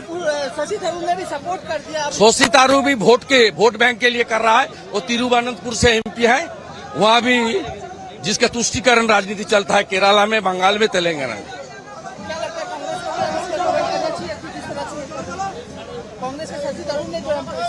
वो एक ही जो कांग्रेस और टीएमसी, ये लोग अपीजमेंट करके देश को बर्बाद कर रहा है। लगातार आंदोलन जारी रहेगा। हाँ, सड़क पर साधु समाज भी सड़क पर उतारा है। It's shameful, painful. We all are on the street. Sadhu Samaj also on the street. We want serious action should be taken. And day after tomorrow, Saturday, the day of Kali, all Kali Mata temple, Sanatan people will gather and they will pray in favor of Kali Mata, Goddess Kali, and against this miscreant. A huge rally will be organized in Krishnanagar, protest local MP against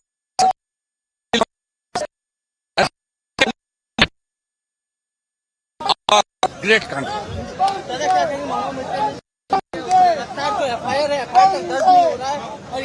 सब FIR हो रहा है, mail में हम लोग भेज रहा हूँ। कंप्लेन भी हो रहा है, पूरा देश में हो रहा है, मध्य प्रदेश में हुआ, बहुत स्टेट में हुआ, जानकारी मिल रहा है। नहीं लेगा तो हम लोग पुलिस इन एक्शन के लिए अगले हफ्ते कोर्ट में जाऊंगा। लगातार जिस तरह से ये रोकिंग जो उसने स्टेटमेंट दिया है, तृणमूल कांग्रेस की ओर से ये पल्ला झाड़ लिया गया कि उनका पर्सनल ये टीएमसी एंटी हिंदू पार्टी है। ये अपीजमेंट ऑफ पॉलिटिक्स करता है और रोहिंग्या घुसपैठियों को सपोर्ट करता है। शशि थरूर ने भी सपोर्ट कर दिया। शशि थरूर भी वोट बैंक के लिए कर रहा है। वो तिरुवनंतपुर से एमपी है, वहाँ भी जिसका तुष्टीकरण राजनीति चलता है, केरला में, बंगाल में, तेलंगाना में। कांग्रेस के शशि थरूर ने जो किया है, वो एक ही जो कांग्रेस और टीएमसी, ये लोग अपीजमेंट करके देश को बर्बाद कर रहा है। लगातार आंदोलन जारी रहेगा। हाँ, सड़क पर साधु समाज भी सड़क पर उतारा है।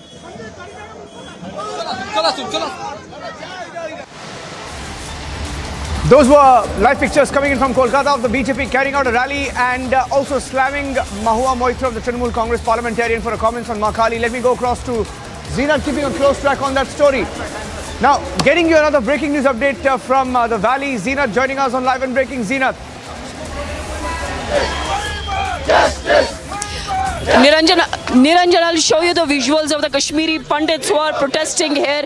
As per them, it is the 60th day of the Rahul Pandit who lost his life in Badgam while doing his duty. And now the Kashmiri Pandits once again are out demanding the relocation from Kashmir Valley. They are saying that they are not safe despite all assurance coming from the J&K administration. Kashmiri Pandits want relocation, some breather from the government so that they are able to save and secure life. We are seeing a lot of Kashmiri Pandit women as well as the on ground who are protesting, and I'm seeing that the loud slogans are also being raised by them so that their justice is delivered and their queries are being heard. This is a demand that is coming from the Kashmiri Pandits, that deliver relocation of the Kashmiri Pandits from the Kashmiri Valley and send them to some safer location.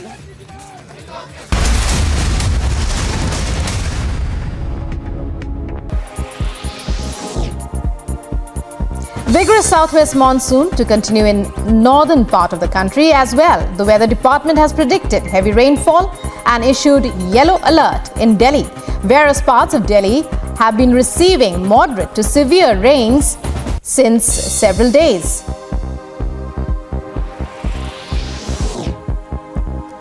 Fury of heavy rains continues in Karnataka as well. Coastal towns of Udaipur and parts of Dakshin Kannada districts will witness heavy rainfall in the coming days.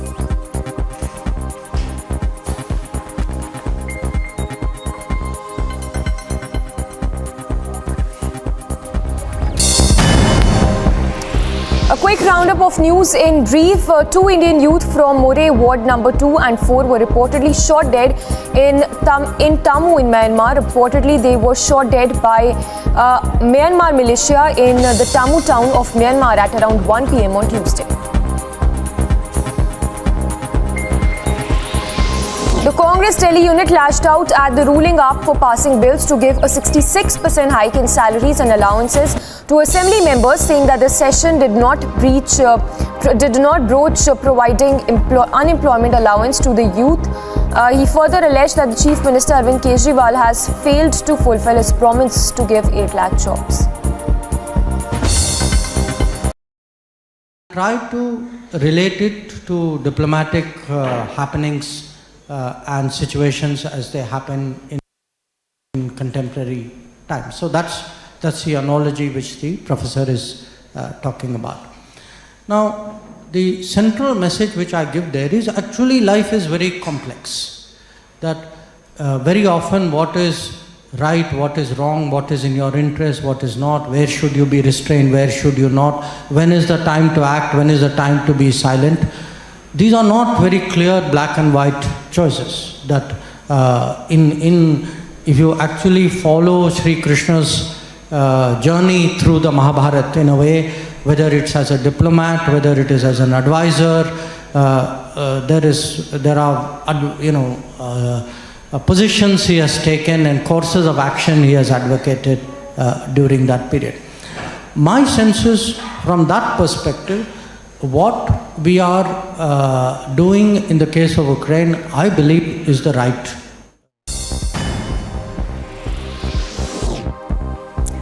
And some other news now.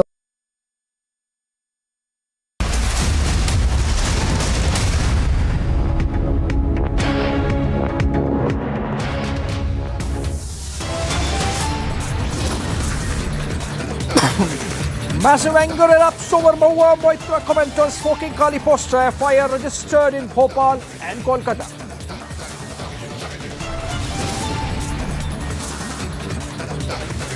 BJP holds a massive rally in Kolkata against TMC MP Moitra's comments on Goddess Kali.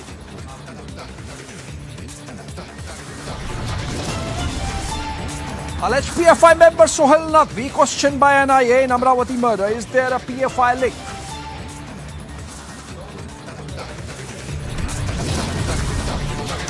Farooq Abdullah insults tricolour again when asked on Har Ghar Mein Tiranga. He says, keep the tricolour in your home.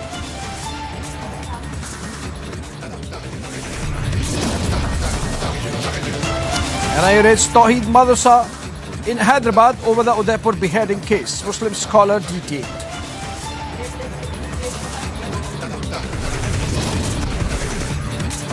Raised technical glitch on SpiceJet airplane in 18 days. DGCA sends notice over degrading safety standards of the airline.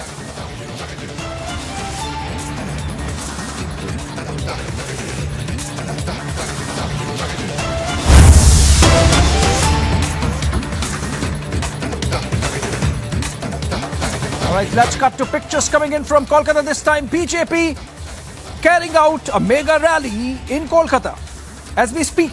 And that's against TMC MP Moitra and the comments she made on Goddess Kali yesterday, saying that she saw the goddess as meat-eating and alcohol-accepting.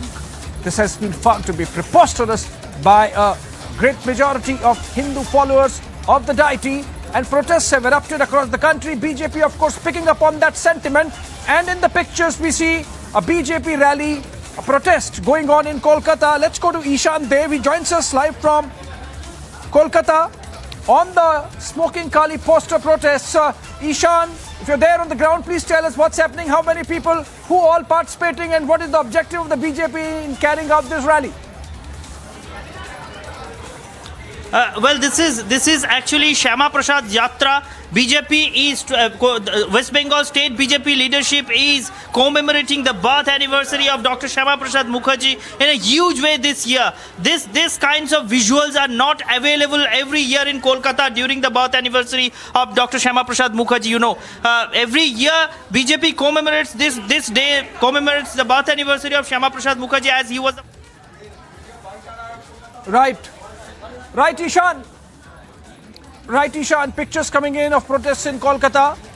But let's go to Madhya Pradesh Chief Minister Shivraj Singh Chauhan. He has hit back at the Trinamool Congress and its leader Moitra for the comments she made yesterday on Goddess Kali. In fact, there is a FIR already filed in Madhya Pradesh, in Bhopal, and the Chief Minister of Madhya Pradesh, Shivraj Singh Chauhan, speaking on the controversy. Listen in. और एक बात और सुनना, हम किसी के विरोधी नहीं है, किसी भी धर्म की भावनाओं को आहत नहीं होना चाहिए, किसी धर्म की भावनाओं को आहत नहीं होना चाहिए। अभी काली मां का अपमान किया गया है, आज आपने देखा होगा FIR मध्य प्रदेश में हो गई है। हमने कहा भाई हम नहीं छोड़ेंगे, मैया का अपमान भी सहन नहीं करेंगे। किसी की आस्था को चोट किसी भी कीमत पर नहीं पहुंचानी चाहिए। और एक बात और सुनना, हम किसी के विरोधी नहीं है, किसी भी धर्म की भावनाओं को आहत नहीं होना चाहिए, किसी धर्म की भावनाओं को आहत नहीं होना चाहिए। अभी काली मां का अपमान किया गया है, आज आपने देखा होगा FIR मध्य प्रदेश में हो गई है। हमने कहा भाई हम नहीं छोड़ेंगे, मैया का अपमान भी सहन नहीं करेंगे। किसी की आस्था को चोट किसी भी कीमत पर नहीं पहुंचानी चाहिए।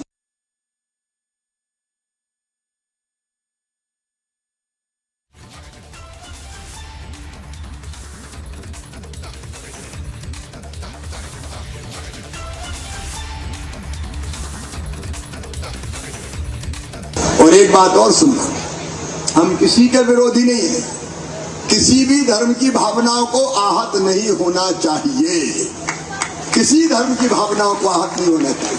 अभी काली मां का अपमान किया गया है, आज आपने देखा होगा FIR मध्य प्रदेश में हो गई है। हमने कहा भाई हम नहीं छोड़ेंगे, मैया का अपमान भी सहन नहीं करेंगे।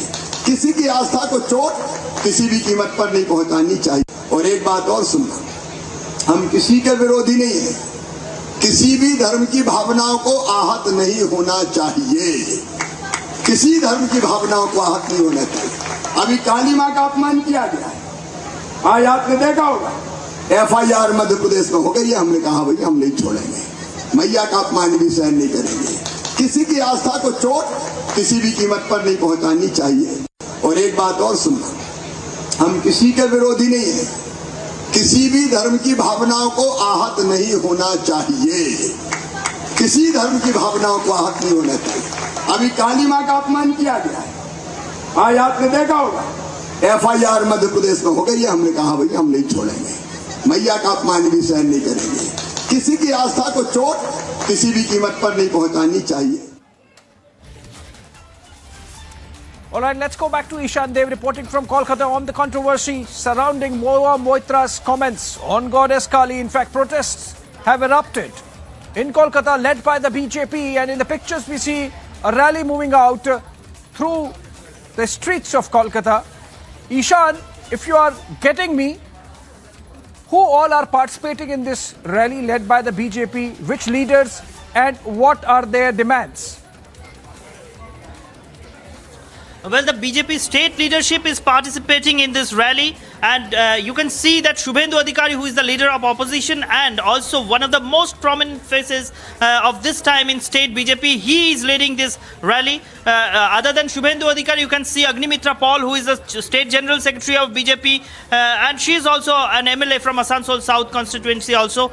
They all are participating in this rally. Rahul Sinha, the ex-national secretary, the ex-state president of BJP, he is also there. Some other spokesperson and front runners, front row seaters of state BJP, they are being seen in this rally. And though this rally is arranged to, though this rally is organized to commemorate Shyama Prasad Mukherjee's birth anniversary, but BJP is raising their voice from this rally to condemn Mahua Moitra's comment about Goddess Kali also. You can see that Shubhendu Adhikari has already made comments from this rally. He is constantly talking with the media while he is marching towards Hajra More, who is in the vicinity, in the locality of Mamta Banerjee herself. This rally has started from Gold Park and moving towards Hajra More, which is Mamta Banerjee's own locality. And while walking on this rally, while marching towards Mamta Banerjee's locality, Shubhendu Adhikari has said that throughout West Bengal protests will be organized. You know that in several police stations in West Bengal,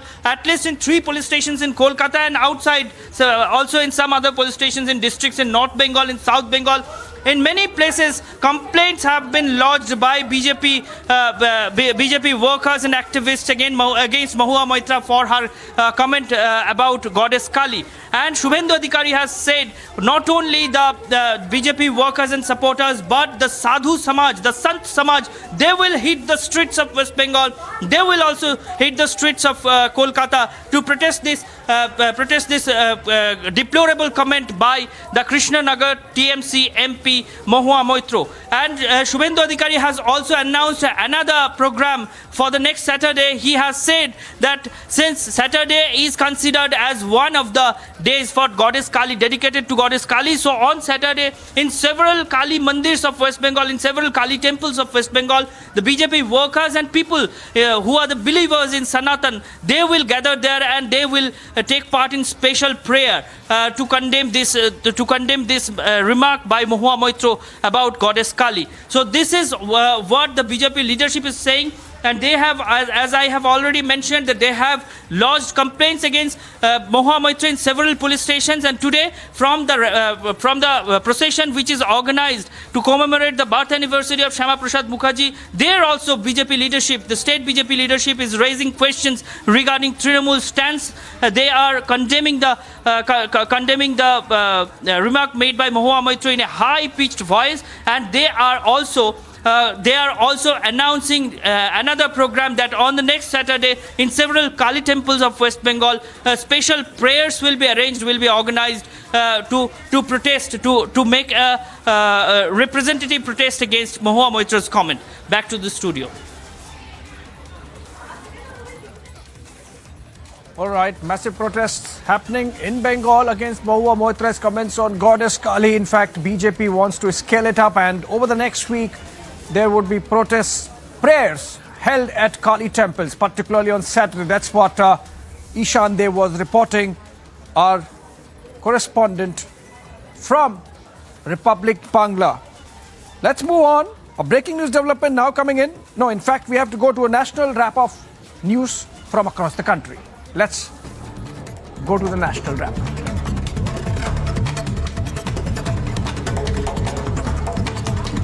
Another SpiceJet mishap reported as China-bound flight returned back to Kolkata. This is at least the 8th incident of technical malfunction happening on a SpiceJet aircraft in the last 18 days. In an incident on June 19th, the SpiceJet flight for Jabalpur had to return to Delhi due to cabin pressure issues. That's just one example.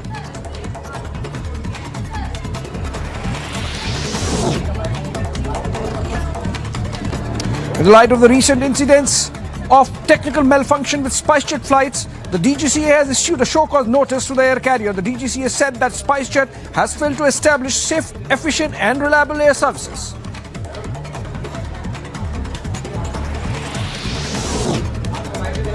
Bihar Chief Minister Nitish Kumar visits Lalu Yadav in hospital after his health deteriorates. Lalu to be flown to Delhi in air ambulance today in the evening.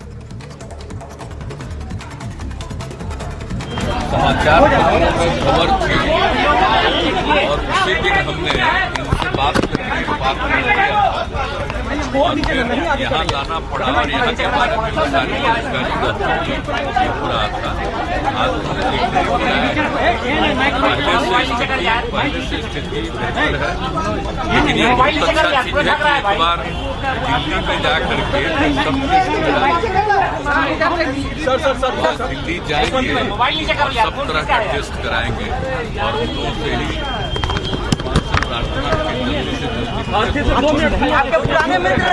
हमारे तो बहुत पुराने समाज के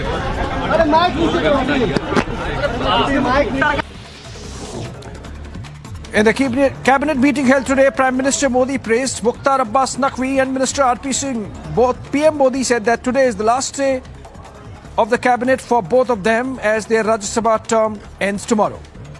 Mukhtar, of course, subsequently has resigned.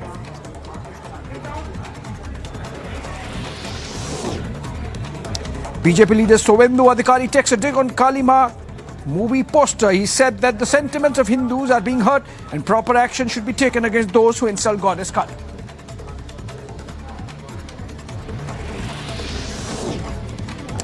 Kutum Suraksha Parishad President on Kali poster Rao said that the movie's director has tried to defame Hindus. He said that an FIR has been filed against the director in Guwahati.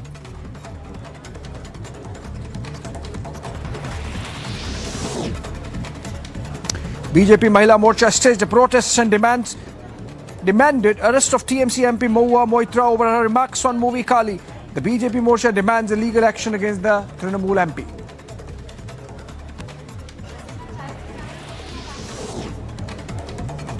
In what comes as a major blow to the Congress party, Delhi MLA Tarvinder Singh Marwa quit the Congress. Delhi MLA accused the party of being divided and giving no respect to their party leaders.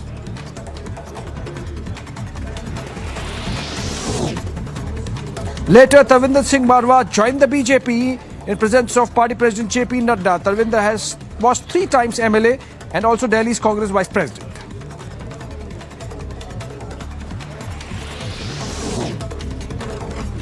Based on an input from J&K police about the presence of unidentified terrorists in Hardigam, a search operation was launched by Indian Army in Srinagar. Search of the suspected houses commenced midnight, during which the terrorists opened fire onto the security forces from inside the house. मंत्री उद्धव ठाकरे अपने कार्यकर्ताओं से संबोधित करते हुए बात कर रहे थे। उन्होंने एक बात वहां पे कही कि पहले हमारी सरकार को 3 पहिए की सरकार कहा जाता था, आज 3 पहिए वाले ड्राइवर को सरकार चलाने दे दिया है, कैसे चलेगा? कहीं ना कहीं इशारा आपकी तरफ था, आपके शुरुआती मैंने कहा है उस पर, वो रिक्शा मर्सिडीज को पीछे छोड़ दिया, रिक्शा ने मर्सिडीज को पीछे छोड़ दिया, क्योंकि ये सरकार जो है ये सर्वसामान्य लोगों के लिए सरकार है, ये समाज के हर घटक को न्याय दिलाने वाली सरकार है। और देखिए हम लोग ऐसा काम करेंगे कि ये सरकार हर एक घटक को, हर एक व्यक्ति को लगे कि ये मेरी सरकार है, ये मेरे लिए काम करेगी, ये फ़र्क होगा।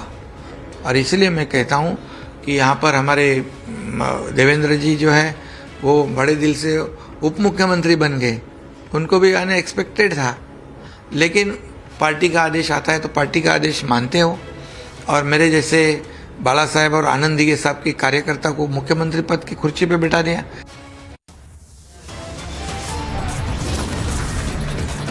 A short break on the other side. NIA raids Tawheed Madrasa in Hyderabad over the Udaipur beheading case. Muslim scholar detained.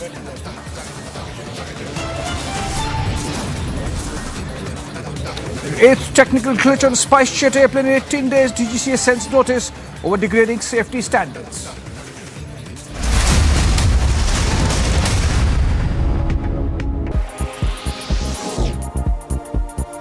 Vigorous southwest monsoon to continue in northern part of the country as well. The weather department has predicted heavy rainfall and issued yellow alert in Delhi. Various parts of Delhi have been receiving moderate to severe rains since several days.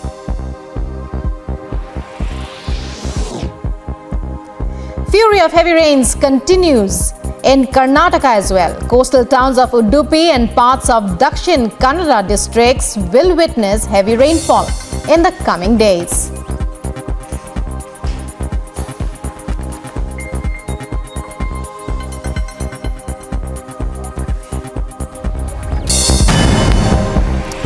A quick roundup of news in brief. 2 Indian youth from Moray Ward number 2 and 4 were reportedly shot dead in Tammu in Myanmar. Reportedly, they were shot dead by Myanmar militia in the Tammu town of Myanmar at around 1 p.m. on Tuesday. The Congress Delhi unit lashed out at the ruling up for passing bills to give a 66% hike in salaries and allowances to assembly members, saying that the session did not broach providing unemployment allowance to the youth. He further alleged that the Chief Minister Arvind Kejriwal has failed to fulfill his promise to give 8 lakh jobs. Try to relate it to diplomatic happenings and situations as they happen in contemporary times. So that's the analogy which the professor is talking about. Now, the central message which I give there is actually life is very complex. That very often what is right, what is wrong, what is in your interest, what is not, where should you be restrained, where should you not, when is the time to act, when is the time to be silent. These are not very clear black and white choices. That if you actually follow Sri Krishna's journey through the Mahabharata in a way, whether it's as a diplomat, whether it is as an advisor, there are positions he has taken and courses of action he has advocated during that period.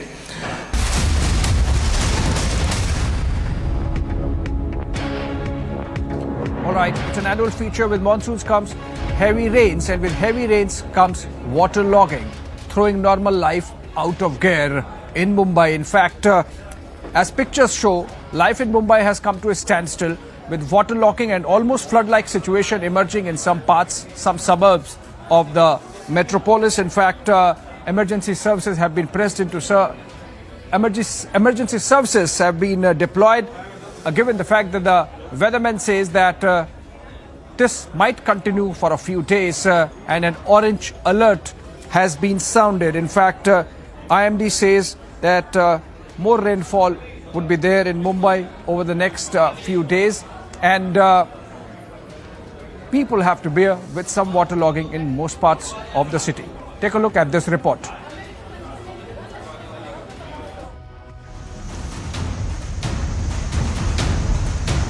The mayhem of rain, the rage of thunderstorm and disarray of public life.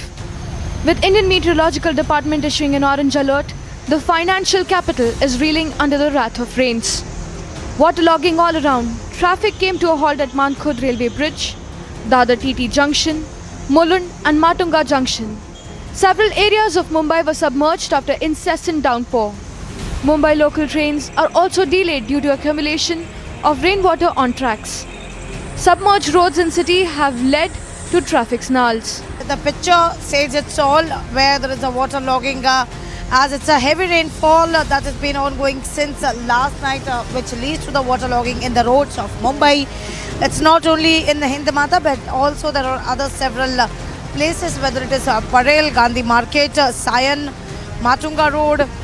The situation here is very clear as this heavy shower is causing a waterlogging at a number of places including railway tracks, which slowed the movement of trains and vehicles on road. Amidst heavy rainfall, a man was mowed down by the bus after he bumped into a pothole in Thane. The police has filed a complaint and the investigation is underway. The Central Railway and Western Railway officials said that the local trains were operating normally, but some commuters claimed the suburban services were running a little late. Best buses were diverted in Sion, Hindmata, Dadar and few other areas due to heavy waterlogging. Mumbaikars complained of slow traffic in the Western Express Highway. Meanwhile, Chief Minister Eknath Shinde took stock of the situation. The Maharashtra Chief Minister directed state administration officials to take necessary precautions and ensure there was no loss of life or damage to property. Meanwhile, NDRF teams have been deployed in various parts of Mumbai, and several districts of Maharashtra remain on high alert over any flood-like situation. With the MET predicting more rains for the city, Mumbaikars can now hope for a normal public life only at the end of this week. Bureau Report, Republic TV.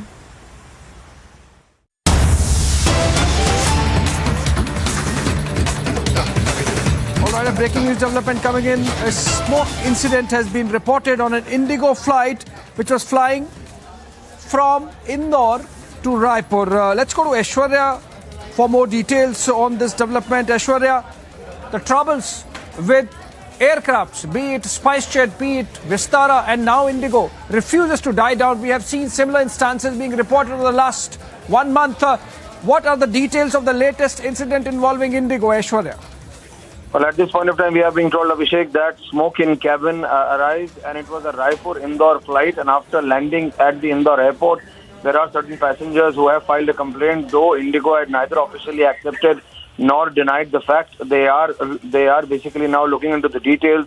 It was a flight from Raipur to Indore, from Chhattisgarh to Madhya Pradesh, from city of Raipur to city of Indore. And after landing in Indore, certain individuals who were traveling, certain travelers, passengers have filed complaint with the Airport Authority of India authorities at the Indore airport. And after that, we are being told that the Indigo authorities are looking into it.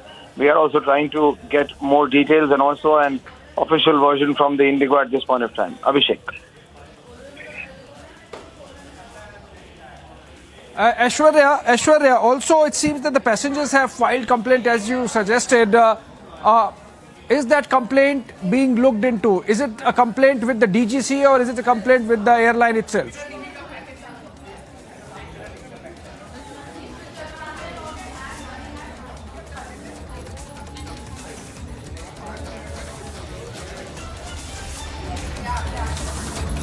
All right, I think we dropped Aishwarya there. And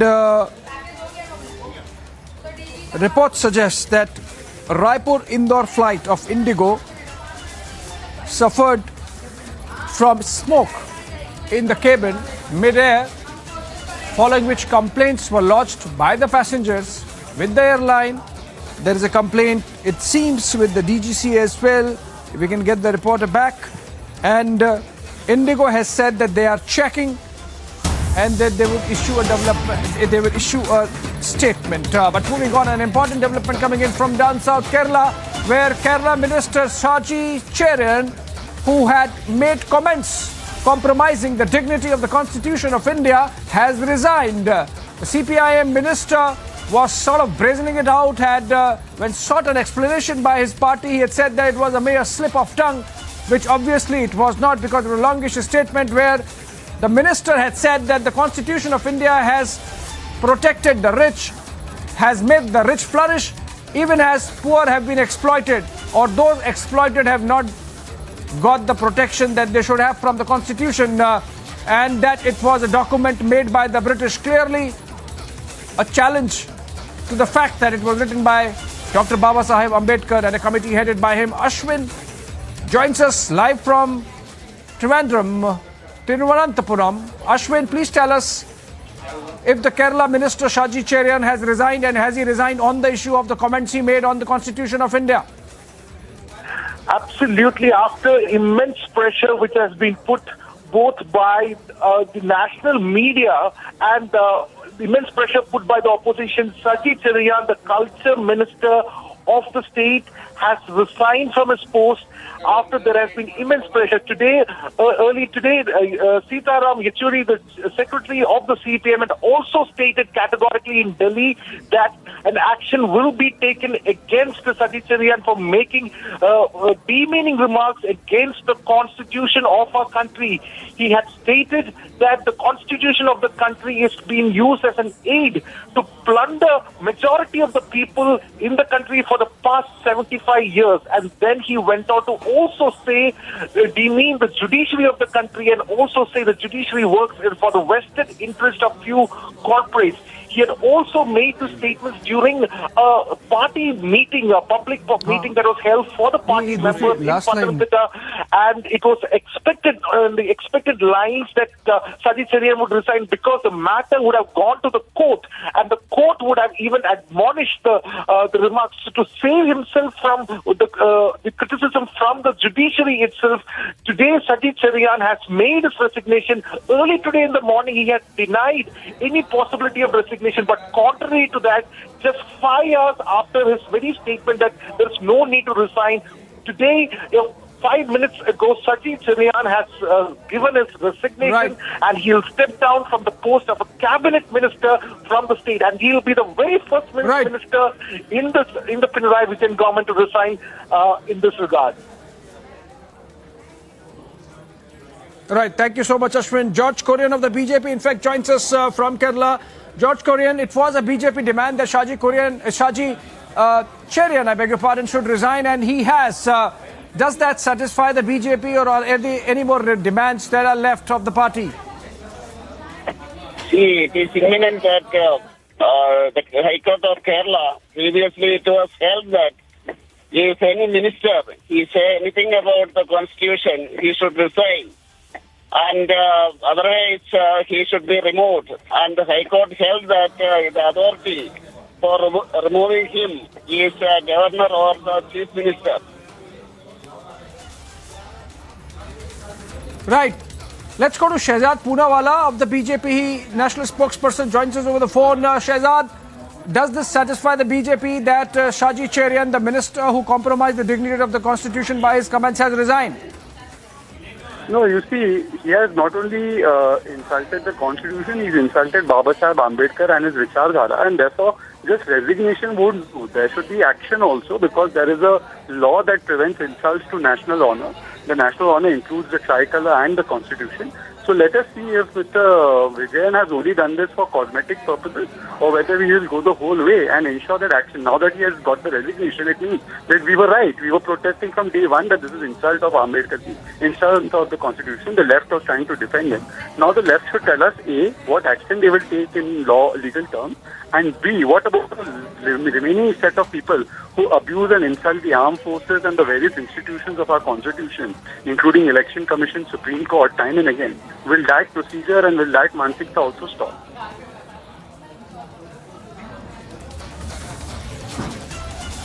Right, all right. BJP obviously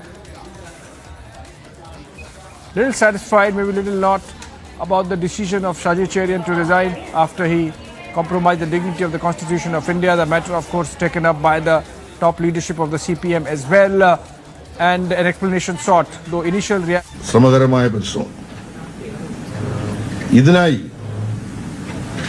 നമ്മുടെ ഭരണഘടനാ മൂല്യങ്ങൾ ശാക്തീകരിക്കപ്പെടണമെന്ന കാര്യത്തിൽ സുചിന്തിതമായ അഭിപ്രായമാണ് CPM എന്ന പ്രസ്ഥാനത്തിന്റെ ഭാഗമായി പ്രവർത്തിക്കുന്ന എനിക്കുള്ളത്. ഭരണഘടനാ സംരക്ഷണം പ്രധാന രാഷ്ട്രീയ ഉത്തരവാദിത്തമായി ഏറ്റെടുത്തവരാണ് CPM-ഉം ഇടതുപക്ഷവും. സ്വാതന്ത്ര്യത്തിന് ശേഷമുള്ള 7.5 ദശാബ്ദ കാലയളവിൽ പല ഘട്ടങ്ങളിലും ഭരണഘടനയിൽ വിഭാവനം ചെയ്തിട്ടുള്ള ജനാധിപത്യവും പൗരസ്വാതന്ത്ര്യവും മാത്രമല്ല, സാമ്പത്തിക നീതിക്ക് വേണ്ടിയുള്ള ലക്ഷ്യങ്ങളും പ്പെട്ടതായി നമ്മൾ പല ഘട്ടങ്ങളിലും കണ്ടിട്ടുണ്ട്. The Constitution has to give economic justice to people of this country. And the CPM has done big work in this regard to ensure justice. 1975-77 അടിയന്തരാവസ്ഥ അന്ന് രാജ്യം ഭരിച്ചത് കോൺഗ്രസ് ആണ്.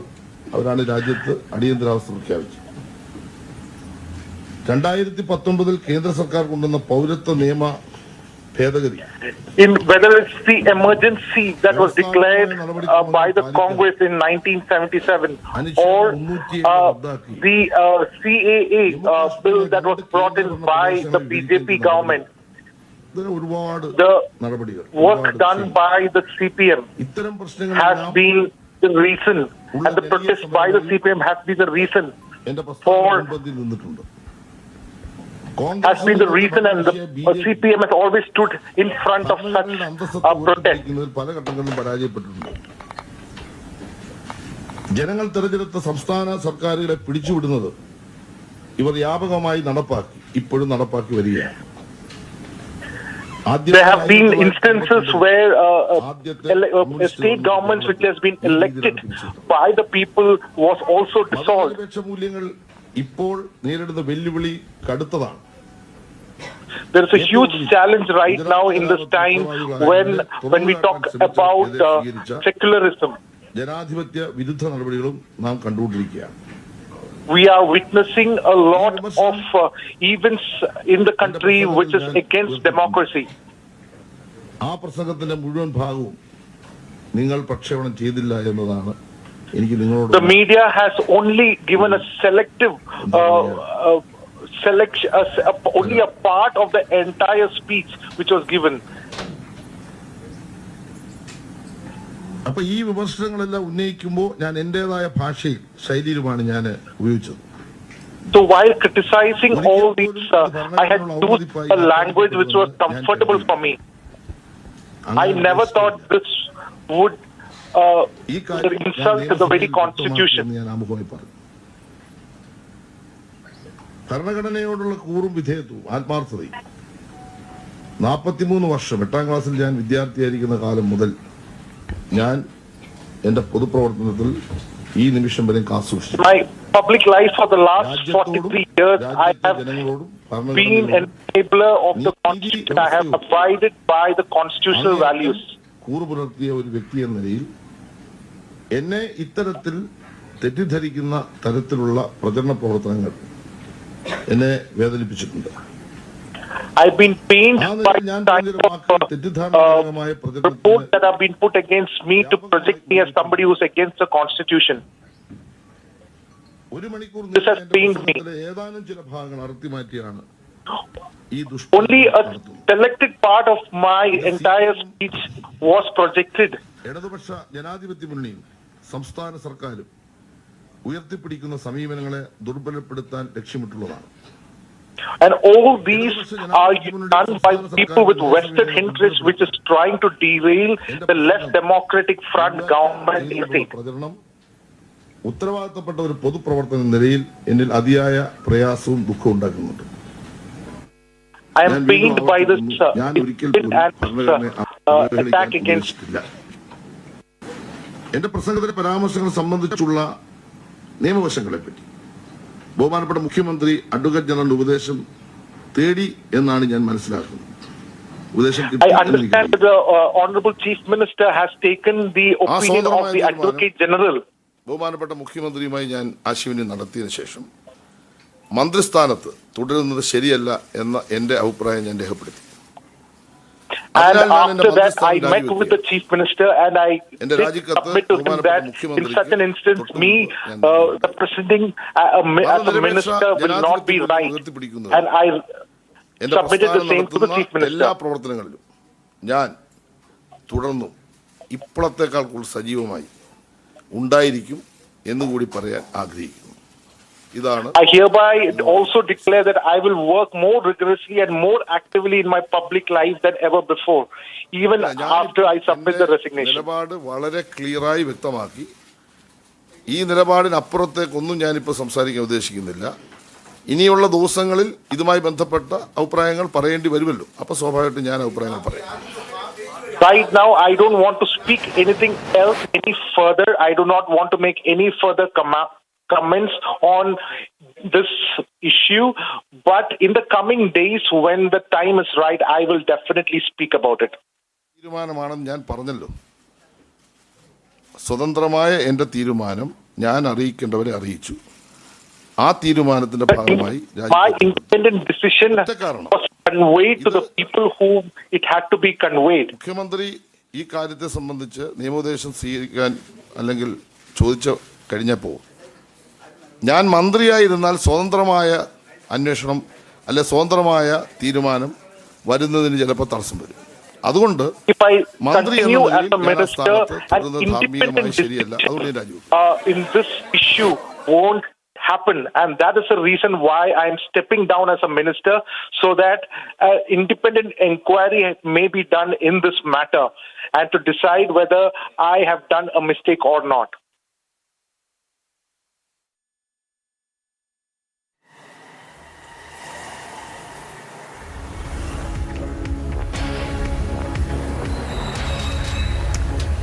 After massive protests, Kerala Minister finally resigns. Remember, a lot of criticism about his words on the Constitution. Now the minister essentially saying that there was a deliberate attempt that was made to basically twist the comments made by him.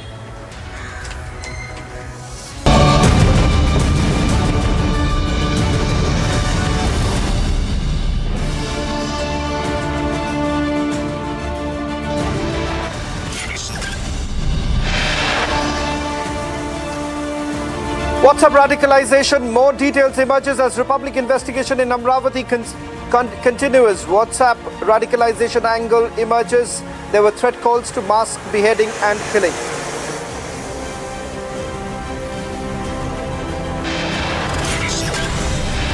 In an exclusive conversation, one of the threat callers, Shakil, admitted on tape that he called Umesh Kole, but he wasn't the one. There were more on the target.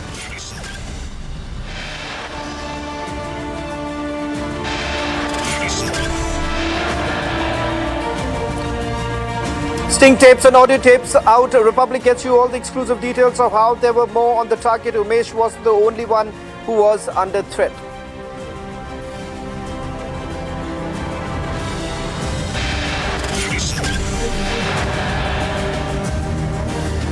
Full investigation from Amravati. Republic gets you all the angles from Amravati.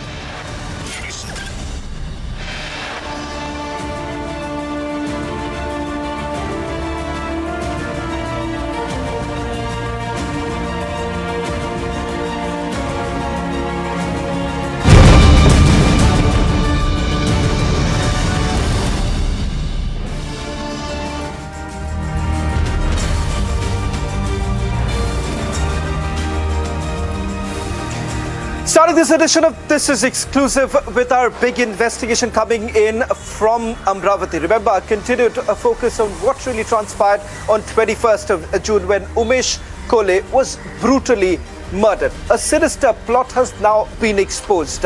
What we have learned from our investigation is that Umesh Kole actually received about 30 to 40 threat calls. And in fact, Umesh Kole wasn't the only one. So who exactly has now testified?